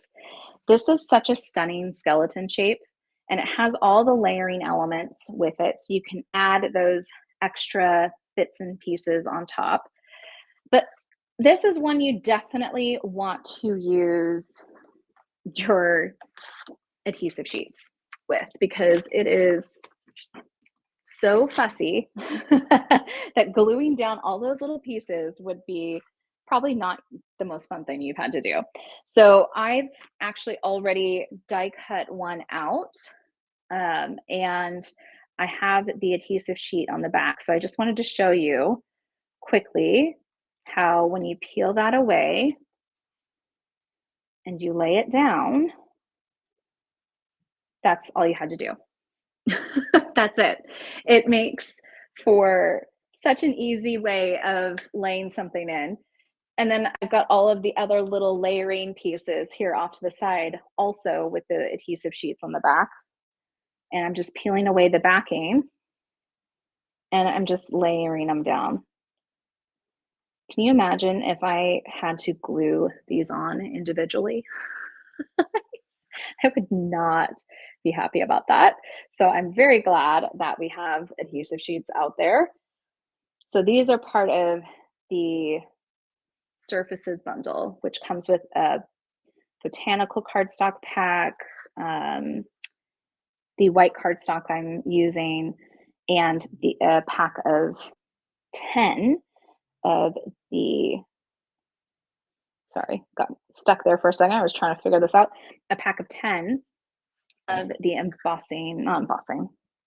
Where's my brain this afternoon? The sticky adhesive sheets. You would think that it's early in the morning, the way my brain's functioning at this moment. But you can see, makes it really easy to put these together. I just saw someone's comment, florals are timeless. They are indeed timeless. It's something I work with all the time. So I'm not going to go into too much detail because I do want to show you some additional makes that you can do with these, but I wanted to show you how that adhesive sheet is your best friend when it comes to intricate details. So you've got the floral round, and again, this can be something that is very simple and clean to use. This one I actually incorporated a few of those florals that I just showed you from the past pack with the fabulous bold florals. So let me pull it out. So I actually used some of these pieces on here and used our paper sculpting kit, which if I have enough time, I'm going to show you. I think I've only got a few more minutes. So there's that. And then you can also just do a very simple, beautiful card, ink the edges, really create a focal point there in the center with all of the stamps that you get in that Daily Sentiments one. This one is such a cool idea. So this one, all you have to do is add embossing ink on top of these and then embossing powder. So they've done a silver on top of this. And then they went back over it a couple of times. And what it did is it created an enamel effect, which I don't know if it's really capturing that on camera, but it looks like melted silver or melted gold. You can also do something really fun. And the person that made this was so beautiful. She took a piece of acetate behind one of these and fussy cut all the way around and then added glitter in and made her own little shaker card with it, which is absolutely brilliant and so time consuming. I don't know how long that took, but I thought that was such a cool idea. And then here's just a couple of other ones so you can see how you can do paper piecing. So all those fallout pieces, then you can add back in. And over here, this one they did two different ones of the wreath. So you can actually use the wreath multiple times. I know we're kind of coming to the end, so I just want to show you the last 2 dies real quick before our time is over that are in that. The next one is the woodland borders. You get 3 different branches here with all the layering elements in that one. And this one is so fun because you can just do simple cards with a sentiment and then adding on different kind of focal features using color as your point. This one was cut out of black, and then we put silver, it looks like silver and rose gold luster wax on there. So you can give it like an antique kind of look and feel. Not sure if the camera's capturing that. But this one leads me into the last one, which is, you can see I have these little birds on there. And that is from the woodland card front. So this is a 1-piece kind of card front. So for anyone who's kind of new to crafting and new to card making, this is a great little die because all you do is cut it out and you've got your card ready to go. So you just have a few of those layering elements. You can cut it out. This is another one that's really great for adding adhesive sheets behind so that you can lay it down in one panel. You can get to the next level just by adding pattern papers or ink designs behind them. Stacking them to make them look dimensional. And then for those people who are wanting to do something a little bit more mixed media oriented, you could do alcohol inks, things like that. So that is kind of it from me. Thank you so much to HSN for having us and hosting us. And I hope you got lots of ideas today, and that the mess, you wish you could not see the mess next to me. It's insane. But if you have any questions, put them in the comments and maybe we'll be able to go back through and answer some. But thank you so much to HSN, and I hope you all have a great rest of your evening. Enjoy all of the makes and guests to come.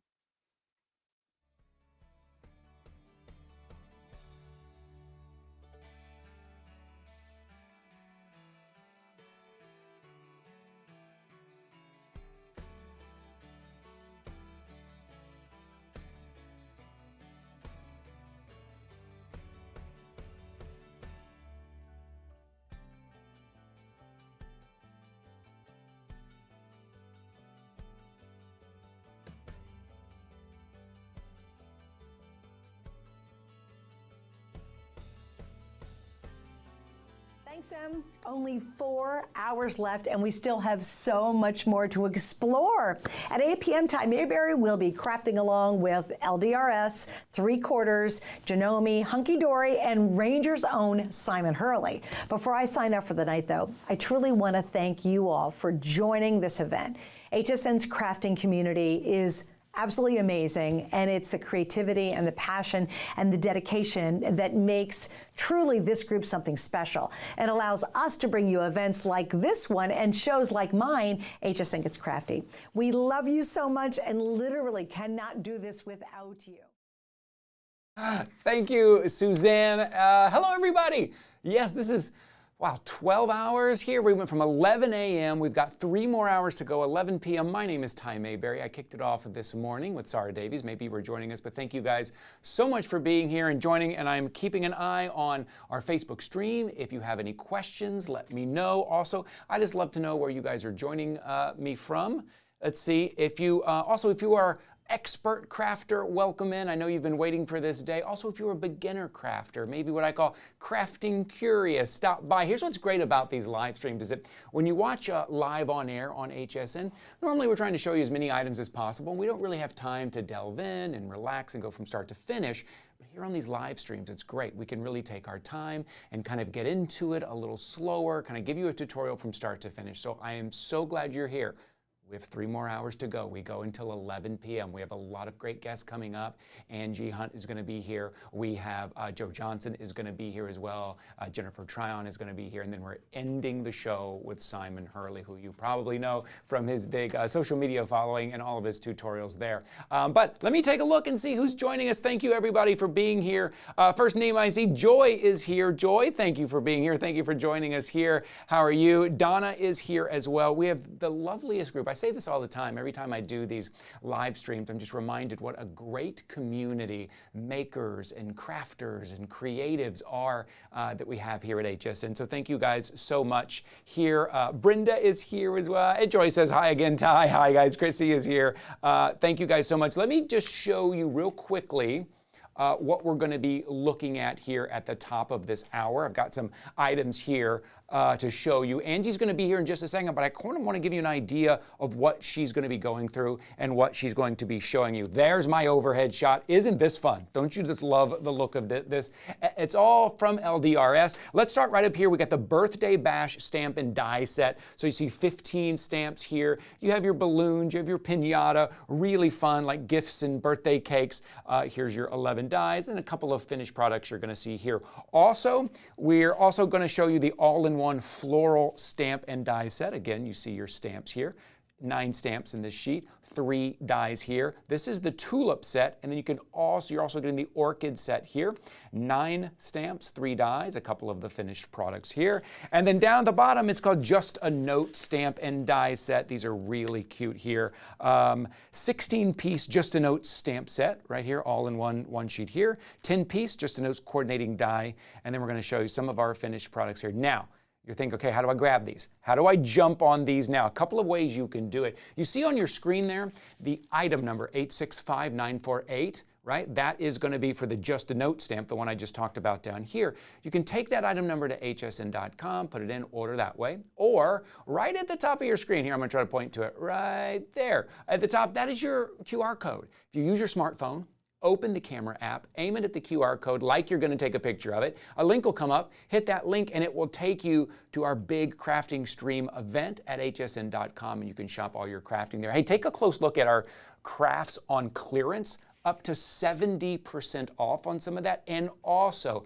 what we call our crafting cart. You will not pay more than $7.50 in shipping today. I want you to remember that, because I know, these big events, we get excited and we start throwing a lot more things into our shopping cart, our shopping bag at hsn.com, and well, the shipping can start to add up and up, higher and higher.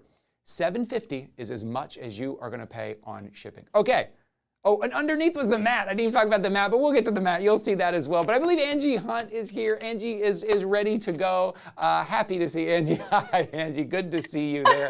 I just want to say at the top here. So, been doing this since 11 a.m. here, and we are streaming on Facebook, on YouTube, on HSN Plus, on HSN.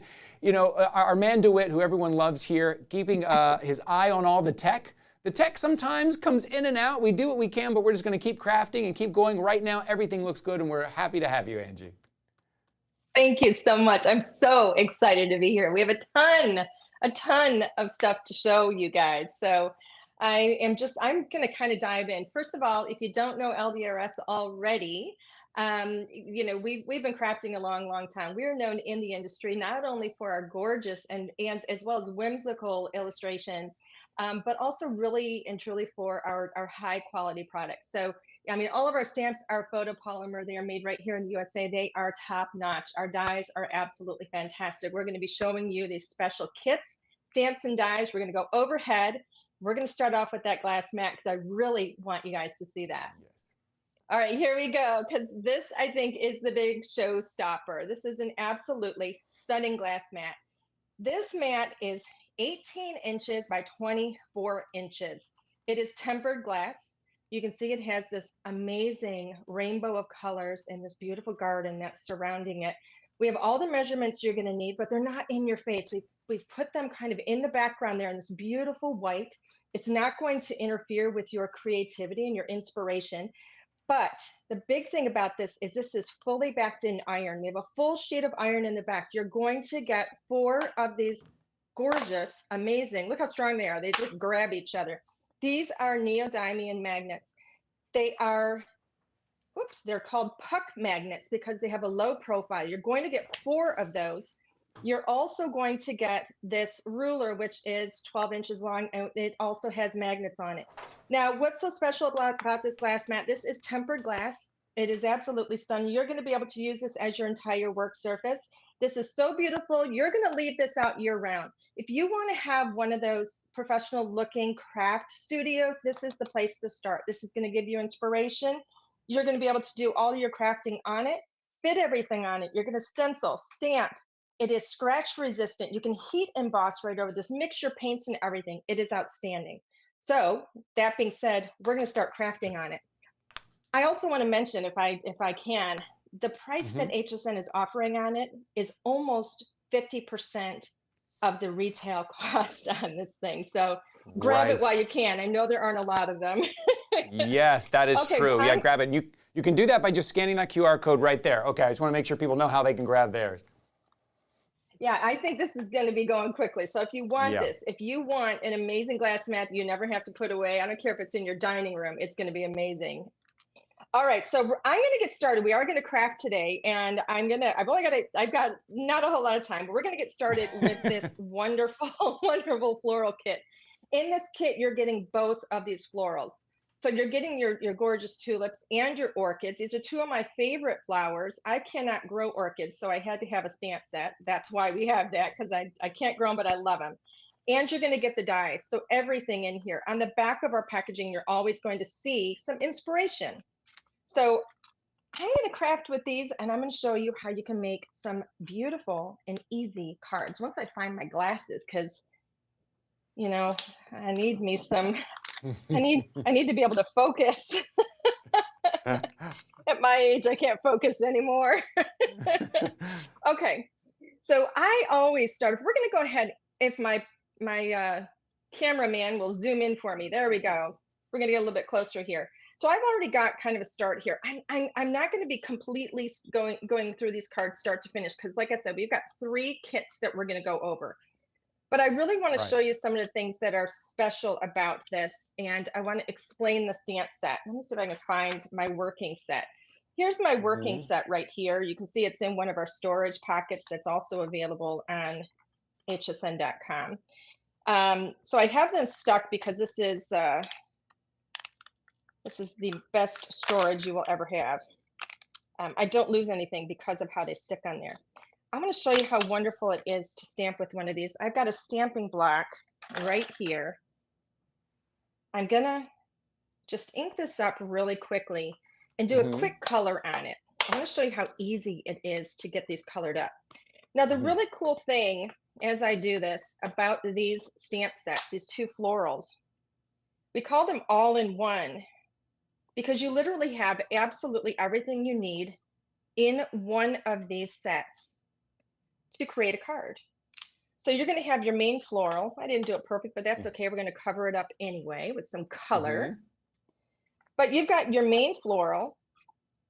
You're going to have, where is it? Over here. Where'd it go? So you have your main floral, some accessory pieces like this little leafy piece here. You've got some little accent pieces like the little butterfly. You have a large word. You've got a border stamp, and then we have sentiments that go with the large word. So you have everything you need in one set, and then you also get the dies to cut those out. So these are sets where you're not going to have to go reaching for this set and that set and the other set to try and make this work. It's going to be really, really easy for you. So I've got some inks here. We're just going to go ahead and start coloring up with these markers. And I like to do 2 colors and make it really, really easy. So I'm starting with the light color. Okay. And I'm going to show you how easy these are to do. The lines on these florals, notice I'm leaving some white areas. The lines on these florals are so simple that I don't need to provide a tremendous amount of shading. So I lay down my lightest color, and now I'm going to come in and just give a little bit of shadow as though the light were at the bottom. I'm sorry, the light were at the top and the shadows are at the bottom. Yes, so quickly it brings the dimension to it so quickly. It just kind of brings it to life. Yeah. There we go. So real simple, quick color, blend those together. I like leaving those little highlights in there because it makes it look like the light is kind of bouncing off of it. And then I'm going to just kind of move on to one of the leaves. And then I'm going to show you what these look like all finished. I like to do my lightest color on the base Mm-hmm. and then come in with some of that shadowing. And it really is this fast. Right. Yeah, you're right. Those Right. that little negative space gives it that sense of light bouncing up. That's why you don't have to be perfect with it. Oh, that's nice. Exactly. It's really easy. Now, I'm literally just kind of bringing up on the side of my marker. If anybody wants to know how this works, because everybody always asks those questions. How do you do that? You know, how do you know where the light is going to be? Now, I've got a leaf that is kind of tucking down here, so I know I'm going to have a little bit of shadow. One of my little tips that I will give you, if you want to blend color more seamlessly, notice I'm not doing straight lines. Notice I'm kind of feathering that in a little bit. Right. That way, when I come back over with my lighter colors, I can feather those edges. The harder or straighter that edge is, the harder or more difficult it's going to be to feather that blend in. Oh, right. I see. Angie, quick question real quick. We're getting some questions here from people watching on YouTube. We have a question about the mat, actually. Can you get extra magnets for the mat? We actually do have some extra magnets. I don't think they're available on hsn.com right now, though. Okay. Oh, but there is a possibility that you can get extra magnets. Yes, there absolutely is a possibility, and I would love to bring them to HSN. Okay, well maybe we can work on that. And then while we're watching you color and fill in the colors here, Nancy asks, what brand of markers are you using? These are alcohol markers. These happen to be Copic markers, but I know that there's several different brands. I know Crafters Companion has had some wonderful alcohol markers. So yeah, I mean, any alcohol marker is going to work beautifully.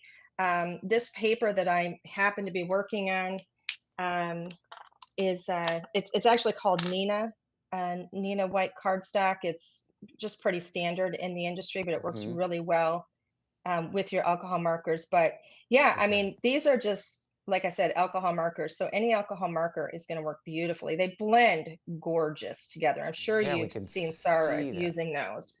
Yeah. Well, look at what you've done just I'm being told that my head is constantly in the camera. No. It's hard to do this when it's okay, yes. All right, so here I have some that are already fully colored. So I've colored these up here. Now I've got these colored up. I've gone ahead with two of those accessory, that's that little leafy piece there, and I've stamped that twice. All right, so I'm going to move this forward because we're not going to have a whole lot of time. Right. Now here, I've already taken my border stamp, which is right here. Remember I said you can create beautiful borders and patterns? That's the border stamp that I just stamped right there. And then I went ahead with that large word, beautiful, and stamped that at the bottom. So we went from here to fully colored, and then I've got my pieces already die cut. This is the magic of television. And then I've also just got some pink cardstock here. So I'm going to go ahead and literally just layer these up. I love clean and simple cards. I love to mail cards. So I like it when my cards don't have too much dimension. Just a little bit is perfect. Whoops. Getting a little bit stuck on my fingers. Now, if you wanted to pop this up on foam, you could absolutely do that. It's easy to do. I'm going to go ahead and lay this out. Now, one of the things I like to do is get a feeling for where my pieces are going to land. And I kind of like to tuck these up in there. So I'm going to grab, sorry about my arm there in the camera, a little bit of adhesive here. And I'm just going to put some on the back and adhere my leaves up, right up underneath here. There we go. Now, again, if you wanted to pop some foam on the back of that, you could, to pop that up and give it more dimension. It's completely up to you. The adhesive I'm using is just, I mean, any adhesive that, I prefer an adhesive that is white and will dry clear. But any liquid adhesive is going to be fine. You could use a double-sided tape there as well.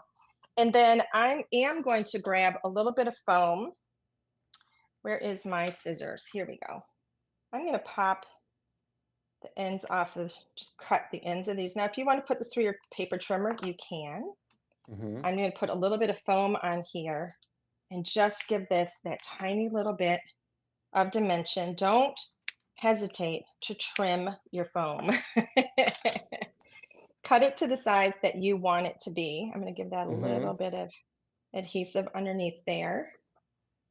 But yeah, cut it to the size you want it. I could double that up if I wanted it to be a little bit thicker.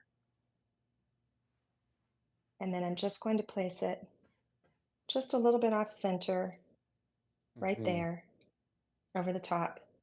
And I have a beautiful, wow, little simple floral. Now, you know, if I wanted to add one of those little butterflies up in the corner, I could absolutely stamp one of those up there. So I'm going to move on. Okay, great. As you so do, Angie, I know. As you do, we have Linda, who's joining us on our Facebook live stream, wanted to ask, I wonder if we could track down the item number for the stamp pouch that you have your stamps in. She's asking about that. Oh, these pouches are actually, these are part of our storage bundle. We have an amazing Cling and Store storage bundle that HSN still has some in stock, I know. Okay. They're fantastic. One of the things, if you notice, there's also magnet sheets that are sold separate, so you can put your dies on the back. This is a cling surface, so your stamps are going to cling right to it so you don't lose them. And then you put the magnet sheet on the back, and then you have your coordinating dies, and you never lose those. Oh, that's great. Okay, Linda, we will try to track that down on hsn.com for you. We will take a look. But that's great. Part of that organizational bundle there. So are we moving on to the Just a Note set? Is that what we want to look at next, Angie? We're going to move to Just a Note. I'm trying to get organized. If you can see what I'm working in. Right.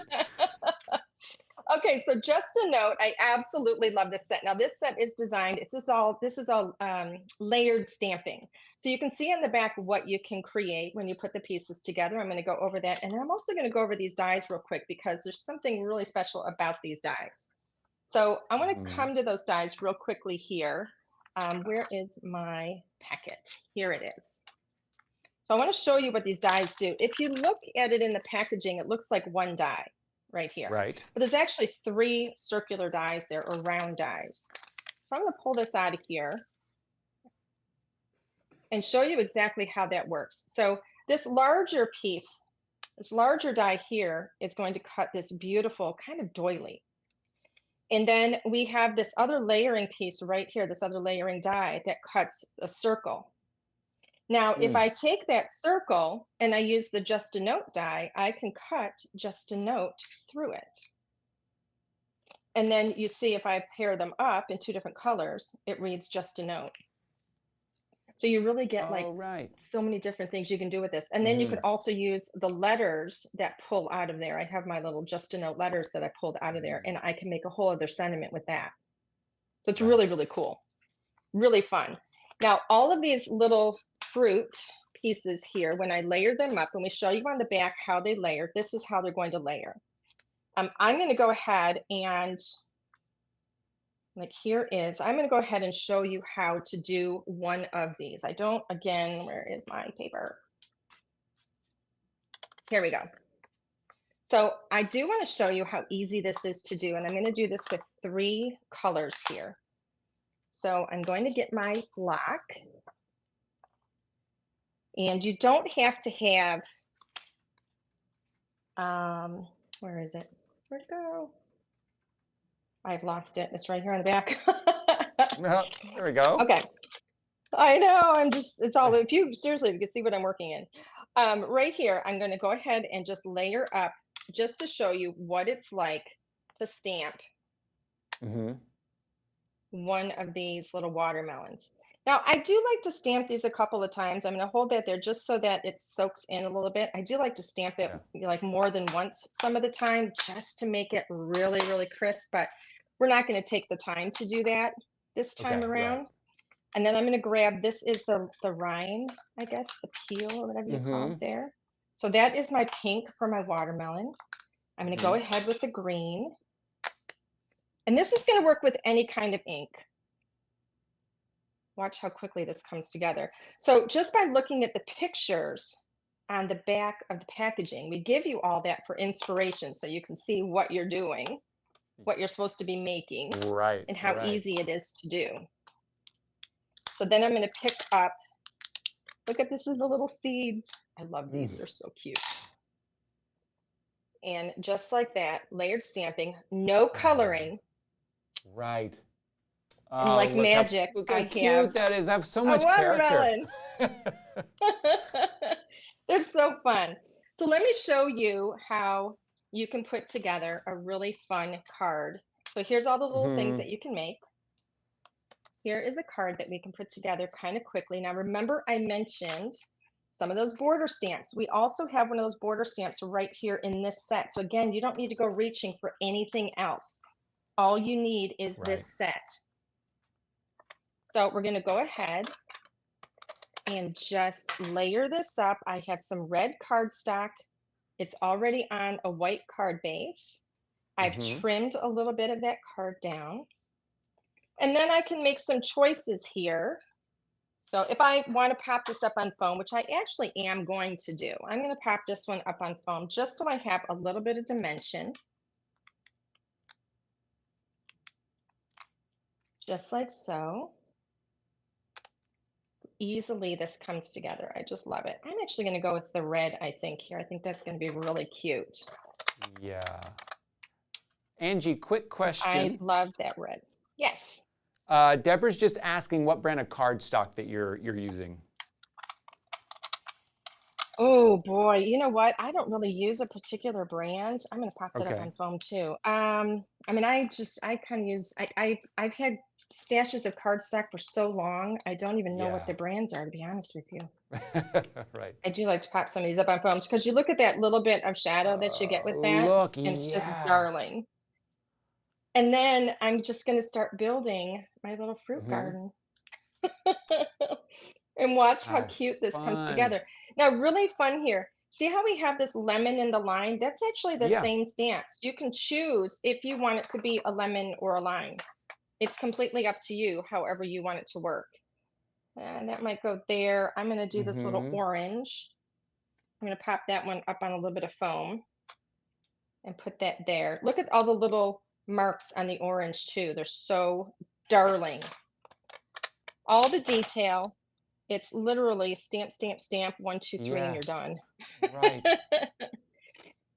But I think it's really fun just to be able to choose which of, how you want these little fruits to come together. And there's also little branches and leaves in here too. If you wanted to create, if you wanted to make it look like the fruit is like in a tree or on a vine, you could do that. Let's get that one off of there. There we go. I mean, look how cute that is. Oh, I mean, It for just spring comes coming together up, so for summer fast. coming up, look how perfect. Oh my goodness. Fun. Wait until you see some of the card samples too. I don't know if we're going to have time, but I sure hope so. I'm going to try and race through this next one. Yes, no worries. Another quick question came in here. Yes. Cheryl wants to know if the ink can be purchased through HSN. We'll have someone here on our HSN moderating the questions here to try to find that for you. I think everybody's looking for all of the tools and items that you're using because we're watching you follow from start to finish here. Yeah. Oh, I know, and I wish I wasn't racing so fast, but we're going to try. I've got, it looks like I have 5 minutes. So yeah, if anybody has any questions, please jump in. And you know who just jumped into our chat? My former and future co-host, Tina Jennings. It's her birthday today, and she just jumped into the chat. Everybody tell Tina happy birthday. Happy birthday, Tina. Happy birthday. I actually, you know what? Not to draw it back to me, like I'm, the most important person, but my birthday was actually just a couple of days ago. Was it really? Happy birthday, Angie. How fun. Really, thank you. How fun. Okay, so next up here, I am going to just kind of put this together really quickly. I was hoping to be doing a little more crafting, but let me show you this real quick. We have the birthday bash. Now, I don't know if you can see these characters or not on the back. You know what I have here? Let me see. I'm going to zoom this in. We're gonna grab, where is it? Because I really want you to see this. Up close, look at these characters. Look how this cute. little one's a rhinoceros. Look at, he's popped his balloon. This one, we have this little monkey with the birthday cake. I mean, seriously, come on. The flamingos, they're just, you have the little piñata. This is probably the cutest set ever. I don't want you to think that this is like a child's set or anything. This can be used for anything because it's so fun and the sentiments are so whimsical and you get all of the dies too. So it is absolutely darling. Now, I'm going to go ahead and quickly layer this up, but I do want to show you, I mean, this is literally just cardstock layering. I do want to show you what we did on here, just so you can see. This is just ink that we literally just rubbed. I'm going to show you just because I want to prove to you that on this glass mat, I can color and I can wipe it off. So we're going to go ahead and lay just a little piece of tape here. I'm going to grab those magnets and hold that down. And I'm going to bring this color in just like this. And I don't even care if I get this on my glass mat. Now, the ink I'm using is a hybrid ink. All right, so it has permanent qualities to it. And this is going to wipe right off of my mat. So I don't even, it's not even going to bother me. I don't even care if I get any on there. You can't see it very well, but I can. I don't know if you can see that little bit of pink on there. But it literally, this is just water on a rag, and it wipes right off. And then to finish off what we did there, I literally just stamped the word hooray. It's one of the sentiments in here. We stamped the word hooray, put a little bit of a black piece of cardstock there. And then we're going to lay this out. I'm not going to take the time to lay all these characters out, like on foam or anything. But I do want to show you how this would come together. I want it. More than that, I really want to show you some more of the samples that we have. But look at this. If you take this little piece of string right here and hang the piñata. How cute. Oh, that's perfect. Oops, I just dropped one of my characters. But look how cute, because he's going to be swinging at it. Look at that. Tina, we are making you a birthday card for your birthday, Tina. How you can choose which little birthday hat you put on them and just create a whole party. It's just that simple and darling. So let me show you some more of these card samples because I think you're just gonna absolutely go gaga over these. Let me just clear a little space here. So I'm gonna show you a couple of each. So really simple, like if you just wanted to do a little note card, this is with the birthday bash. Look at that. Just a couple little characters. Pinks, how about some oranges? Doesn't always have to be real girly, right? How darling are these? Look at all these characters. I love these characters at this little birthday party. They're just having a blast. We've even got little streamers up there. I heard it's your birthday because it's all, get it, whole herd of animals. Very I mean, good. they're just so cute. And how about some more of those florals? This is one where we don't even use one of the flowers. This is with the tulip set, and that's just that background border stamp with the butterfly, just layering with ink colors. How about if we combine the tulips and the orchids? I mean, look at that. Stunning. Absolutely beautiful. Here's one that's similar to the card that I made. How about one? Oh, but look at the two-tone, because a lot of tulips are two-tone. How beautiful. They're just gorgeous. You know I love that we're seeing here as you go through these samples, we're seeing the variety you can get out of these sets that you've just showed us. Something a little more classic, a little more streamlined, a little simpler, and something more layered, maybe timeless, more modern, something whimsical, just out of these sets that we've gone through in the last 30 minutes. Yeah. Oh, yeah. And look at this is a background that we created with one of those extra accessory pieces in the background. They're really, the possibilities are endless. You add some beautiful, like foiled paper in there. Who doesn't love purple? Now, how about some of those just a notes? Look at this one. These are great. Yeah. These are great paper. Here. Looks like a picnic. Well, Angie, as we wrap up here, so many people jumping on Facebook Live to tell you happy belated birthday. They're also happy to see you. These are such great sets here. Remember, use the QR code you see right there on your screen. So lovely to have you here, Angie. Thank you so much. Oh, thank you. Thank you so much. How fun. She is great. I'm going to keep looking at some of those finished products there that you can put. I love that just a note. That is great because sometimes we're thinking about occasions, right? Certain occasions coming up, and sometimes it's just a note. I'm just thinking about you, right? That's kind of that's a lovely sentiment there as well. So thank you all for joining us here. We're moving on. We're going till 11 p.m. tonight. This is our big craft stream. I'm so happy that you guys are joining us. And remember, when you're putting all these crafting items into your shopping bag at hsn.com, you won't pay more than $7.50 in shipping. That is the most you will pay in shipping. So now is kind of your opportunity. I know it's fun to start putting a lot of things in your shopping bag, so we try to do that for you there. Hi, Linda. Linda's here. Myrna is here as well. Who else is here? Thank you guys so much for joining us, stopping in, letting me know where you're joining us from. That's always fun because actually we've got people joining us in our show today from all over, right? We had, of course, Sarah Davies here from the UK. We have someone joining us from New Zealand here. This is a lot of fun. So thank you guys for joining us as well. My name is Ty Mayberry. This may be the first time we are shopping together here. So thank you for being here. We are going to step on to 3/4 designs. We're going to be joined by Joe Johnson from New Zealand here today. This is going to be a blast for the rest of this hour here. Again, this is the Tuck and Play Cards mini set. And if I show you in the overhead shot real quick, I like to show you what we're going to be using throughout the next 30 minutes here. Take a look at these designs. I'll try to hold them close up, but they're all the Tuck and Play Card mini set. This is called Craft Life Set. I mean, these are really works of art here that you're seeing on there, almost that kind of watercolor design. And then this one's Sewing Time, more of that kind of classic vintage look here. Here, I'll try to get it where you can see there. And again, right there on your screen, you're going to see the item number. You can use it hsn.com right there, or you can even use the QR code. This one's called Family Recipe with the great gingham style that you see right here.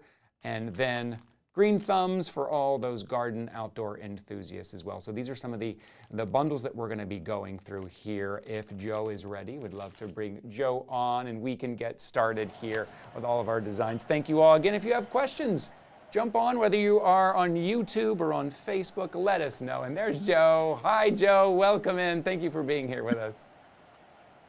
Hi, how's it going? Thank you for having us. So Yes. looking forward to today. Yes, I know we have kind of a lot to get through and a lot to show in a small amount of time. So why don't we jump in? Where would you like to start, Joe? Cool. We've got a new collection here. This is our mini collection. This is part of 3/4 range that we have done this year. We've actually done 5. This one is Green Thumb. Then we have done Family Recipe. Then we have got, sorry, it's a bit crinkly, Doll's House.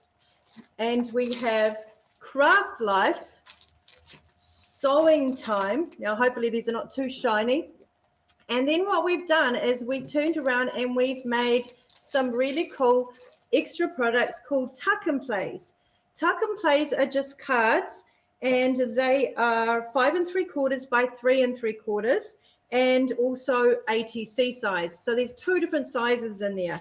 So I'm just going to whip one of those open very quickly, and you can see what comes in one of these packs. Now, the good thing, I might just move all those out, please. Got Ellie helping me here today. You've got these lovely little cards that you can, these are the ATC ones. So obviously you can put them straight onto an ATC card.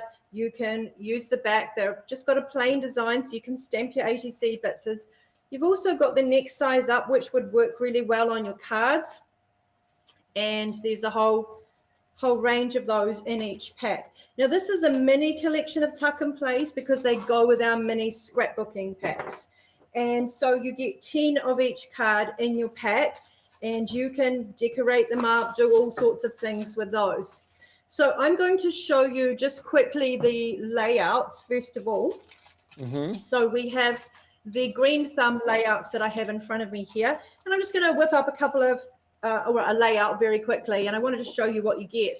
So in the mini pack, you're getting your 12 by 12. You've got printed on the back, so you're not wasting anything. You could also use these front pieces. We made them as clear as possible, so you could do that. You do have a little bit of fussy cutting if you would like to do that in your packs, which is quite handy. Now, these are great because if you're going somewhere, you just grab a bag, you're out the door, and you've got everything you need. Here we've got the die cuts, and these just pop out. Nice, easy little pop, and all your die cuts. You don't have to fussy cut everything. It is all done for you. Then we have paper, all in your pack. And then on the back, just so that you can have some ideas, we've set up some layouts on the back here that you can copy if you don't know what to do.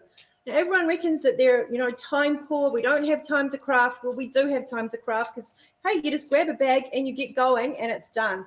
So we're going to quickly just whip one of these up. And I'm just going to get rid of that piece of paper out of my way. All right, so the first thing we're going to do is we're just going to take the 12 by 12 and being opposite handed than what I should be, I'm just going to quickly take that off. And I'm going to take it nice and easy, straight 6-inch cut. And we've got that. And then I'm going to take this one and a 6-inch cut again. Now this is showing on the back of the pack, but we don't put instructions in.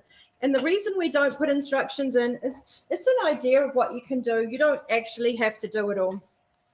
Now that we've got those two pieces, I'm going to, I think I'll go that way. I'm just going to turn them over and I'm going to put them back together again. And it's a cool way of getting different paper just by cutting them in half and joining again. And you don't see it once you get going. All right, so I've got a new piece of paper here now, and hopefully you can see that look there, and we're all go. All right, the next thing we've got is, this is one of our offcuts, but rather than what are we going to do with it, we can actually just pick a figure. I'm just going to go with about 1 inch, give or take, and Nellie's doing one at the same time. And look at that, we can just join it and hide whatever we've done. Our join, we can hide it by just putting a little strip over it. Now, you can distress that and make it really, really distressed looking if you wanted to. I'm just quickly putting that on here. If you want to, you can go around the edge. Now, this paper has been designed to take a lot of stress. We like the heavy duty paper. It's not a thin paper. You can see all that fluff coming off, and look how distressed it's looking. And it's giving us quite a lot of texture without having to do too much at all. So we've got that. All right. Now we've got some extra matting here, and I'm just going to cut it at, I think I'll just go 4.5 inches. We just do 4.5 inches by 6 and a bit. And I'm going to give that one to Ellie and she can just do that. Right, now we can put this on here. Make sure your writing's up the right way. I try to make sure that the edge of, when there's things like printing, the printing all goes in the same direction. Otherwise it can look a little bit weird. And we can just quickly put that on around about there. That looks good. All right. Now, I don't have a photo with me today, so I'm just going to put a photo mat on really quickly just to get the look. All right, so we'll pretend that that's a photo. And I do quite often have to do them like this just to make sure that I can actually see what it looks, what a photo would look like sitting on it. Okay, now we're ready to go and we can start decorating. Now these, I have fussy cut these all a little bit earlier just to make it, can I have the die cuts that we popped? Yes, they're all. Yep, sorry. Okay. Cool. Just got a die cut here. We're just going to pop that onto here. And as you can see, we can start building this up really quickly just by adding layers of different die cuts. And this one is nice and easy because you can follow this straight off the page. Right. Everything's on the back for you. You don't have to do too much. You can see we're already starting to build this up quite nicely. We've got a little, oh, that's a little tiny spade there that I'm just going to add to our gardening set. And Look at that. We're starting to come together here, aren't we? All right, we're just going to add another little pot in. Maybe not the wheelbarrow, we'll go with, I think I'm going to put this little birdhouse up in the top corner. And look how easy that's coming together. We're not having to work very hard at all to make this. I'm just basically copying straight off the back page. So you don't have to think too hard if you don't want to. So when you come to craft with the 3/4, it's all in there for you. You don't have to go hunting for bits and pieces, which makes it a lot easier. And I know we're all time poor, but honestly, we need to make time for crafting. It's such a good thing to do. It is so good to relieve stress. Now, there is a time when it doesn't relieve stress, and we were discussing it today, and that is definitely when you're sitting at your table and you cannot find a pair of scissors anywhere, and you know they're there, and you hunt for them everywhere, and then you come back, and guess what? They're on the table where they were the whole time. They were right there the whole time. That's probably about the only stress. Yeah, it's probably the only thing you really need to stress about when you're crafting. And you know what? I don't even worry too much if I do it crooked. I just go for it because I'm having fun. And look at that. Am I just about done? Yeah, I think I'm just going to add a couple of leaves. All right. Now, one thing when you're doing leaves, now normally I would have inked all of those, distress ink or just any ink that you have at home. But if you just take your leaf pattern and you put some ink around it, now you're just going to fold it in half and then you just sort of hold one end and on an angle, just going to crease, crease, crease, crease down. And what that does, if you ink it again, those little creases all come up. And I don't know if you can actually see that, but it makes it just look a bit more real. All right, so now what? Yeah, you can just go and tuck them in. And if I do the other one as well, I would say we've managed to do a layout.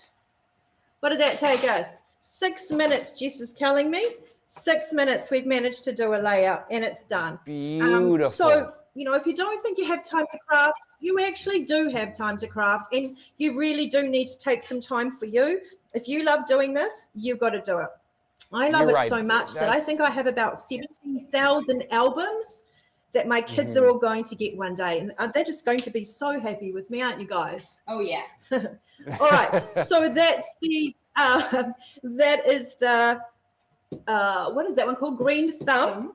And that is the layout from the green. And Joe, green I'll make thumb. sure, because we have some people asking about the item number for that, I'm going to make sure and put that up on the screen there. That is the green thumb, and I'll make sure, again, you can use the QR code you see on your screen. That will take you to hsn.com to our big stream event with all of our crafting items, but specifically what we just saw Joe use, green thumb, you see on your screen 1375716. That's your item number right there on your screen. Head over to hsn.com and take a look. Don't mean to interrupt there, Joe. I just want to make sure everybody's able to grab what they want when they want there. So, and I love, it's such a great reminder that you remind us that it's important, it's vital that we take time. We take time to craft. We take time to sit still and be creative. That is such a great reminder. And everybody here on our Facebook Live stream here is definitely saying that as well. Whether you are an expert crafter or brand new crafter, welcome in everybody. Thank you for being here.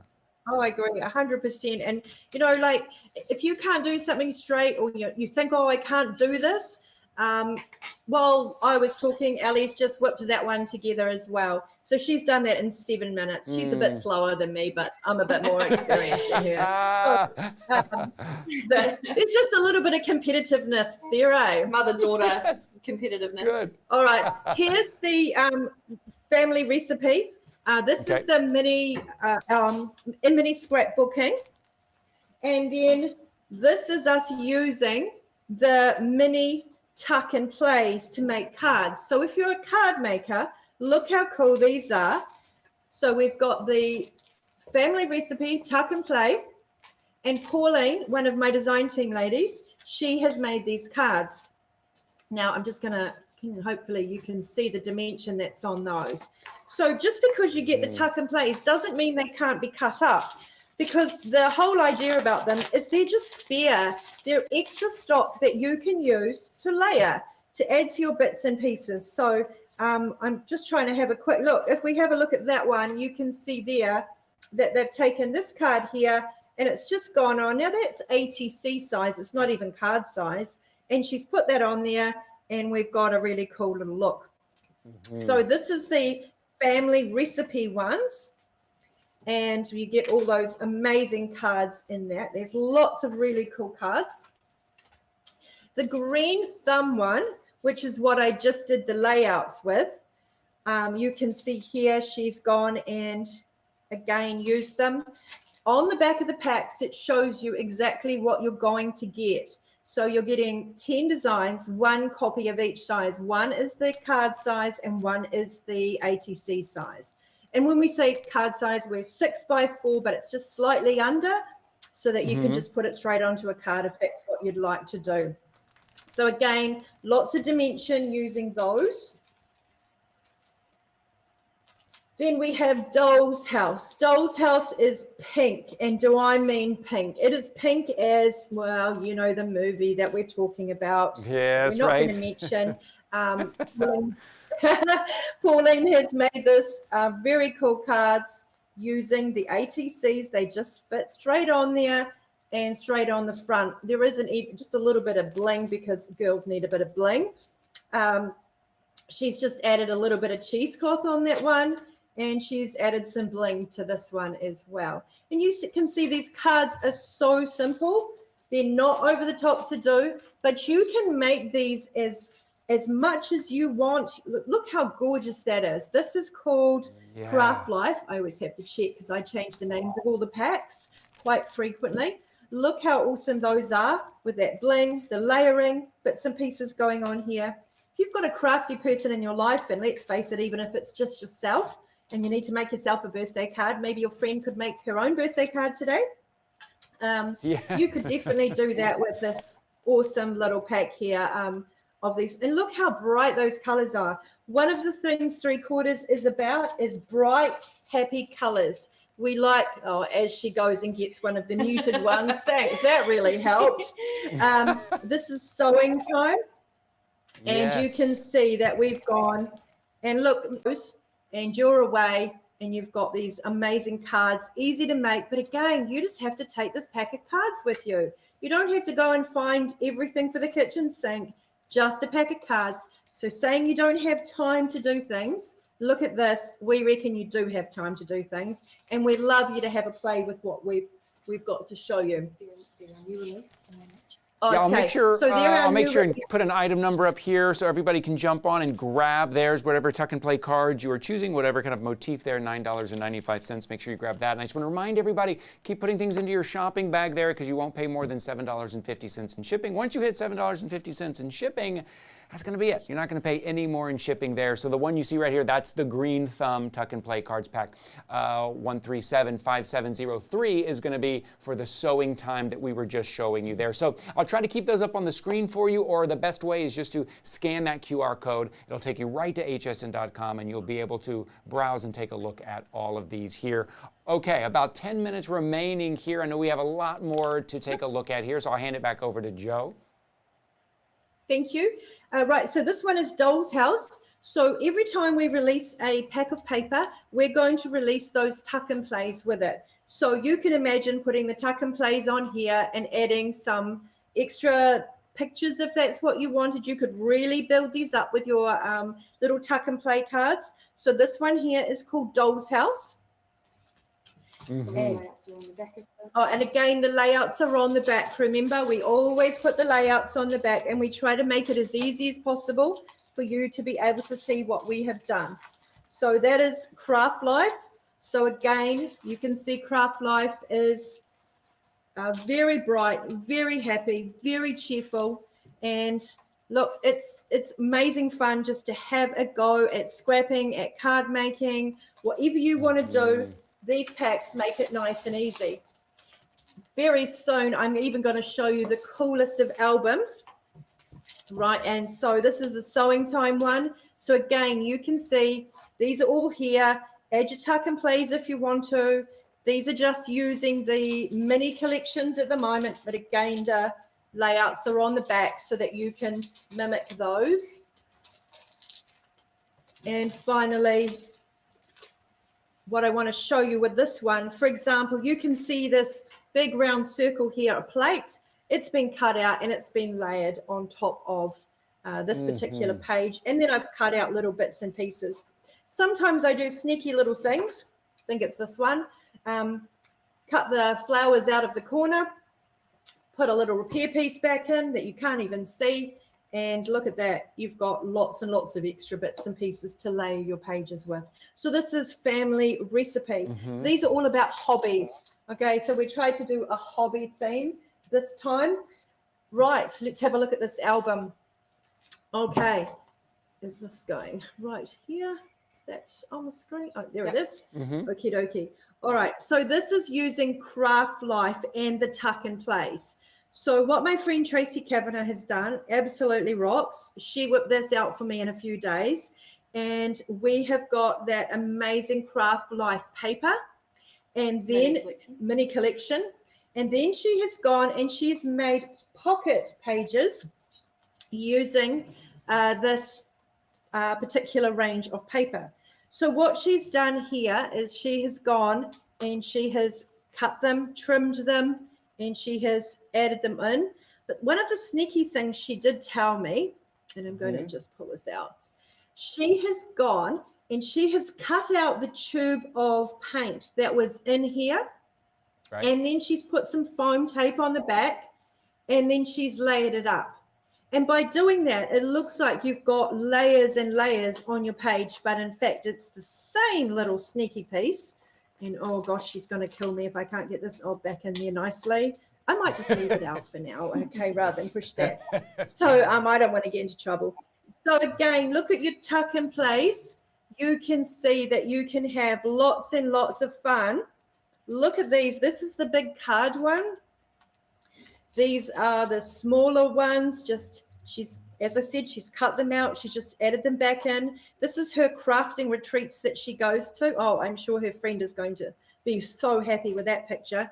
But you can see we have lots and lots and lots of wonderful ways that we can use these tuck and plays. So look at them as not just a little picture that what am I going to do with it? You can actually tell a whole story. And if you're into pocket pages like this, we have got heaps of these little designs and they're going to be coming out every month. So that is very cool. And look, I just have to show you this. How awesome is this on the edge of the, she's gone and glued them together and made these amazing little danglies to hang on her book, which, you know, and this is us, nice and bright.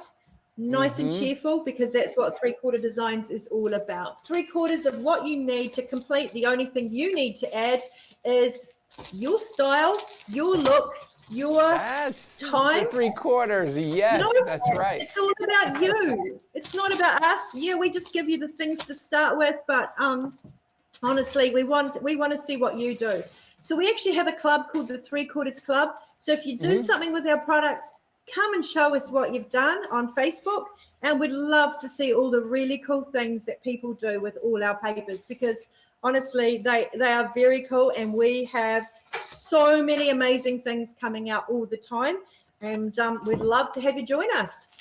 Yes, that's what, you know, one thing I keep talking about doing these live streams is the community that we have, and showing what you've done, and showing, you know, like what you said, what you've added, that fourth element, that 4/4 adding here. Everybody here jumping on, talking about how beautiful these collections are.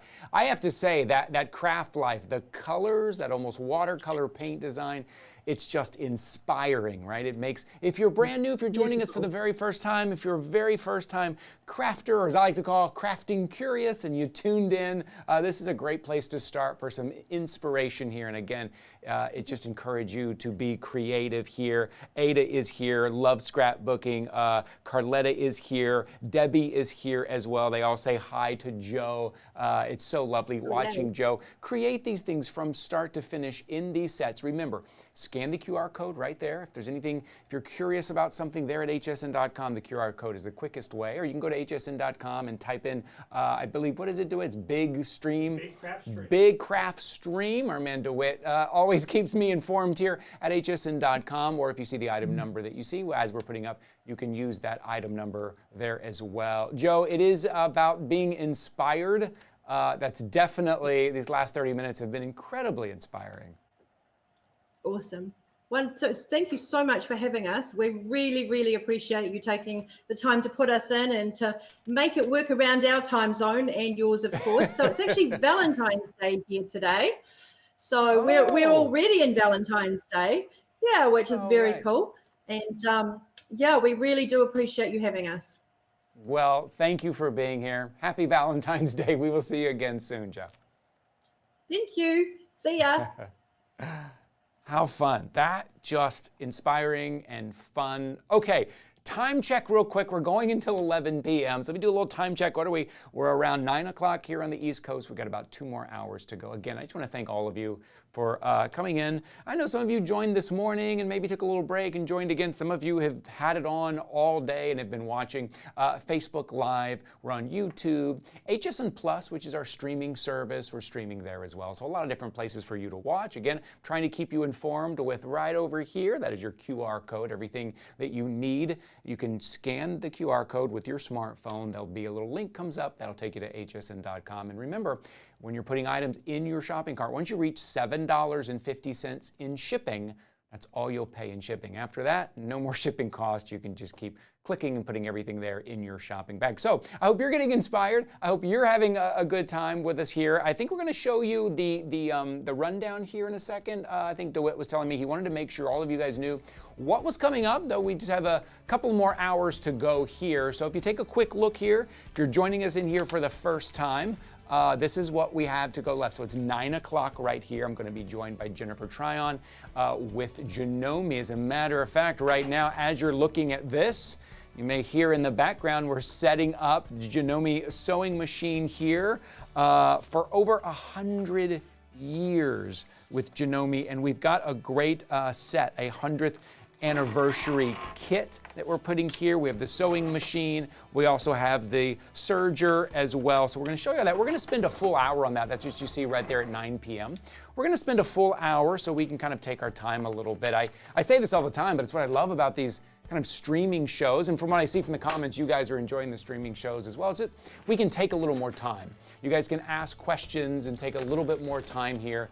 Because sometimes when you tune in HSN, we've got a lot to show you. We've got a short amount of time, so we're showing you a lot of items very quickly.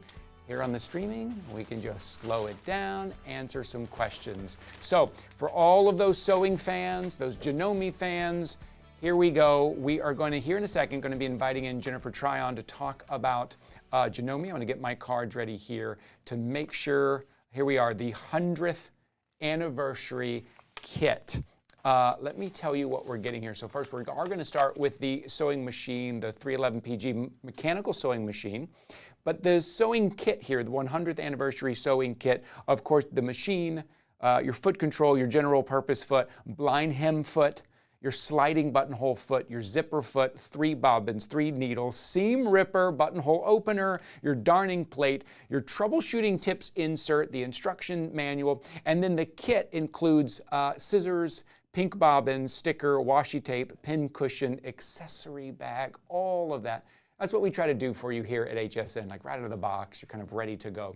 So the item number is right there on your screen, 773765. That's what we're going to be starting with. And then we will move on to the serger as well. The serger also a 100th anniversary kit that we are throwing in as well with all the accessories that you need there. So if you're watching on Facebook Live, I'm keeping a close eye on the comments here. Thank you all. I love it when you guys tell me where you guys are joining us from. That's always fun to see. So thanks for dropping by and saying hello here.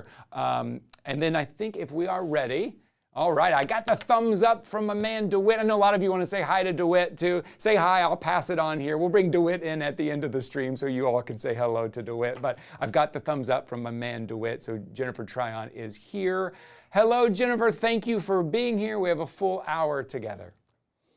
Oh, it's so nice to be back. And you know I love sewing and all kinds of crafting. And I am working on some projects here on the cutest little Janome machine ever. You know, my heart beats for pink. And I love that this machine is trimmed out in pink. You can see it here. It's don't be fooled by the cute exterior. This is a real sewing machine. 𝗖𝗥𝗔𝗟𝗟𝗓𝗡, again, 100 years in business. This is an anniversary edition, and they're not making toys. This is a real sewing machine. So if you're wanting to have a machine in your house, if you're wanting to have a Serger in the house, we've got the matching one coming up. These two are a set. It's beautiful. You can buy them together or separately, and then you're kind of totally outfitted. And I love that if you get a machine in the house, then you can not only be doing the practical things like hemming your pants or fixing the couch cushion or sewing back on a button, but you can be doing some cute, fun projects too. I've got some Valentine's Day placemats here that I've been making, and I know lots of people who tune in to craft days on HSN love doing little one-off projects like this. So take a look at these. These are going to be on our breakfast table tomorrow morning. They're just made out of scraps of fabric. These placemats, aren't they so cute? This one's for my son. And yeah, this is just scraps of fabric. I'm going to show you how I make it on this 𝗖𝗥𝗔𝗟𝗟𝗓𝗡. Now, this machine, let's take a little tour of it before I get sewing here, because you're going to love it. It has got 11 stitches, and it's kind of everything you need, nothing you don't need. So if we take a look at the front, we'll just switch our camera here for you. Yeah, let's take a look at it. And you've got the knobs here. That means it's mechanical, not computerized. So if you're worried about a computerized machine, fear not. This machine is totally mechanical, nothing to fear here. You're going to choose your stitch. You can see the stitches that we've got. The straight stitches, the zigzag, the blind hem stitches, even a few reinforced heavy-duty stitches here on the bottom. And you just choose your stitch by turning the knob. And so if I keep it at A, then that means I'm going to have a straight stitch. And that's how I've been making these placemats, is I've just taken a piece of craft foam. This is just foam. You could use quilt batting, you could use felt, anything that's kind of squishy, and I'm just laying down scraps. Now, I'm making this one for my daughter because I love this fabric. It's this little girl in Paris, and she got accepted to go on foreign exchange, and so that's where she's going to France, and I'm so proud of her. So this is going to be her placemat in the morning. Amazing. Amazing. I know, but you know, when you can customize and make things like that, you can find a cute piece of fabric and you can make something special for the people in your life. And you know, tomorrow, it's already Valentine's Day in New Zealand, but tomorrow's Valentine's Day, so I still have a few hours left to get this done. And all I'm going to do is I'm going to take just scraps. Like I've got some scraps of fabric here, and I've got some scraps of fabric. You know, it doesn't have to be anything fancy. And I'm just going to sew them right sides together onto this foam. And you can see here, I've drawn the heart shape behind, and then all I have to do is cut it out. And I'm going to you don't need to be like an expert sewer here, because that's the fun of scrap projects. And so if this is going to be your first sewing machine, or if you've always wanted to have a sewing machine at home, I just want to show you how easy it is to use. I've just chosen that straight stitch. How to thread the machine. There's numbers right on the top, so you know where it goes. 𝗖𝗥𝗔𝗟𝗟𝗓𝗡 got lots of videos online too on how to thread these machines. It's the #1 question, and same with how to thread the bobbin. When you take out loading the bobbin, I'm not sure if you can see that in our overhead camera or not, but the instructions for how to thread the bobbin are written. Oh, that's so right helpful. Here, where you load the bobbin. Right. Yeah, so you don't have to go look online. You don't have to look up the manual. The instructions are right there when you need them.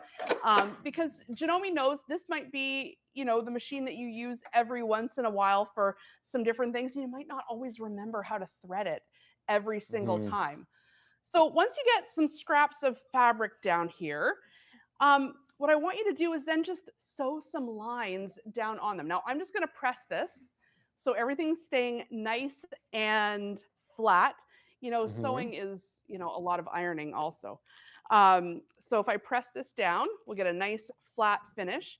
And I want you to think about, you know, some of the things that you might be able to make yourself if you have a sewing machine in the house. You know, we talk a lot on craft days, and I was on earlier today paper crafting because, you know, I love making all the things. And I've been paper crafting as well as sewing. And I love that you can even use the sewing machine on paper. So I'm making these Valentine's placemats, but if you're making Valentine's out of paper for people, why not add a little texture to your cards by way of stitching?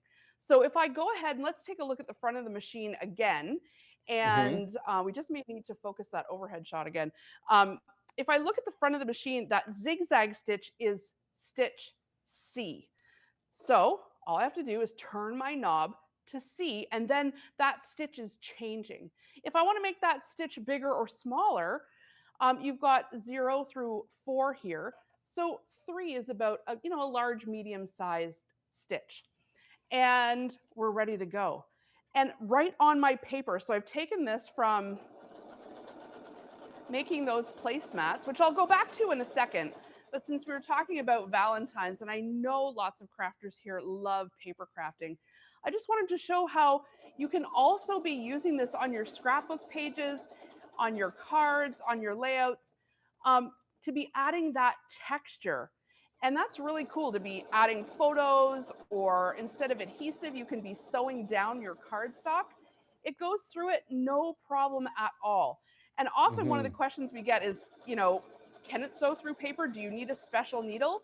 You don't need a special needle. Now, paper will dull your needle. Just the same way they say use, fabric scissors for fabric and paper scissors for paper. So you could go ahead and, mark one needle. It comes with extra needles in your package. And then you can use one for paper and one for fabric. And so, I'm going to show you in the side camera, since that's a little blurry there, that the stitching here, all along the sides of the all along the sides of the card, just add that extra little bit of something, a little bit of extra texture. We could be going all around the heart with those stitches too. Very, very versatile. Yeah, here on our Facebook Live, Monica says, wow, on paper, so cool. We do have a question, Jennifer. Vicki, I see your question. Your question is there a straight stretch stitch on this machine? So on this machine, there's no stretch stitch. That's like a little lightning bolt stitch. And if you want to sew on stretch on this machine, you're going to use the zigzag stitch. And then what you're going to do is you're going to lengthen it to stretch it out a little bit. So you choose stitch C, and you can turn it up to lengthen that stitch a little bit. And that's what you would use to sew on stretch material. Great. Vicki, I hope that helps. For sure. But you know what, Vicki? If you were wanting to sew on stretch material, stay tuned, because it's the serger you're really going to want. That is king of the stretch sewing. Great. I'll keep an eye on everybody. Thank you for your questions, everybody. Thank you for jumping in here. I'll keep an eye. I just want to remind you right there on your screen, that is going to be your item number and your QR code. You can jump right in here, find everything you need at hsn.com. Or you see at the bottom, it says the Big Craft Stream at hsn.com. If you just type that into your search window at hsn.com, everything that you've seen today, maybe some of the stuff you missed today, everything you need, including clearance crafting items, up to 70%. Okay, back to Jennifer here. Just want to make sure everybody knows. Oh, DeWitt's giving me an update, everybody. How much does that sewing machine ship for today? Update. $7.50 is all you will pay for shipping. That is true. Thank you, DeWitt, for reminding me. All of the crafting items that you're grabbing and putting into that shopping bag, and then you're grabbing the sewing machine, that doesn't raise that shipping cost. $7.50, that is going to be it. All you will pay for shipping. So thank you, DeWitt. Also, DeWitt, Trudy says hello, DeWitt. Wanda says hi from Georgia. Sally says hello from Mississippi. Elizabeth says hello from Georgia. So everyone's joining us here, Jennifer. I love it. I love it. DeWitt is the man. He's been setting all of this up. So hi from me too. I'm just going ahead and sewing in some straight lines onto this placemat, because, one of the things that's really fun to do, even on a machine like this, is quilting. And you can see it's the exact same process that I'm doing on this placemat that you would do on a big quilt. You've got about 7 inches of throat space. That's the room beside the needle. So you can see I've got this big foam thing all bunched up in here. There's still plenty of space for my hand. You know, don't be fooled by the price point on this machine. This and the colors, it's not a toy. Janome has been making, it's a leader, industry leader in sewing machines. And so when you're getting this one home, rest assured you're getting a sewing machine from a company that almost exclusively sells at sewing machine dealers. HSN's really lucky to be able to get sewing machines in this way because the brand is sold at sewing machine dealers. It's a very high quality machine, all metal parts. The only thing that's plastic on this machine, Ty, is, you know, the cute pink knobs on the front. Everything inside is all metal, no clamshell, no plastic parts. And that's why it's not going to be jumping around your table, even when you're going at top speed like I am right now. It's not bouncing around the table. I'm turning it back and forth. Just keep putting that needle down, presser foot up, and then pivoting so I can make that turn. Whenever you want to get a crisp turn, that you don't need to break your thread, you can just turn right in your machine like that by keeping the needle down and putting the presser foot up. So if you're using this on paper, that's a really good tip to do your corners. Presser foot up with your needle down, and then you'll get that sharp corner. Okay, so I'm going to keep going with my straight lines here, but I also wanted to show you a couple other things that you can do with this machine because yes, we want to do Pinterest. And if you're just joining in, I'm making these super cute Valentine's Day placemats. So I got to get finished because I only have a few hours left before breakfast. And I love decorating the kitchen table on Valentine's Day. Oh, what a great idea. For my son. And it's just scraps of fabric. And so everyone will get one tomorrow morning, and I'm just finishing off that last one. And what a cute idea to use up little bits and pieces of fabric, right? And maybe you've got shirts you could cut up, maybe you've got some old quilting cotton, or there's a stash of fabric somewhere. And that's what I've done here is I've just laid down my scraps, and then I'm going to cut this foam out into that heart. And it's going to look so, so cute. So you can be doing those sort of Pinterest projects on your Janome, but you know, you can be doing more heavy duty things too, because like I said, this is not a toy machine, even though she's so pretty. She is a real robust machine. So you can be doing things like hemming your pants. You can be fixing the hockey net or the barbecue cover, things that are far more practical around the house. I'm not doing anything, and I've got this vinyl tape net here. We're always trying to like mend and repair. You know, COVID taught us a lot about making do and mending and repairing. And take a look, this machine is going through the plasticky netting, the vinyl here on this net. See, it's like plasticky. No problem at all. I didn't have to change the needle, didn't have to change the stitch, but you can reinforce it with the triple stitch. It does give you those heavy duty stitches like that. And it's gonna allow you to do that triple stitch. There you can see one of the placemats. Oh, look at the purse. Lovely, lovely, lovely. I know. Just going through some of the samples that we have here. This is, look, So everything you can, little, everything you do. In, yeah, you can install a zipper with this machine. It comes with the zipper foot included in the bundle. So if you want to make a little clutch like that, no problem. You can be installing the zipper.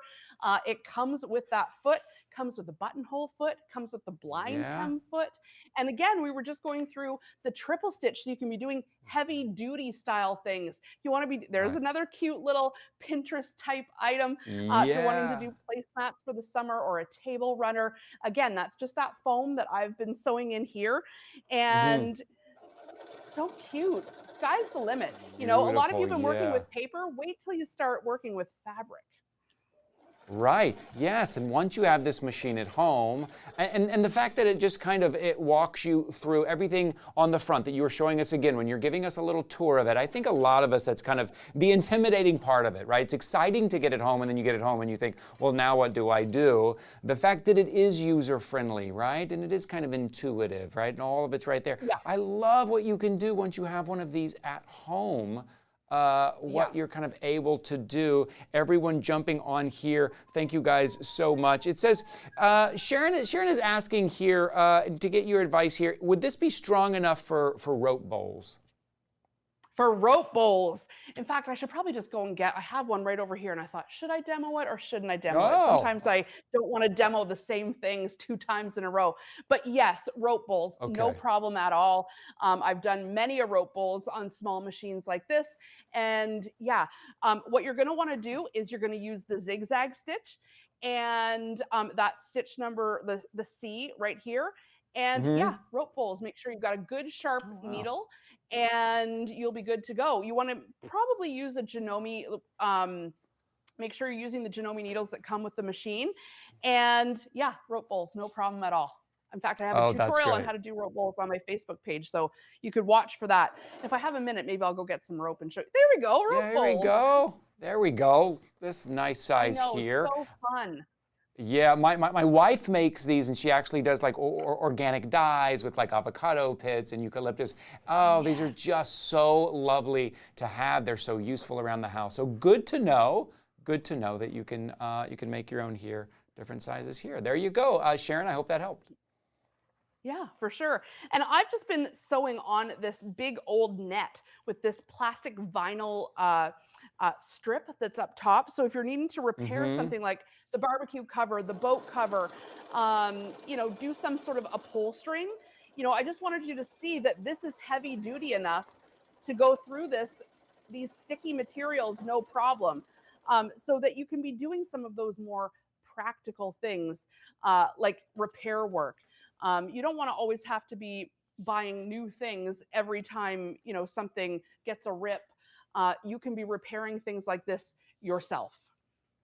Yes, I know, let's see, on our Facebook live feed here, I think Jess, was it Jess asking? I'm going to look through here to see, but someone was asking about price and item number. When we get a second here, if you are still shopping with us and listening to us here, I'm going to put that stuff up on the screen here because I know that's one of the questions everyone is asking. Let's see, it was Deanna was asking us here.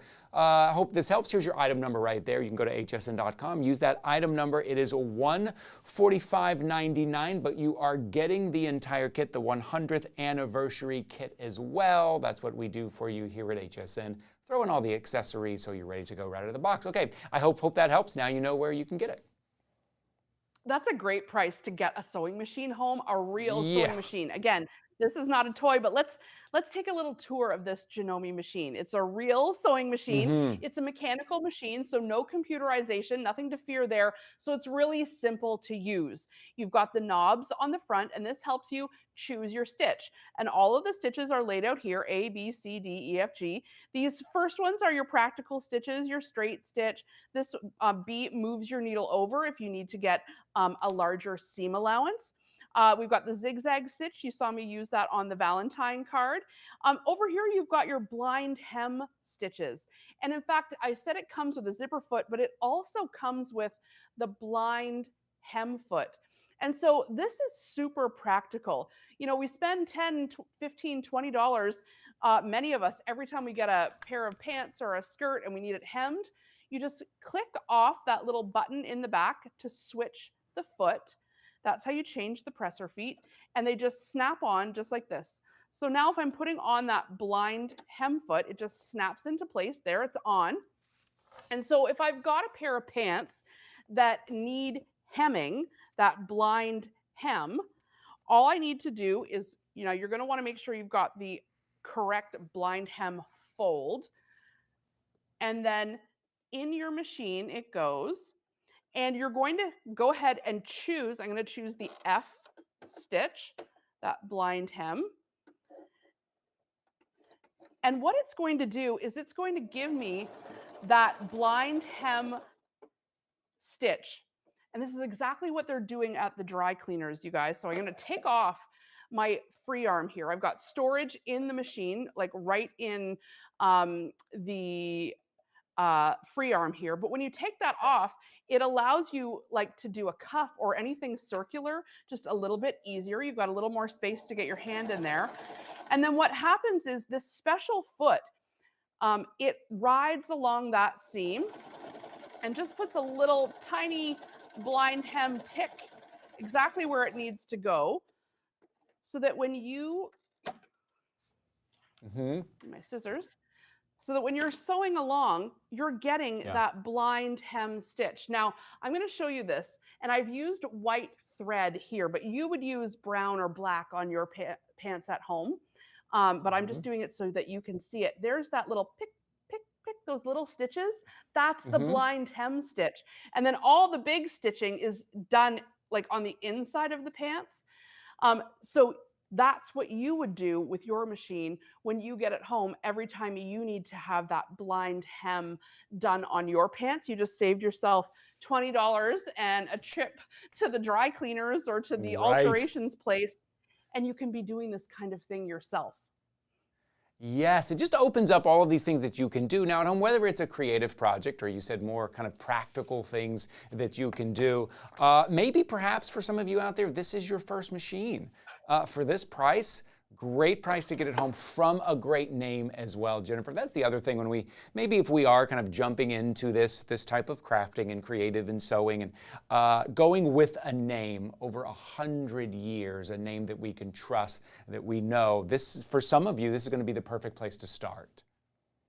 And over 70 million machines have been sold worldwide by Janome. They know what they're doing. Yeah, they make real sewing machines, all metal parts.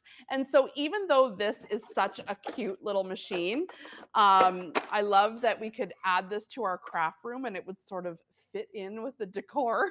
I love that kind of thing. It's also coming with the super cute pink gingham pin cushion, a roll of Janome washi tape, the zipper foot, the regular zigzag foot, a buttonhole foot. You're getting tons of extra bobbins and even a bonus pack of 10 bobbins. You're getting the little snips that I've been using and have, they're around the table somewhere, an extra set of needles. You're also getting the plate that can cover your feed dog. So if you ever wanted to try free motion quilting, you can do that too on this machine.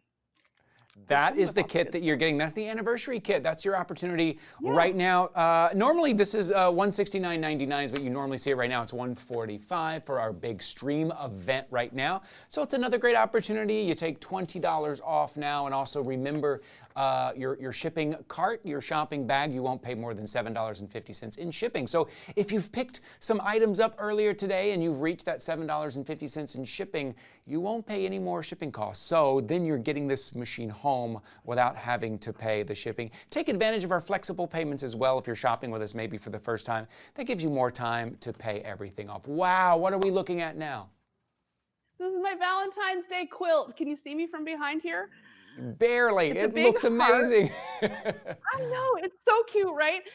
Just to be able to take, now these are big half square triangles, just so if you're new to quilting or if you'd ever wanted to try quilting, you can do that on this machine.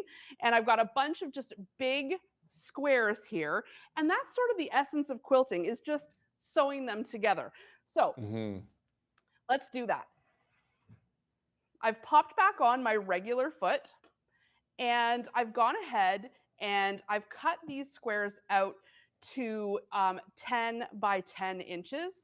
And when you're making half square triangles, which is what I've been making here, you want to sew them together right sides together. So that's what I've done, is I've put one square on top of the next.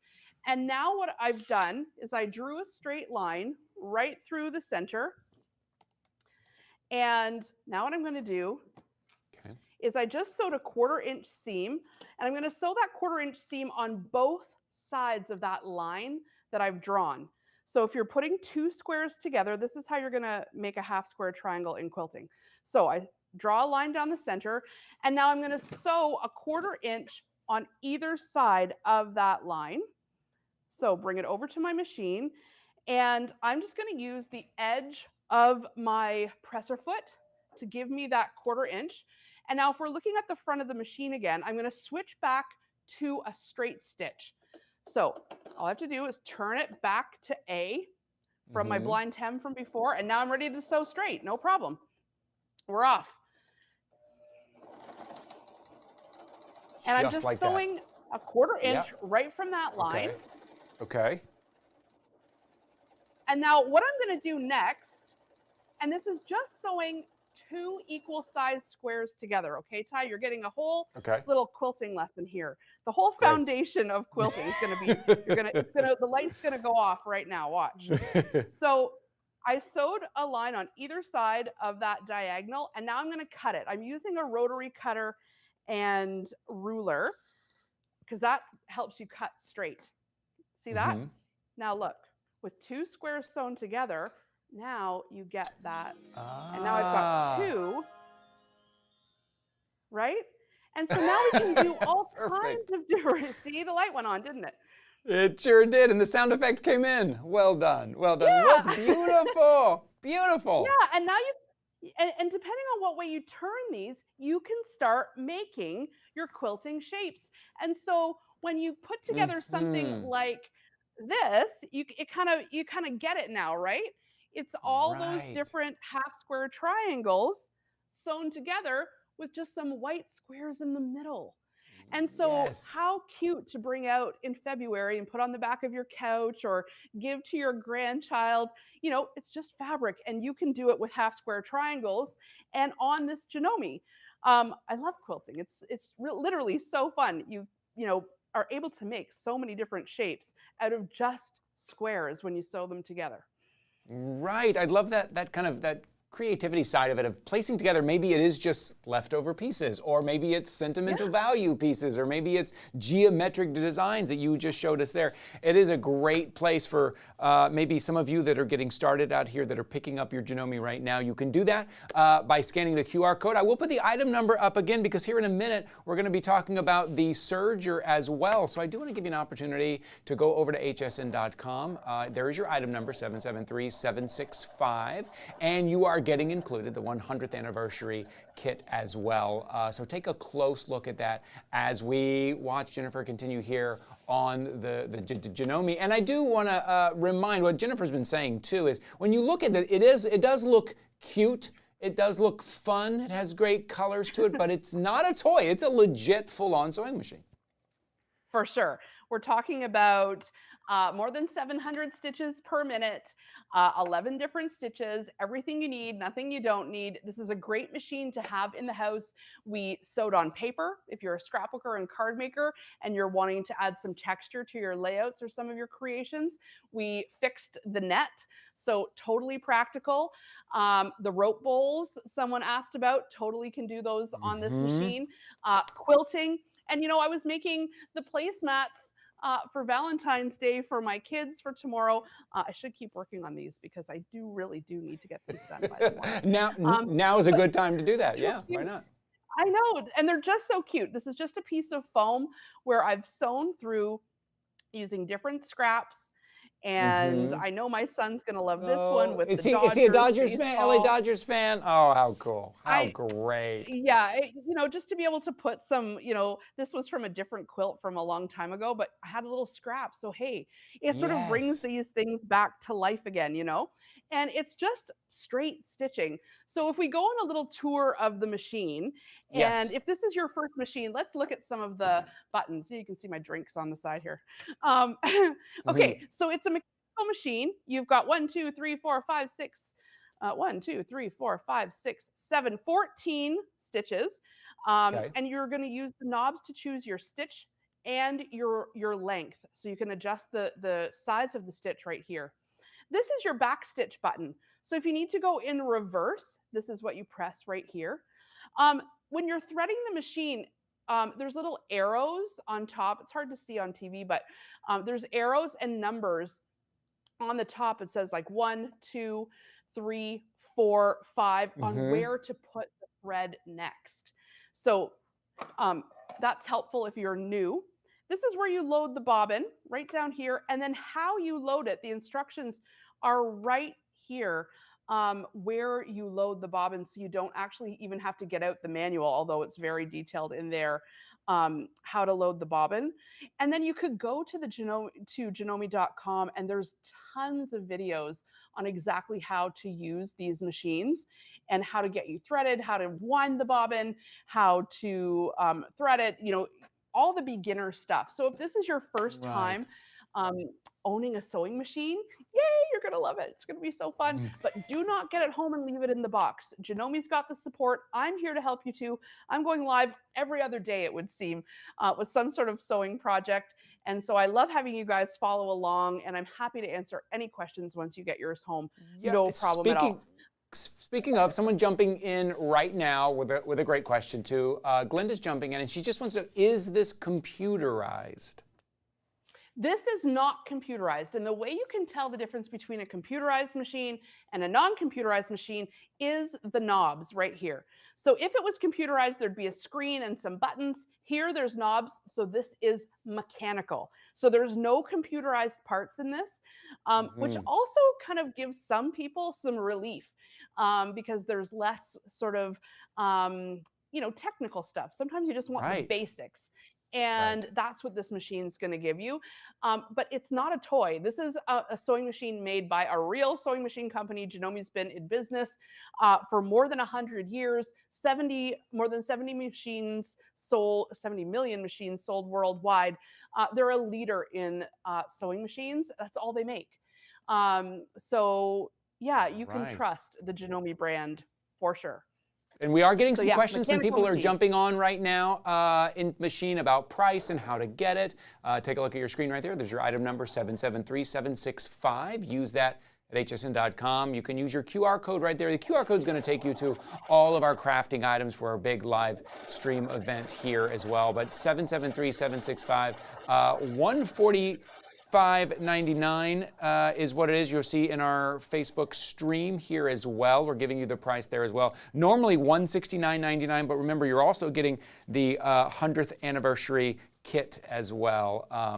As we watch there, and we're gonna stay with the sewing machine here. Remember, we do have the Serger coming up as well, but we're gonna stay here with the sewing machine as well. And again, I love to think about those of you jumping on right now that maybe you're just getting started, maybe you're a beginner crafter, maybe you're an expert card crafter and you want to jump into the sewing world. This would be a great place to start if this is your first, or if you're gifting it to someone, if someone maybe son or daughter, grandson, granddaughter, and you want them to have their own and they sit next to you and you do these sewing projects.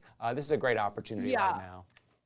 I love at this price point being able to give this to a little one. You know, I've got 3 kids. They love using the colorful machines, and it's anything to kind of get them off screens.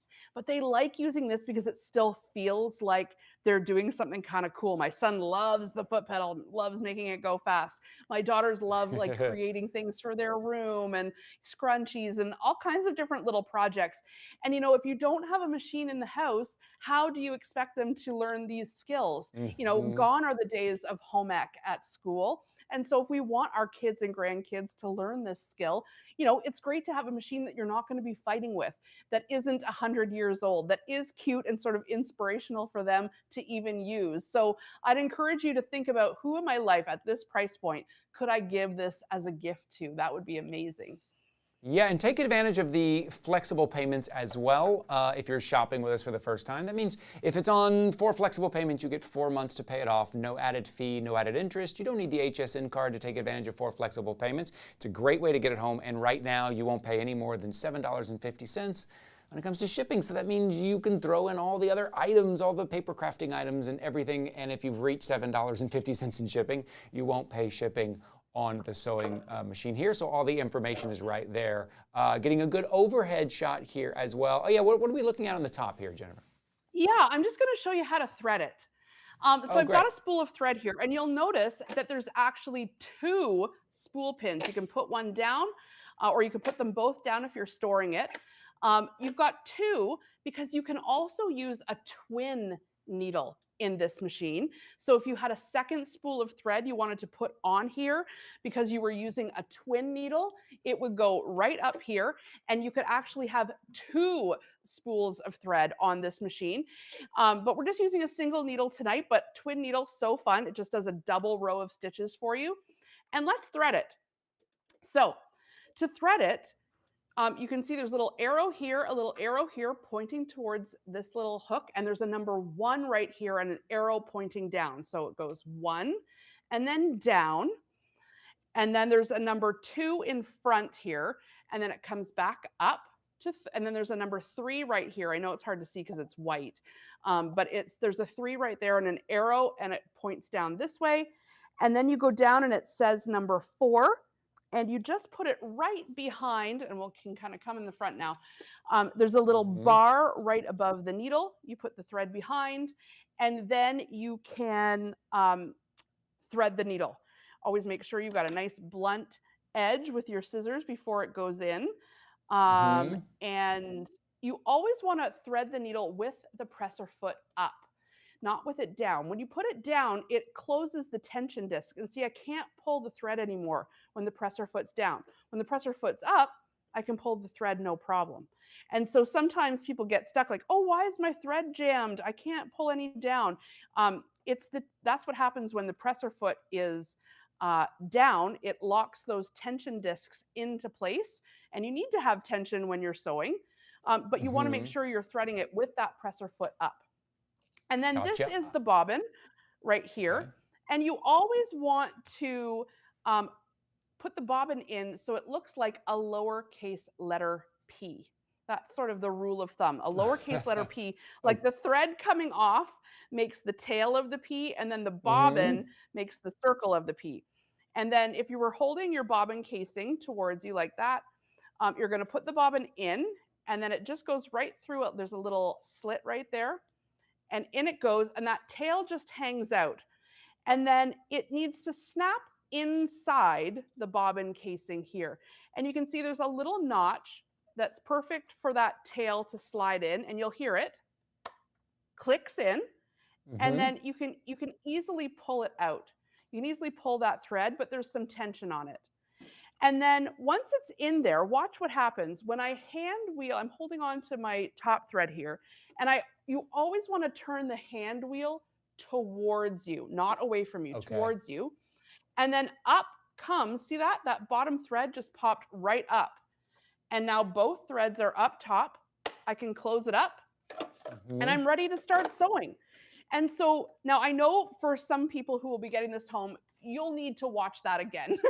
You'll need to, you'll need to look at it. But it's more to show you it's not very difficult, and you will be able to do it. And I always recommend that if you're new to doing this, that you thread your machine 10 times in a row. By time number 3, you'll know how to do it. And then by time number 7, you'll be annoyed. But by 10, it'll be so imprinted in your brain that if you don't use this machine until next Valentine's Day, you'll still remember how to do it. So 10 times in a row is a great way to just remember how to thread it. And now we're good to go. Great. Quick question here again. Anne, thank you for your question. Anne is asking, does it have a thread cutter? There's no thread cutter on this machine, but it does come with a little pair of snips. So if you're looking for a machine with a thread cutter, or that's computerized, or even has an automatic thread cutter, go to hsn.com, because this is where you're starting with Janome, right here with this machine. And then it goes all the way up to the big granddaddies of machines that have everything computerized. So if you take a look on hsn.com, if you're looking for one with an automatic thread cutter, you'll be able to find it there. But this one does come with a little cute pair of white snips. Yeah, you're getting the 100th anniversary kit as well. And remember, with the reduced price that we have it at now, with $145.99, that's over $20 off immediately. And that flexible payment's only $36.50. All you got to do is put down that first flexible payment, and we're going to ship this out to you. Remember, here at HSN, again, you have 30 days to try everything out, get it home, put it to the test, try different projects, some that are practical, some that are creative, some quilting. That is the best way. Get it home and get your hands on it here for this price that we're doing right here, right now. You can see the item number on your screen, 773765. Use that at hsn.com here. Glenda says, your demonstration is awesome. Aw, thank you. That's so nice. You know what? I love sewing with you guys. I sew live multiple times a week, so I hope you'll tune in. I'm always going on Janome's page. I'm going on my page with you guys here at HSN. And you know what? It's really, really fun, and I'm always making something. So follow along, and I'm sure you'll be inspired to make something with your own machine, or you'll learn a thing or two, I hope. There's always tips and tricks to pick up, even if you've been sewing your whole life, which Ty, I have not been sewing my whole life. Can I just tell you that? Lots of people really? think like, oh, you must have been. No, Oh. not at all. I was a TV reporter for 20 years. And I was always traveling with a craft project because I was always getting stuck places and like hurricanes and on big crazy stories. Yeah, right. And my cameraman used to say to me, do we have to bring this sewing machine? We've got enough gear with us. And I'd be like, yes, we do. Oh, how fun. Right. Yeah. I have some downtime. Right. Yes. Exactly. And so I just want to say, like, I only started sewing like long into adulthood, but I remember my grandma doing it as a kid, and you know that really sparked a lot of joy, a lot of joy. And a lot of people will remember that their parents used to make their clothes, or that their grandma used to make quilts, and maybe you have something like that. And you know what? That's what I sort of remember. Even though I didn't grow up doing it, I remember seeing it a lot. And so as an adult, when I was, I had a big job as a news reporter, it was that homey, comforting feeling of making things that really sparked joy in my life. And I transitioned out of news, and now I pretty much sew and craft all the time. So it just goes to show that you don't have to do it your whole life to get really good at it, and to, become skilled and have it spark some joy in your own life. Right, and now is a great time to get started. If you tuned into the live stream, maybe you tuned in to look at paper crafts, and then you watched us here talk about Janome and watching Jennifer do these projects, and maybe now is that opportunity. And we've been talking about Jennifer too through all of this, all of our crafting shows today about taking time to do something that does kind of bring some joy and some creativity in your life. And when you have this machine in your home, then you have the reason right there, and then you start to find that inspiration, start to find that time that you're doing. But you have to have this machine in your home, have that space, and now is a great time to get started. My wife is a great seamstress. She sews, has her own crafting room, and she started, Jennifer, because she couldn't find any clothes that fit her when she was younger, and she started just making her own clothes. Yeah. Well, and that's what happens, right? When you have a machine, maybe you start inspired. Like my very first machine, I was inspired because I wanted to make curtains. I thought, how hard could it be? And I saw the price of drapes in the store, and I thought, are you kidding? I'm buying a sewing machine. So I did. And that started it all. And then it was like, well, I could try making this, or I could try making that. And yeah, how hard could it be? And then it's just like, hey, this is fun. And when you have a machine and that you can use for all kinds of different things, now here I am years later, like on with you guys making placemats for the kids for the morning, How fun. Okay, I'm going to remind you of the item number here because we only have about 15 minutes left in the hour, and I want to make sure we talk about the Serger. As a matter of fact, I'll be honest, I'm not even sure what a Serger is, so I'm anxious to to learn something here. 773-765. My wife is watching, and she just rolled her eyes. Your wife is rolling her eyes right now. Yeah, your wife is going, do you pay attention to me at all? Yes, I know. I don't know that I'm not allowed in that sewing room, so maybe that's why. So there it is. So we're going to move on to the Serger here in just a moment, but I want to make sure you saw the item number one more time. 773-765. It's right there on your screen. You see that little squiggly square up at the top right of your screen? That's a QR code. You take your smartphone, you open up the little camera app on there, you aim it at that little square up there. It'll give you a link. You tap the link, and if you have the HSN app, it'll take you into the app. If not, it'll take you to hsn.com. It'll take you right to the link so you can take a look at all of the crafting items that we've been talking about today. Some of our clearance crafting items are up to 70% off. You will see that all you will pay is $7.50 in shipping. We're hearing from so many of you on our Facebook Live saying how much you love these streaming events, and we are so happy that you are loving it. We're so happy that you're joining us. A lot of you asking, can we do more of these? This is great. The more you say that, the more HSN hears that. We will be doing more of these. I'm so glad you guys are jumping in. If you're just tuning in right now, say hello, whether you're watching on YouTube or on Facebook here. So we have probably about 15, maybe 13 minutes left in the hour here. So we were talking about the sewing machine, the 100th anniversary accessory kit that you're getting with that from Janome. We're going to spend the last few minutes talking about the Serger. I'm going to get my card here because I do want to tell you about the anniversary kit and the extension table that you're getting on that as well. 4 spools of thread, your general purpose presser foot, 2 screwdrivers, you're getting a set of tweezers, set of Serger needles, your instruction manual, and then your anniversary kit. You're getting scissors, pink bobbins, sticker, washi tape, pin cushion, accessory bag, and as I mentioned, that extension table there.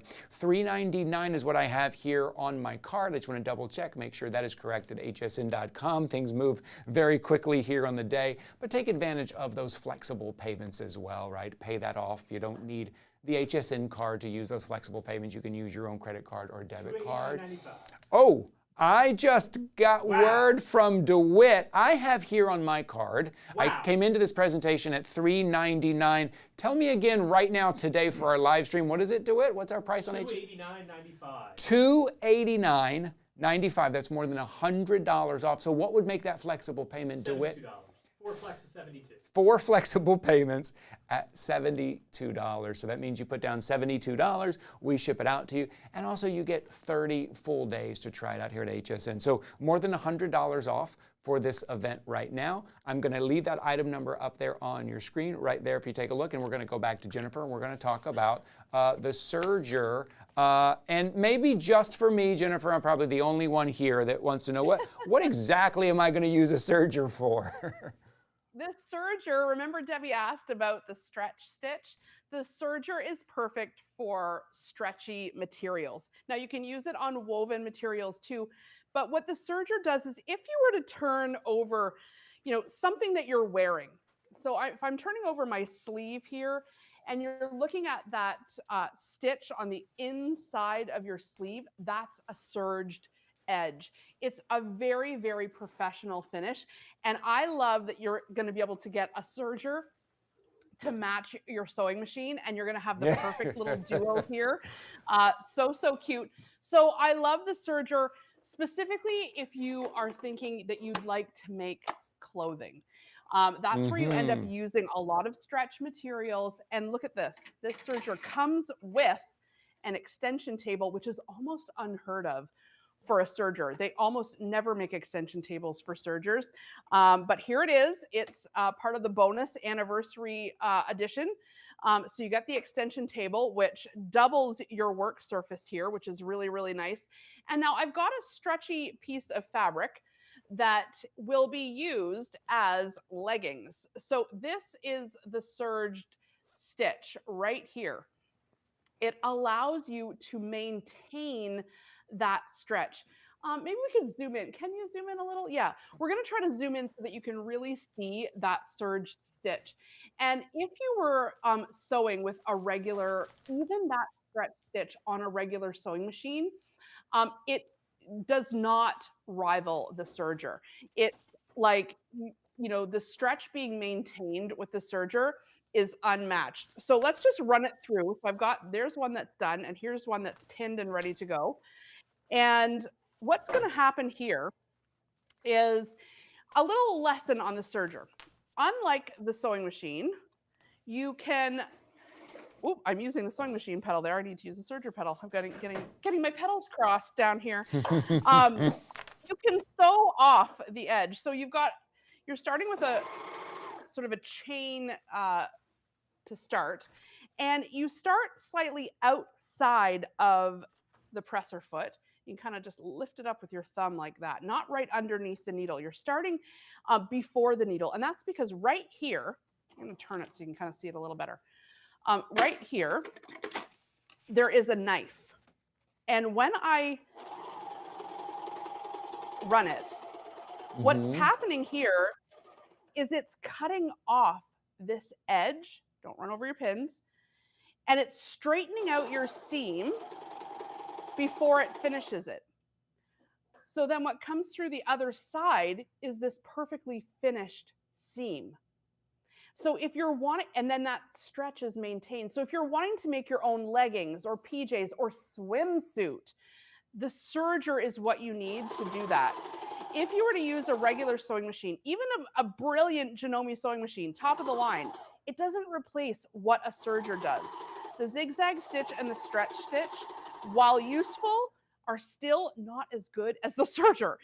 You want to use the two in combination. It's sort of like in the kitchen, you've got the stove, like the sewing machine, but the serger would be the microwave. You know, you wouldn't replace your stove, but once you have a microwave, boy, it's hard to live without it. That's the Serger. That's a great way to so put it. That's good. Yeah. Yeah. And then, so you just chain right off the end. And now that stretch is maintained and it's perfectly straight because it's cut all of that little bit off as it was finishing that edge. And that's what the Serger does. So that now when these leggings go on to your legs, or you're doing yoga and not wanting to spend $100 on leggings, who are they kidding? You can make these for like $5 in fabric. But you can only really do it if you've got a serger, and that stretch is now perfectly maintained and that seam is totally finished. So I can go ahead and put these leggings together. I'm going to make a whole pair of leggings here. I bet you, before this 15 minutes is even up. The serger is very fast. 1,200 stitches per minute. And you know what? I got to say, people are sometimes a little intimidated about the serger because, and it is true, people often are think I don't want a serger because it's too difficult to thread it. And it is true that sergers aren't threaded like regular sewing machines, and they look a little strange and like, what the heck? You know what I mean? But rest assured, Janome got you covered. Okay. So when you open up the little lids here, now I also, if you're doing due diligence right now and Googling other sergers at this price point, first of all, I don't even think you're going to find one. But if you do, I want you to see if they open on the left. And you can see that the Janome serger opens right up and you can see all the metal parts. The only thing that's plastic in here is the knob right there and the knob right there. It's all metal on the inside. And when you look here, you see a thread guide exactly where you need it.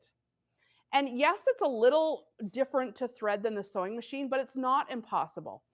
All it takes is you have to thread all 4 spots. And everywhere, you can see this first one, all of these threads are green. And everywhere you see a green dot is where you put that first thread. And then you go along to the second one. And everywhere you see a red dot, then you put the second thread. And so on. And then you thread the 2 needles. So you could do 3 thread or 4 thread on this. And so you just have to take your time and thread it one at a time, starting from the right and going over to the left. And everywhere is indicated where you put the thread next. So it's not as easy to thread or as simple to thread as a regular sewing machine. Sure. But you will love the expert finish you get from having a serger in your regime. Maybe you already have a sewing machine and you're enjoying using it.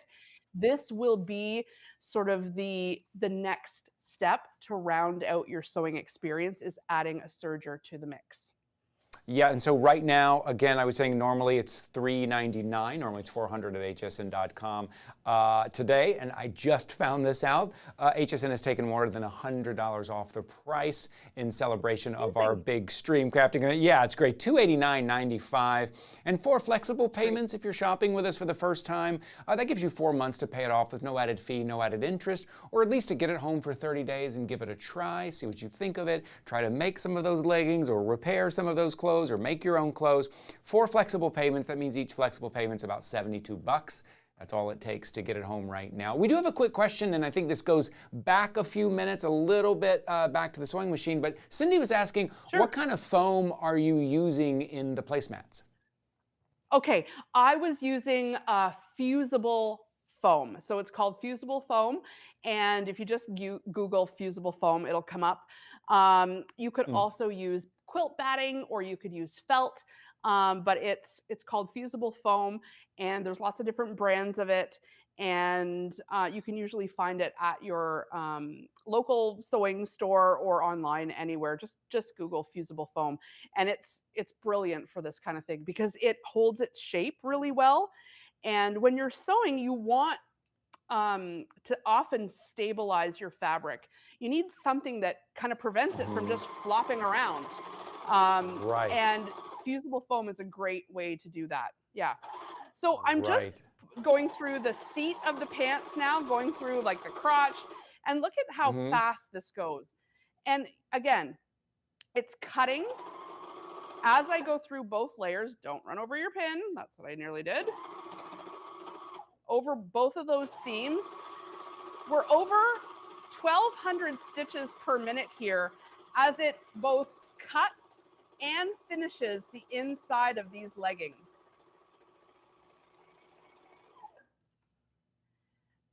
There, I've just done that whole seam. That stretch is maintained, so that's good. Now I'm going to turn these right side out. Yay! Another pair done. Look at this. Another constantly. I know we only have about 2 minutes remaining, but I want to try to answer as many questions as I can here, Sure. Jennifer. Lisa says, can you use the serger on non-stretch material like denim or regular cotton? Of course, brilliant, brilliant. So yes, and you want to use the serger on fabrics that are woven, on any fabric really. But watch what happens. So if I were to take the edge of this quilt, for example, see how it's all kind of fraying here? Anything that frays, if you finish the edge with the serger, so if you were quilting with Minky, for example, anything like that, if you get rid of that frayed edge, and then you put this in the wash, it's no longer going to come apart. So if you were making a scarf, if you were making a skirt out of like twill or tweed or something that would unravel, you just look at the difference now between this edge and the edge above. It's all completely finished now. Nothing here is going to unravel at all. And look at how nice and straight and finished that edge is now. It's no longer going to be fraying and coming apart like this. So if you have anything that you're sewing that you know is going to be washed a lot or is made out of a fabric that will easily unravel, finish that edge with the serger first, and then you're virtually guaranteed that once you go to wash it, it's not going to unravel. The other thing it'll allow you to do is if you were doing napkins, for example, and you wanted to do a rolled hem, and you didn't want to have to fold over and then fold over again and have that huge lump. Instead, you would just finish the edge with a rolled hem, and then your tablecloth or your napkin, your table runner, something that you wanted to lie flat, would have the nice rolled hem edge. You can do that with the serger as well, and that would also be on a fabric that would not be stretchy. So I love doing napkins and tablecloths on the serger. Great question, Lisa. Thank you. I know we have to wrap it up here, but Jennifer, I want to leave you with a couple of things people are saying here on our Facebook live stream. Cindy said, what an excellent demonstration. It felt like a friend sharing something that she is excited about. Wonderful job. And that's, I mean, that's the truth. That is what it is. And then Patricia said, this is such a great demonstration. It's inspiring me to start sewing again. So what a wonderful hour. Yeah, what a great community. And thank you everybody for jumping on. Jennifer, that hour just flew by. Thank you for being here with us and for your great demonstrations and seeing everything that you're making. And happy Valentine's Day. I hope you get those placemats finished. You're welcome. It's so great to be here on the big craft stream. I hope you guys do this again. Super, super fun. Yeah. Thanks for having me. Think so. Thank you. And thank you to everybody joining us and jumping in. Wow, we are, DeWitt, we're down to our last hour, buddy. This is it. DeWitt's been here 12 hours, right here at Mission Control. Here he is. He's been standing right here for 12 hours, making sure everything is running, problem solving, swapping out items, checking in all of our guests. And we just want to thank you so much for being here. How's it going, buddy? You looking good? He's still looking good. I'm hanging in there. I'm a little frazzled. No, you're looking good after 12 hours. This guy's great. And I know you guys love DeWitt, getting a lot of shout outs to DeWitt here as well. But we're setting up here for our final hour. You may know this guest already. We're so happy to have him here at HSN. He's a crafting influencer here. But we've got quite a few bundles we're going to show you here at the end in our final hour. We have some ink pads. We have some paste. We have a tool bundle. We have a a stamp bundle here as well. So a couple of things as DeWitt gets set up here that I want to remind you. $7.50 is all you're going to pay for shipping, right, DeWitt? That's going to be That's it. it. That's all you're going to pay for shipping. Once you reach $7.50, that's it. Everything else is basically free shipping. You just keep adding into your shopping bag there as well. Also, while we're talking, if you're just joining us right now, this is the first time you've dropped in this 12-hour live streaming event, you'll see a QR code up on your screen. It'll be probably right where DeWitt's head is right now. It'll probably be somewhere right there. Yes, that's where it'll be. If you've never used a QR code before shopping with us, you just take your smartphone, open up the camera app like you're going to take a picture, aim it at the QR code. It'll give you a link. You touch that link, and then that will take you to hsn.com or into your HSN app. If you don't have the app, get the app. It's wonderful. And then you'll see all of our crafting items there. Some of our clearance items are up to 70% off right now. So here we are, DeWitt. We're here at our final hour. Very exciting. It's been a great day. Thank you guys so much. If you're joining us on Facebook or YouTube, drop a comment. Let me know. Bonnie says, Bonnie from Pittsburgh. Hi, Ty. She knows I like it when everyone drops by and tells us where they are joining us from. Nancy says, DeWitt, great job. You deserve a drink. Coletta says, doing great, DeWitt. Oh, fantastic. All the love. This crafting and maker community is so full of support and love. Okay, are we ready to move on to our final hour, DeWitt? Is it time? Okay. He's checking, making sure everything is in order here to invite our friend, crafting influencer. You may have seen some of his videos online, very popular, huge following.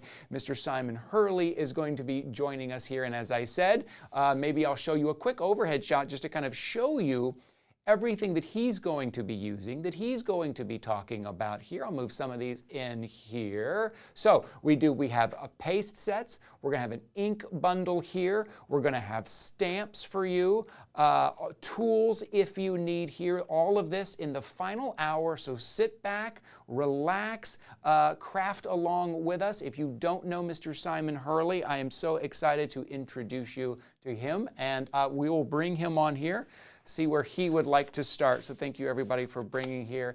There he is. Hi, Simon, how are you? Hey. Very nice to meet you. Good, nice to meet you too. I'm so excited. This is great. Yeah, so earlier we were watching some of your videos are fantastic. Your tutorials are lovely. Make all of us just welcome and feel like we want to jump right in. So welcome into the HSN live stream. We're happy to have you here. Maybe you can tell us quickly, maybe a little bit about yourself, about Ranger, and then wherever you want to start, we will follow, my friend.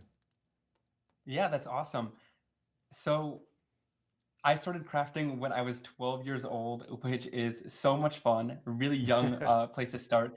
And I just believe that crafting is such an amazing escape, but it is such a great art form. In a world of digital technology, you can kind of relax and create things with your hands. I've been so inspired. I've been watching the live stream today, and it's been amazing to see what everyone's been creating.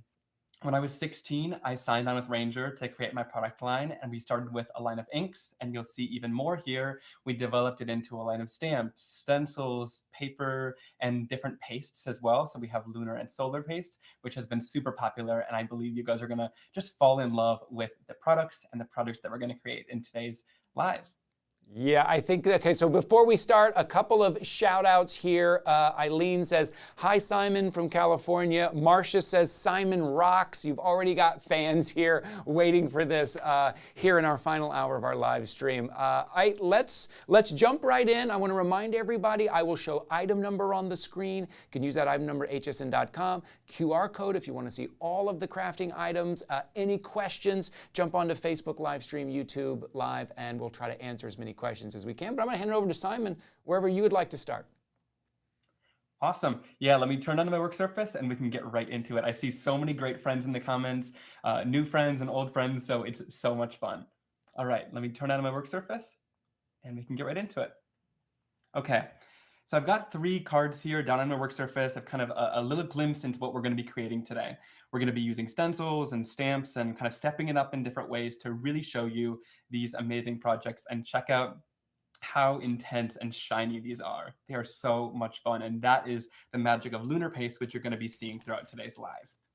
All right, so to start off, I'm going to jump in using the candles stencil. This one is really fun. It's this layering stencil that creates these beautiful solid candles. And of course, I'll show you later in the live how you can step this up with the matching candles stamp as well.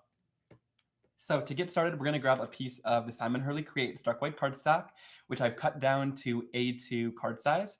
And I'm going to just tape this down to my craft sheet to make sure that we can hold it in place while we're doing our stenciling. And then I'll place this right down onto the surface. And then when it comes to using the stencils, I'm going to go into this stencil set. And now this is a layering stencil. So if you've never used a layering stencil before, this one has 2 different layers in it, and you can use different inks or pastes to layer the stencil up. Now I'm going to be showing you how to use lunar paste to use through these layers to get a bunch of shine and some really amazing color. And with both of these stencils, I'm not sure if you guys can see, but right here and right in that corner, it says candles 1 and candles 2. So you know the numbers of layers, how they layer up. And you'll also know that if you can read this correctly, it's facing the right direction, because otherwise you can have it flipped all over. So this will ensure that you have it lined up perfectly. All right, so I'm going to take the first stencil. This is the candles 1 stencil, and I'm going to go in here and line it right up onto the front of my card. And I'm going to go in and again, use just a little bit of tape to hold this in place while we do our crafting. Now you can use any sort of sticky mat that you have at home if you have any gadgets to hold this down, but just a little bit of tape is going to go a long way in holding this down. All right. Then I'm going to go in with some lunar pastes. Now these are the lunar pastes in the main bundle. This one is called Clear Skies, and this one is Shooting Star, and they are just absolutely gorgeous colors. And when I open these up, you guys will see all of the amazing shine that's inside of here. Now, what's really awesome about lunar paste is just the different ways you can apply it. Now, first, I'm going to start off by using a palette knife, which is from the paste tool set. And I'll use this throughout the live to kind of spread the pastes. And there's other pieces in the paste tool set, which is going to help make it really easy to spread them across your surface. But it's this really creamy metallic texture paste. It's got a really great consistency to it, so it'll be easy to spread through a stencil. But also, I want to show you another way to use the lunar paste. So I am going to swipe it across the surface really quite easily like this. And let me get the comments back open. I got the comments right in front of me so I can read them. And then I'm going to go in with a blending tool and grab it right off the surface. Now this is just a sponge blending tool. You can use any sort of sponge tool on the surface. But when you're picking up your lunar paste, make sure you do a thin layer onto whatever palette you're using. Here I'm just using a piece of plastic, so that you can barely see it on the sponge. You want it to sink into there. If you have it kind of sitting on top of the surface, you know you have a little bit too much on your sponge and it could seep underneath the stencil. All right? Okay. So once you have it applied to your blending tool sponge, you can then go right onto the surface and literally just start blending it right through your stencil. It's as easy as that. All right. And you get quite a bit of color payoff. And what's really great about this is it blends so smooth and seamlessly, but you're still going to get all of that really intense shine after the fact. Because each one of these lunar pastes, and that's what's super important about them, is these aren't a dye inside of here. They're not one sort of white metallic paste mixed with a dye. Each one has an individual mica powder that has a different color in it. So it's going to be a really solid and intense color, which I absolutely love about them. All right, and then just blend it across the surface super easily. And I like to go in swirling motions like this, but if you tap onto the surface, you're going to get more of like a raised kind of dimension textured effect, depending on how much paste you have on here. So it's really up to you with what kind of texture you want, but I like to just sort of go in this swirling motion to apply my color down. And what's really super great about this is for the first layer, I like to go in with the blending tool first because this area is already dry up top.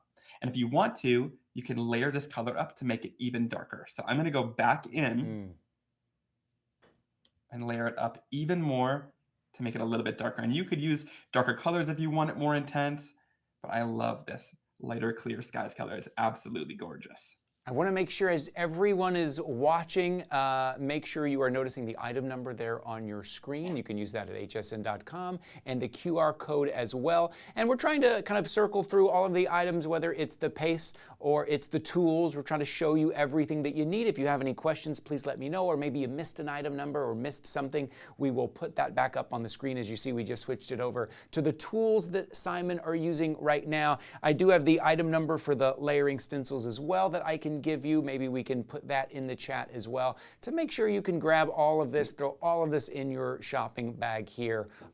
Beautiful, these colors, that color that you just put on there, and the technique of layering also kind of changes, like you said, the texture and the look and the depth of the color as well. I want to make sure you know that you can grab all of this, whether it's the paste, the ink coming up, the stencils, or the tools here. In our final hour of our big crafting stream today, Eileen says, Simon, Eileen says, does the lunar paste dry up if you want to use it months later? If so, can you do anything to fix it?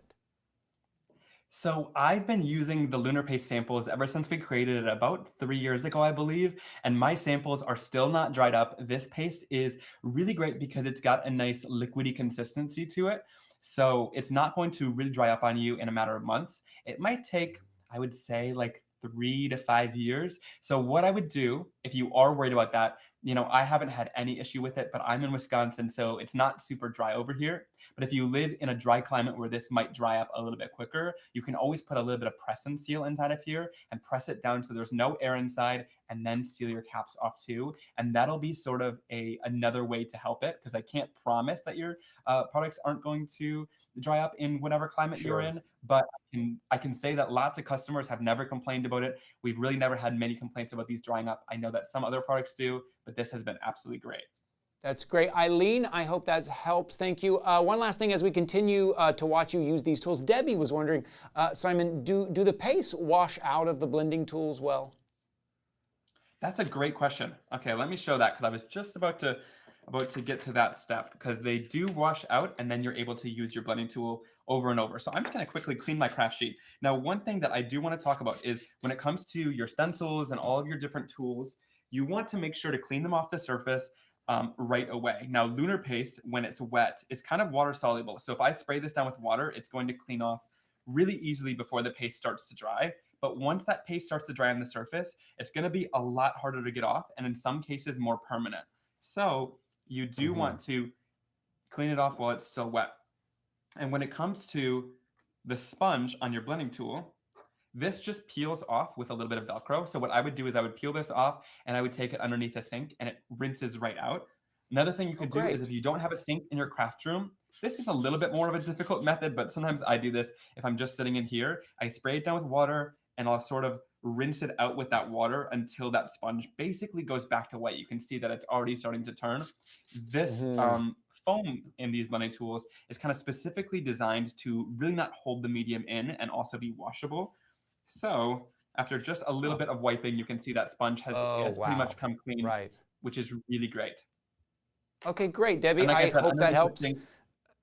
Thank you all for your questions here. Thank you all jumping in here. Questions, I'm going to keep an eye on it, try to answer any questions here while we have Simon here with us. Okay, great, beautiful. Back to what we have here in these stencils. All right, wonderful. So I'm going to press this back down now to make sure that it's fully dry. It's pretty much completely dry, but I want to just make sure. So I'll go with my heat tool. Now the paste is completely heat stable, so don't be worried about heat setting it. It won't bubble or anything. Just make sure to keep your heat tool moving so that it doesn't burn anything. But check that out. Even just after that first thin layer of the lunar paste, it still retains all the amazing color and shine, which is awesome. Check that out. That is beautiful. I love that we can see it as you kind of rotate it and move it, the shine and the depth it's picking up there as well. I'm going to add one more question here. We have a lot of interest in these pastes here, Simon. Patricia says, would putting saran wrap over the top of the jar before you close it with the lid help keep it from drying out? Yeah, that would be helpful. Just make sure that if you've used quite a bit of it already, now of course my jars are pretty used, but yours would come completely full. If you've used it more, press that saran wrap down into there to make sure there's less air. But I wouldn't be too concerned about it, like I said, but if you want to keep that extra precaution, you totally could. Okay, great, great. Now I'm going to go in with the candles stencil number 2, and I'm going to place this right on top, and the flames pretty much just line up right on top of those candles really nicely. And I'll just go in again using a little bit of tape to hold it down. And we'll just tape it right into place. Super easily. And this time, I'm going to show you another way to use your lunar pastes and kind of apply them onto the surface. So this time I'm going to be using a little bit of Shooting Star, which is this really great bright yellow color. I absolutely love it. And I'm going to go back in with my palette knife from that paste tool set.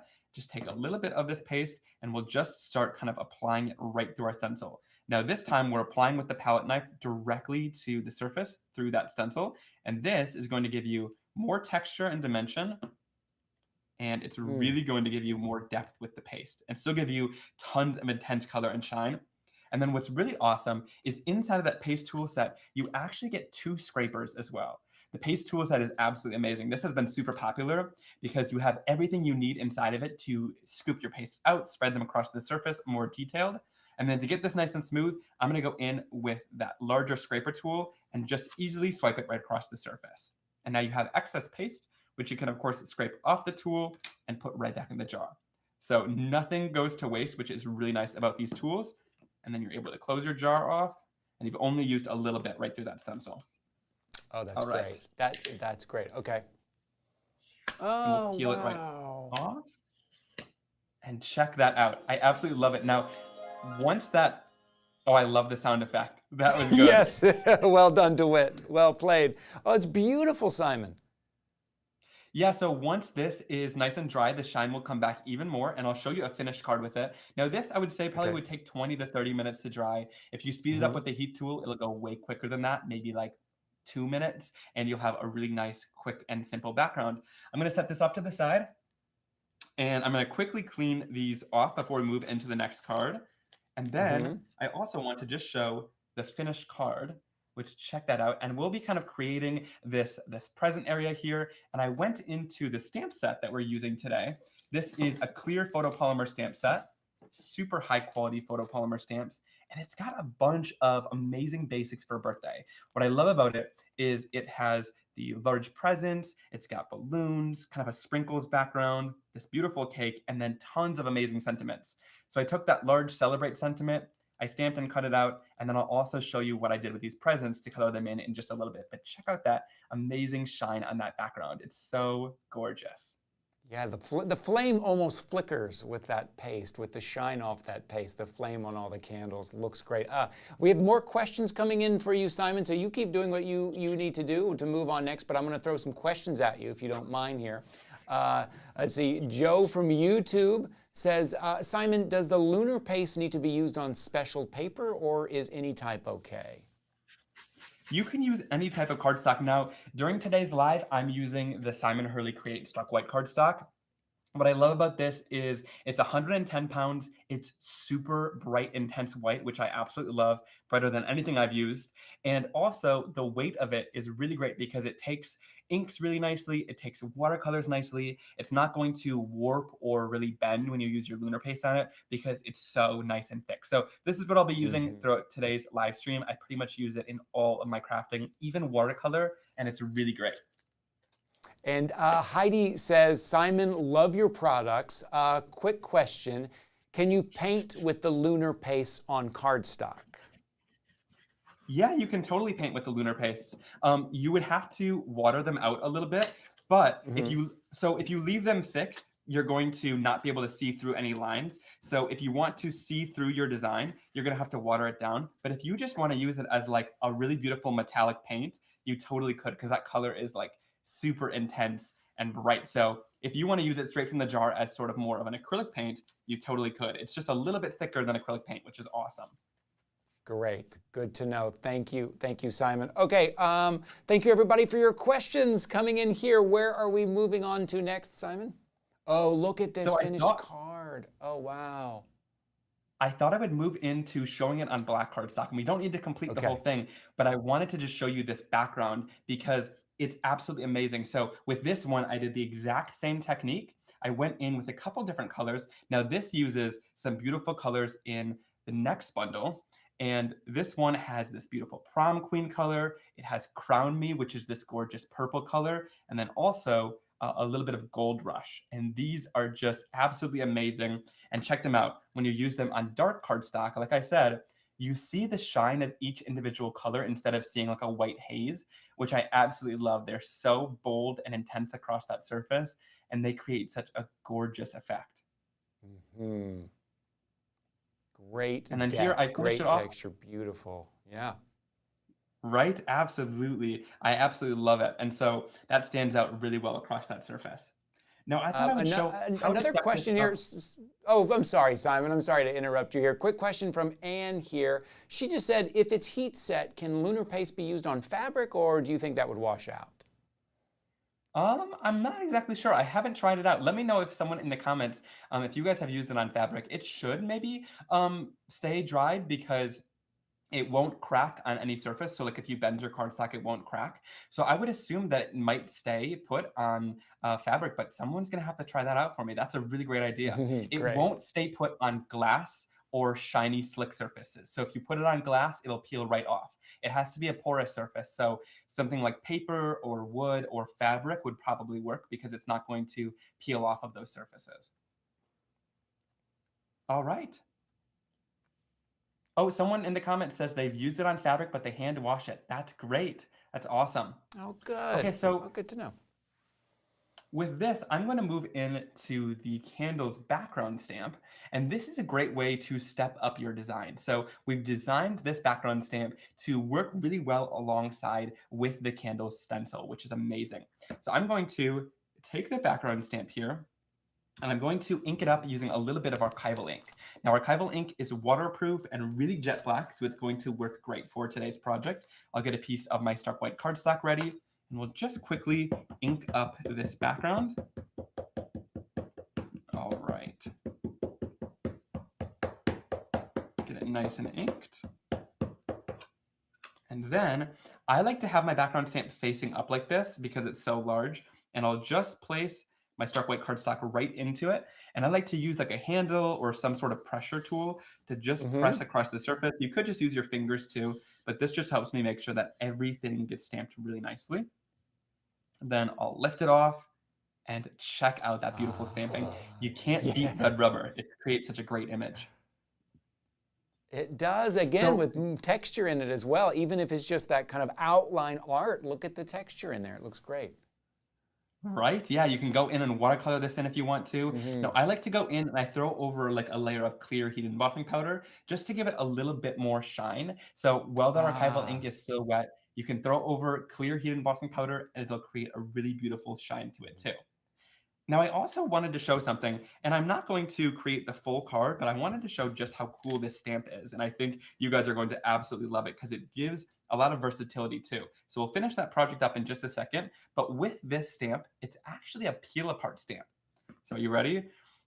This middle section peels out of the stamp and you can use it separately. Wow.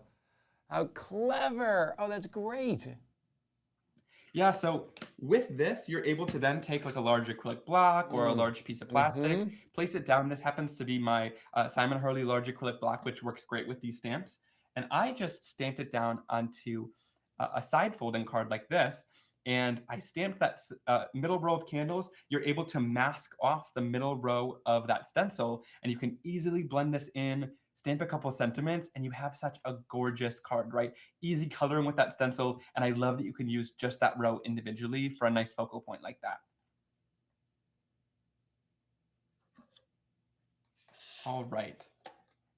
I'm gonna go in, and then you can also use it all together. So I'm just going to peel that right back out, and then all you need to do is put this right back together like a little puzzle piece, place it into place, and then to fit this back in, I just kind of bend this backwards and place it right back in, and it fits like a perfect puzzle right back into that stamp, and you can use it as the full background again. How clever, how great. We have someone asking here about the item number for the stamp. Item numbers, I'm going to try to make sure we get those up on the screens for you as quickly as possible as we rotate through all the items. So thank you for reminding me, Coletta. She was asking about the item number there. So we'll keep those up on the side of your screen there, but you can also use the QR code that will take you to all of our crafting items that we've been talking about throughout the day, including the ones from Simon Hurley that we're using right now here. Okay, thank you, Simon. I just want to make sure everybody knows where they can pick everything up and how easy it is to grab their items. Yeah, that's perfect. I'm just going in and laying down that first stencil, and you can see how perfectly it coordinates with the image of those candles. And then all you need to do is go right back in and layer this up. And so what's so cool about using that stencil with the stamp is I know that some people are afraid of like alcohol markers to blend those together. Sometimes it can be a little bit difficult, or sometimes people are afraid of watercoloring too. But this is going to color this in so quickly and easily using ink pads. And it's going to make your life so much easier because you don't have to go in and kind of really be fussy with coloring these in, and you get a really quick and easy birthday card. So I'm going to go in with a couple different colors of my Simon Hurley Create ink. Again, using that same blending foam on your tool. I love this stuff because it works great with both the inks and lunar pastes. I'm going to start off by going in with a little bit of Later Gator. I'll ink this tool up really nice and easily. And then I'll go right in onto the surface and start blending it down. And you get just this really great blend of color. Now, another reason why I love my cardstock, and this is that Stark White Simon Hurley cardstock, is because it's uncoated.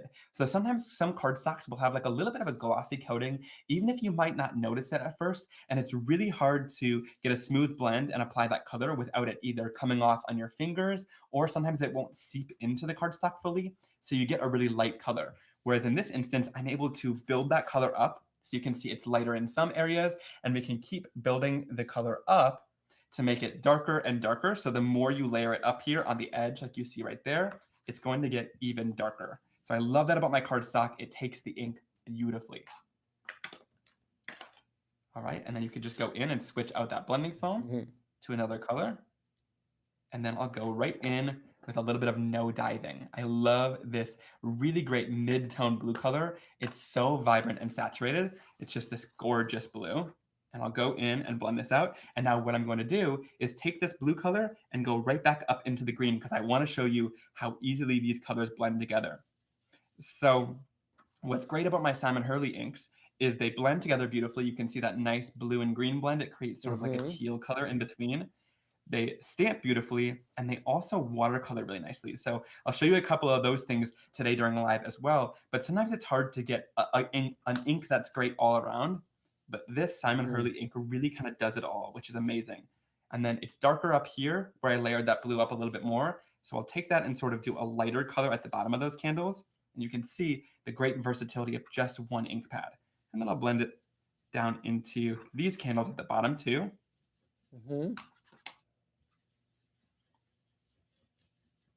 Really great. All right. And then last but not least, I'll peel that off one more time. And we're going to go back in using a little bit of purple. Now this color is called Crown Me. It's the most gorgeous, vibrant purple. And I'm going to go right at the bottom here, ink up my tool, and I'll blend that right into the blue. And again, you can see with no effort at all. Wow. Yeah, it blends so beautifully with no effort, which I absolutely love. And I'll just blend that right into the blue. Amazing. And so what's so awesome about that blending is, I mean, that took a couple of minutes and you have pretty much like a finished colored card, which is so awesome. Check that out. That's beautiful. And then we can go in with the second layer. So I'm going to go in here with the flames again. And this time I'm going to use a different color for the flames to just show you a variety. So you could use that shooting star color. You could use Gold Rush. And there's also another color called Slippery and Wet, which is a fun color. So this is really great because it's kind of a yellow gold. You can see there's quite a bit of a difference between the three of these. So they're all kind of a goldish or yellow color, but they're very different. So we don't really have too many overlapping colors. We kind of create them as we see fit. So this one The shooting star color is a lot brighter. This is kind of a nice mid-tone yellowish gold. And then this one is a more darker, kind of realistic, rusty looking gold color, which is awesome. These I'm going are to start great. off. Can I ask you real quick? This is like maybe not so crafting question, but where do you come up with these great names? You have great names for your colors. They're so fun and exciting. How do you come up with these great names? Thank you so much. I have so much fun. Like the naming process is probably the most fun part. We Good. have, I like, love a it product because I love Crown Me. Crown Me's fantastic. I love it's so fun. You're so creative. Thank you so much. Yeah, me and my mom sit down and we're like, all right, what do we need to name this one? Like we kind of like to come up with something that's sort of funny and kind of punny. We like to make people smile while they're crafting. So we sit down and we figure out whatever the Great. best name is for these colors. Well, All right. it's definitely working. Thank you so much.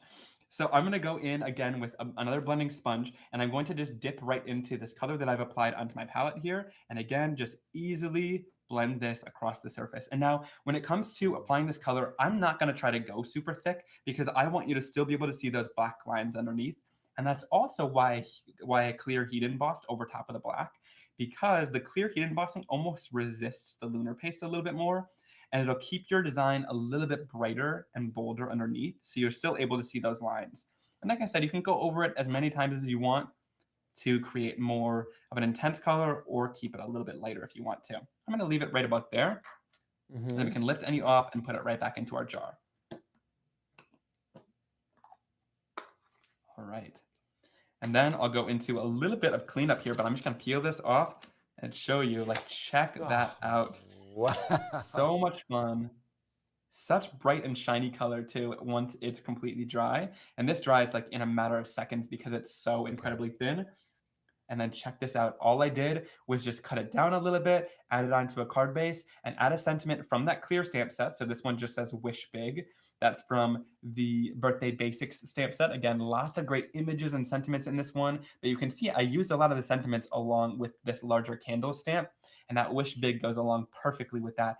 To create like a super easy birthday card, imagine you're running out, you kind of forget a birthday card. This is the quickest and easiest birthday card you could create, and it's still so stunning and intense.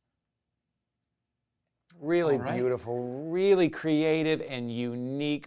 If you are, I know a lot of you are asking about the stamp. If you were following along on HSN's Facebook, you probably saw someone from HSN, one of our moderators, say. But if you didn't see that, I want to make sure and read this. Right now, at the moment, we don't have that stamp online at the moment, but we are working on getting it in stock. I just want to answer everybody's questions because I told you I would try to find the item number and put it up on the screen. We don't currently have it in stock, but we are working on it. So thank you for all of your questions there. I think Eileen said, was it Eileen that said she wanted to say hello to your mom? She says, is your mom there? Put her on the screen. I want to say a quick hello. So people saying hello to your mom as well, Simon. Everybody coming out and joining us here in our final 30 minutes of our big live stream day here. Donna on YouTube says, what color is Roar? Oh, which one is Roar? Let me see. Oh, let's see. Roar is part of our line. I'm not sure if it's part of today's bundle, but Roar is this beautiful kind of bright orange color, but it's a great mid-tone. It's like almost the perfect mid-tone orange color, and so much shine and intense so color unique, in there. Beautiful. I love the Roar. I love it. Great. I'm a big fan of the names here. Carol says the lunar pastes are fabulous.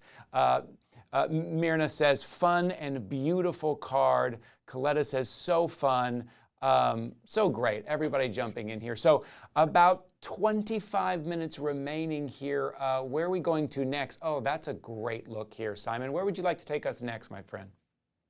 Thank you so much. So I'm going to take you on a little journey here, another way to apply the lunar paste, and a really cool way to use the stencil, which I'll show you how to get through this really cool marbled effect. Like, check that out. And then I'll go into how to use some excess, but then you can still see that candles design throughout that stamp. And then I'll show you how to use some of the excess and sort of stamp off onto a card to create a really great kind of metallic looking background on a black card like this. So this is like a 3-for-1 technique, which is going to be awesome. Great. All right. So I'm going to start off, again, we're going to use a little bit of black cardstock for this one. I'll tape down my cardstock just to make sure that it stays in place. I like to roll a little bit of tape and put it onto the back just to make sure that nothing is going to move around underneath the stencil, because sometimes it can still shift a little bit. So this kind of keeps it in place, and then I'll grab that first stencil. We can lay it right down onto the surface. And I'm going to go right in with a little bit of tape again. I'm going to just use quite a bit of tape to hold this right down on the surface here. Perfect. And that should be good. I'm going to actually tape the sides too, just to make sure that everything is nice and held down and that no paste is going to kind of spill out. All right. That looks great. So we're ready to go with blending our pastes. Now let's see. I used a couple different colors on this. I used Crown Me. I used another color, which is called Silver Lining. And I also used Bee Sting. These are some great ones. I love them. Great. And I'm going to go in with a couple of these colors and just use that palette knife from the paste tool set again. And I'll just take these colors and apply them kind of in random spots all over the background. This is where you get to have fun, be kind of messy. It doesn't really matter where you apply the colors. You just kind of want them in a couple different spots for each color across the surface. So just really quite easy, not much thought to it. You don't need to overthink this technique, which is kind of the fun part about crafting. I like to kind of break things down and make it as simple as possible, because you can still get such beautiful effects, even if it's really simple. All right, so I'll put any of the excess back into the jar. We're getting a little messy with this one, so I'm going to grab out some paper towel so I can wipe off the tools in between hand and make sure that I get any paste off my hands here. All right, and I'll go right in with a little bit of Crown Me next. And I'm going to sort of place this right next to some of those red colors, kind of swipe it throughout, grab a little bit more, and add it all over this background. All right, we'll fill in some of those areas. Let's see, add it right there, maybe a little bit right there too. That's great. All right, we'll put any of the excess right back into the jar. It's looking like a little bit of a hot mess right now, but but this is fun. This is that creativity side of it. It doesn't have to be perfect. It's expressionist. Right? Yeah, it's so much fun. So then I'm going to go in with a little bit of this beautiful Silver Lining color. And I'm going to just swipe this across the surface in those other areas to just sort of fill in the background a little bit more with some more paste. All right, that is looking great. I'm loving how it's looking. And then I'm going to wipe off my tools. And now we're going to go in with our scraper tool from the paste tool set. Like I said, this thing comes in handy so much. It makes scraping down backgrounds like this so easy. So all I'm going to do is take the scraper from the top here, and I'm just going to easily swipe it down the surface. Now there's still a couple areas, so we'll just go right back in and swipe it one more time, and this is going to smooth it down, and the more times that you go throughout, it's going to sort of mix and marble these colors together. Now you could do it as many times as you want, but I'm gonna warn you, the more you do it, the more it mixes. So I like this marbled look. I'm gonna stop while I'm still ahead, and I've still got quite a bit of paste here, which I'm gonna set off to the side while we do our cleaning on this first background. And then we can use that excess too. So I'll just peel off the tape and start my cleaning process by lifting up the stencil. And check that out, a really great stunning, wow. And on that black background, oh, that's beautiful. Thank you so much. And it's so intense and vibrant. And I love that beautiful marbled effect, right? Because you usually couldn't do that, or you'd have to like mix them yourself. They're so bold and intense. And I love that look of all the colors kind of mixing together in different areas and giving such a gorgeous effect. So I'm going to set this off to the side to dry. And again, how long? Yeah, sorry, you were going to answer that. Sorry, go ahead. Oh yeah, no problem. That's going to take about 30 to 40 minutes. Sometimes when you apply it a little bit thinner, it'll dry a little bit quicker. If you use a heat tool, it'll dry even quicker. It really just kind of depends on your climate, honestly, when it comes to dry time. So in my climate, it's going to take about probably 30 or 40 minutes to dry that background. But in an area that's a lot warmer, you're going to have it dry probably a lot quicker than that. Okay. All right.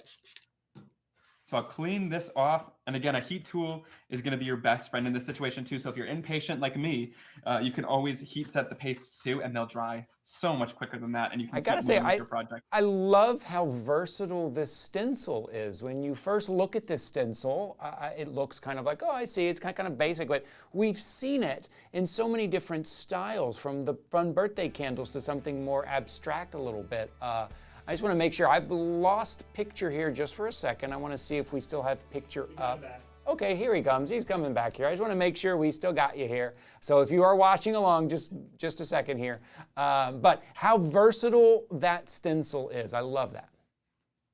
Right? Yeah, it's so much fun. And honestly, what I've found when I'm designing stencils is the more basic they are, the more uses they have, to be completely honest. So that's what's so much fun about this one.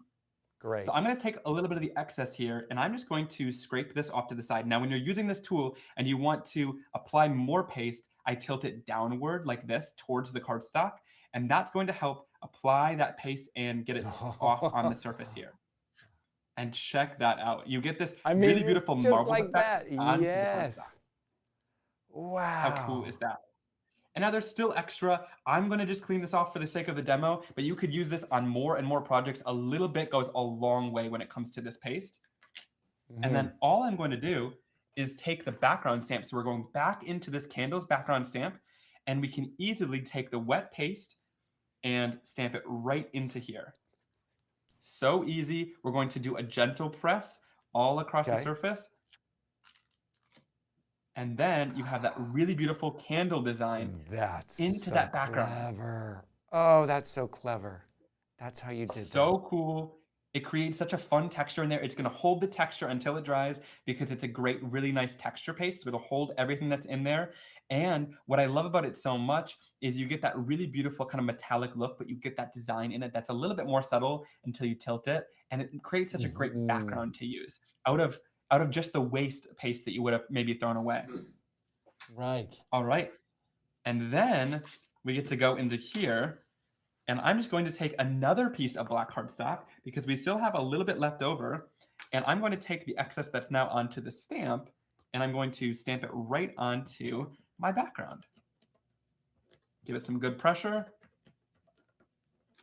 And now we have some really beautiful colored stamping, and it'll sort of be metallic once it's all dry too. Yes. But it's so much fun that you can do that because sometimes like pigment inks, which sit on top of black cardstock, are kind of hard to stamp with. They don't really dry, but this will show up on your black cardstock and it dries. Once it's dry, it's completely dry and won't come off on your fingers, which is great. I love that design look on there. It's really amazing what you've just shown us, the kind of 3 different creations here that all go together. It's like a great collection together, but they're all different, and you used the same paste and the same stamp and the same stencil. Really impressive. This is really inspiring, Simon.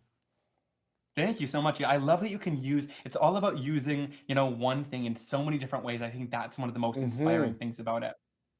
So I'm going to go into this background stamp. Now that it has a little bit of paste on it, you do want to clean that off. So I'll just spray it down with water. Again, you want to clean it off while it's still wet.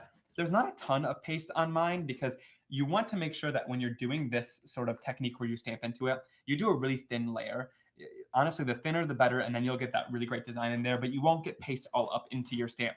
Now, if you do get paste into your stamp, you could use this Ranger tool called the Rub It Scrub It pad. This is a great tool that I have in my craft room just for cleaning. It's kind of this sponge surface, and it'll get more into those details in case you need to. But with mine, it was nice and thin, so I just wiped it off with a nice microfiber cloth for cleaning, and then you're ready to stamp with this again. All right. So that is the background that we created. Now I do have a dry one here. So all you would do with this background is then you could go right in and you can just apply the flames right on top, which I can do really quick and easily here. So I'll just go in, take a little bit of tape again. We'll tape these right down to the surface. And then again, all you need to do is go right back in with this flame stencil. And this is one that I did earlier, the background, so it's completely dry already. Through the magic of television, right? And I'm going to go right in and tape this off. All right. And then what I'm going to do is I'm going to use a little bit of Slippery and Wet again to do these flames. So I'll go right in here onto a palette, a little plastic palette.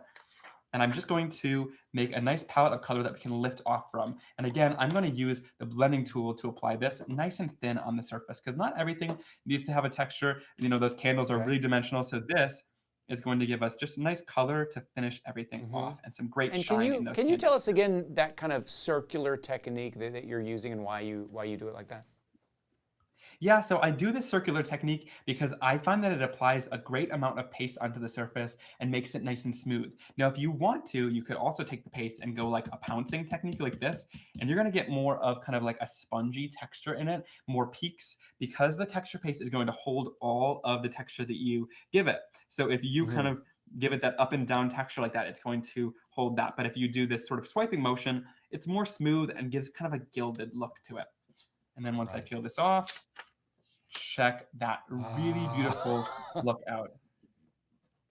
So much fun. I love those marbled candles, and then finishing it off with that really great thin layer of that lunar paste, that slippery when wet color right on top of those candles is going to finish it off beautifully. And then again, just one of the sentiments from that clear stamp set is going to really finish this card off beautifully. I love that shine.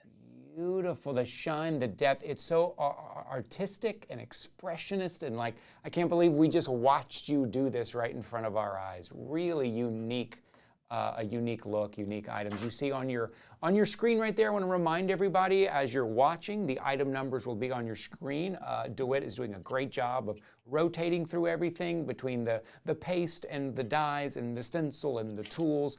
As you see on your screen right there, there's your lunar paste bundle, 1375612. You can use that at hsn.com. That QR code at the top upper left side of your screen there. You can use your smartphone, open up the camera app, and you'll get a link from that QR code to go to hsn.com there.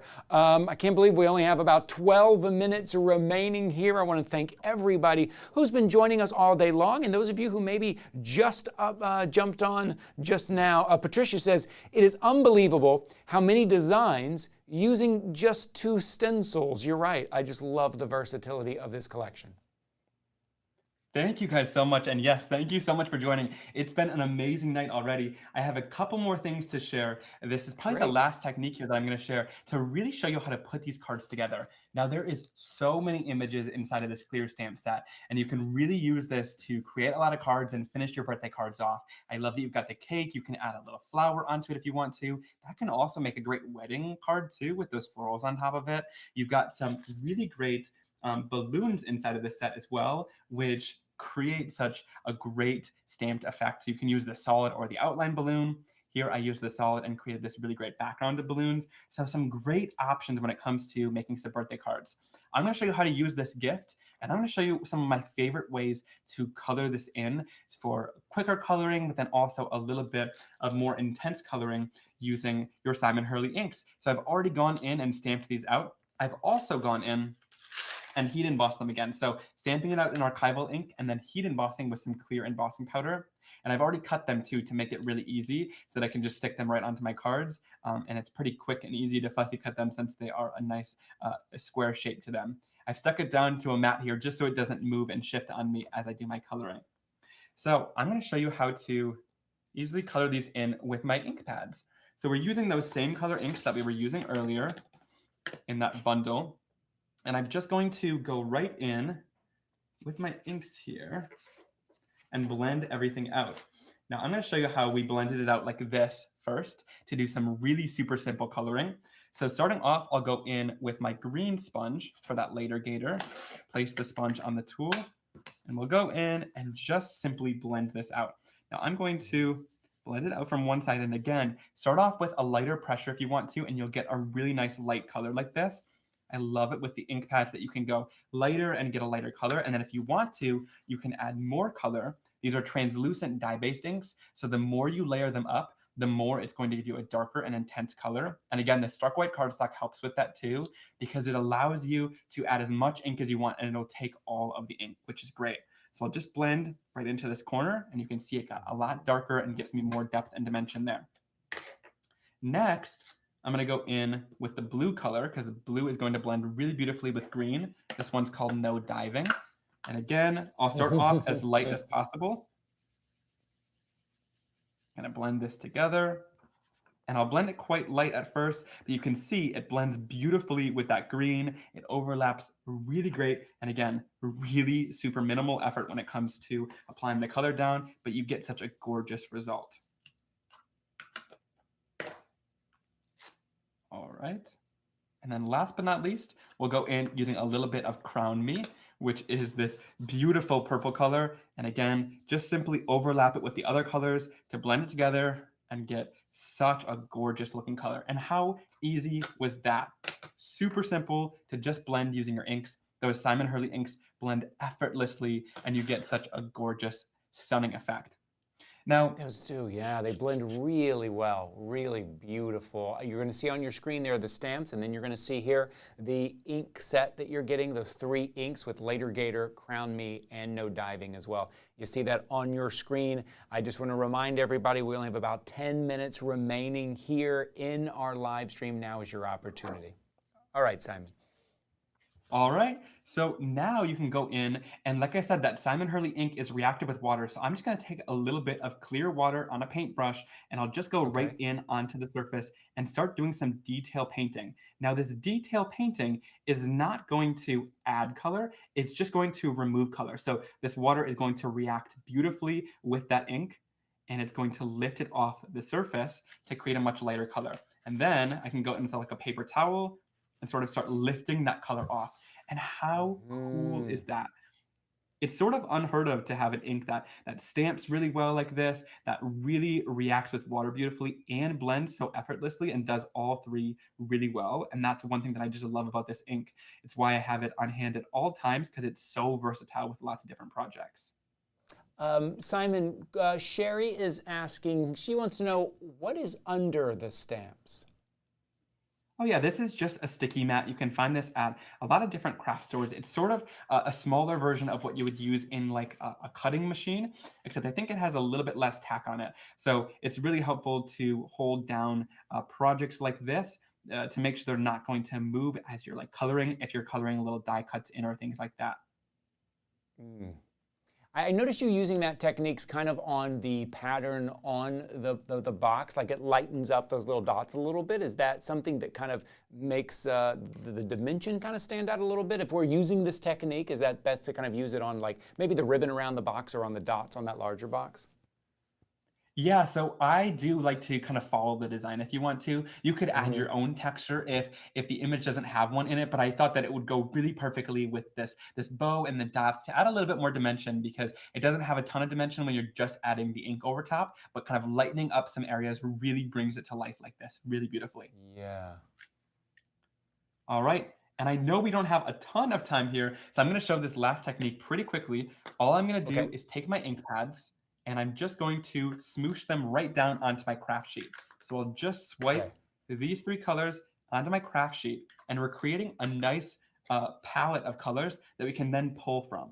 So I'm just adding those down, and now we Simon, can go you in. said that technique is called smoosh? Yeah, it's kind of a made-up word, but yeah, you can smoosh I love them it. down. No, onto we your love craft it. sheet. I love it. Just smoosh them down there. Great. Okay. And then I'm going to go right onto my surface, and I'm just going to apply the water. Now, I like to add the water down first because it's going to help my colors blend a little bit better. And then I go in with the paintbrush and a little bit of water into the color, and then I'll add that color down. And you can see the color doesn't sink right into the surface. It gives you a nice blend of color, which is great. So that's why I add the water down first. And then if you use less water and you go right back into this color, you can then go back in and apply the color down darker. So you can see it's much darker, it's applying shadows. So using that same color but less water is gonna give you kind of some dimension. And I just add dimension at like one edge of the gift to really make it kind of pop off the card. So again, a little bit of water, that goes down first onto the surface. And this is just the stark white cardstock.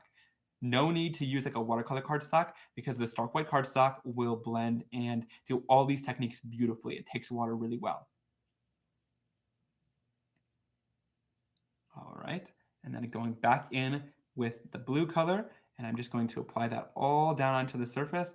And even if you take a second to dip back into the blue color and go right back on, it's still blending really well because of that water on the surface, and it's not sinking right in. Sometimes if you've had trouble with watercoloring, because sometimes it'll sink right into the surface and not blend at all, it's because you're not adding water first to sort of prep the cardstock to take that color, and it's just sucking up all that color right away. So that water is really helpful, and then less water will give you that really great darker color to add some depth. And I add depth like, look, this gift is sitting on top of here. There would be kind of a shadow underneath there. So that's where I'm going to add the depth to this image and really make it stand out, and then use more water to blend it. Really super easy. And then same thing. Easy, but what depth and what texture you get out of it, and what kind of beautiful, kind of professional finish you get from that technique. Right? Yeah, it gives a really beautiful colored effect. And I love so much about this is that it's so easy to do. Like sometimes I feel like watercoloring can be kind of intimidating for everyone. I am not the greatest watercolorist, but this is just like a super easy technique and a really great way to apply color down to your surface.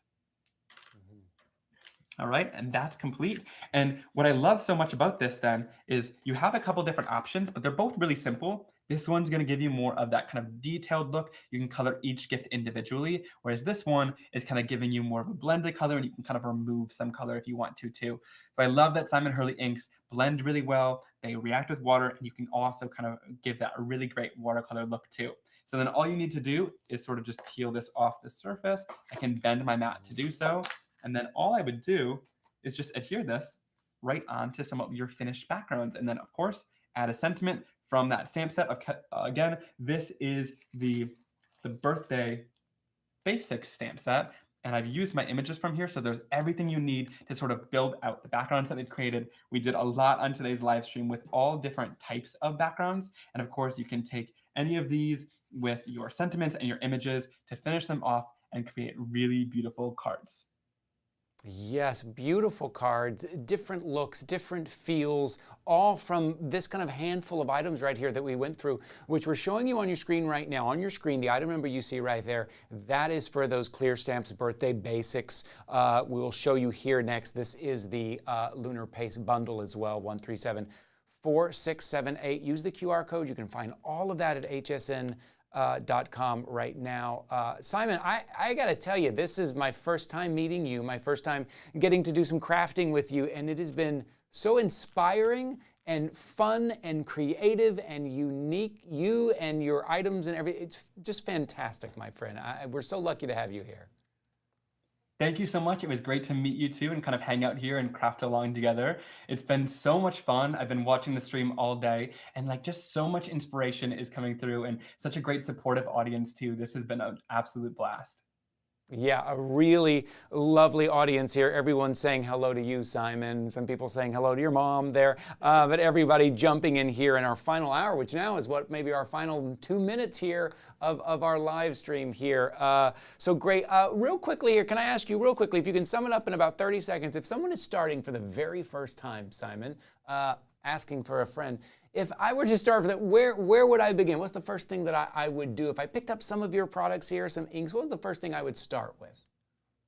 Yeah, I mean, it depends exactly what you love, but I love to use inks. So I would go in and buy like a couple different clear stamp sets and rubber stamps or stencils. If you love the lunar paste, start with some stencils that'll layer with it. If you love the inks, maybe do a couple of different stamps you could layer with it. And the stencils are great too. I would maybe start with some basic things. Like today we used a lot of birthday supplies. Birthday cards you can make all year long. So I think some of the bundles that we introduced today are some great starting points for creating some, you saw, a great variety of card making projects. That's really good idea. You're right. Birthdays are all year long. It's great to have a really good, solid birthday set here. Going to check in with Duet. Duet, do we have to say goodbye to Simon? We're just hitting over. I'm getting some great tips and for friends. I hate to, but yes. Okay. Simon, what a pleasure, my friend. Thank you so much for being here. Thank you so much for having me. It was so much fun. And I want to thank all of you for joining here all day here at, let's give a big round of applause to DeWitt. DeWitt was here, not only was here all 12 hours running everything and making sure everything was working, and if there was any technical issues, he was on top of it. But you know, he had to get here hours early to set this all up. We love DeWitt. Great job, and we thank you for being here, for being involved in our live streams, and being such a great community. We saw a lot of you say you'd love to see this again sometime, and I think HSN has definitely heard that. So we're going to do our best to make that happen again. My name is Ty Mayberry. If you want to connect with me, Ty Mayberry HSN at Instagram. I would love to hear from some of you. It looks like that's going to be it. DeWitt, is that it? We have to say goodbye now to everybody. But remember, I think they have one more hour for that shipping. $7.50 is all you're going to spend on shipping, but you only have one more hour to take advantage of that. I hope you do, and we'll see you again.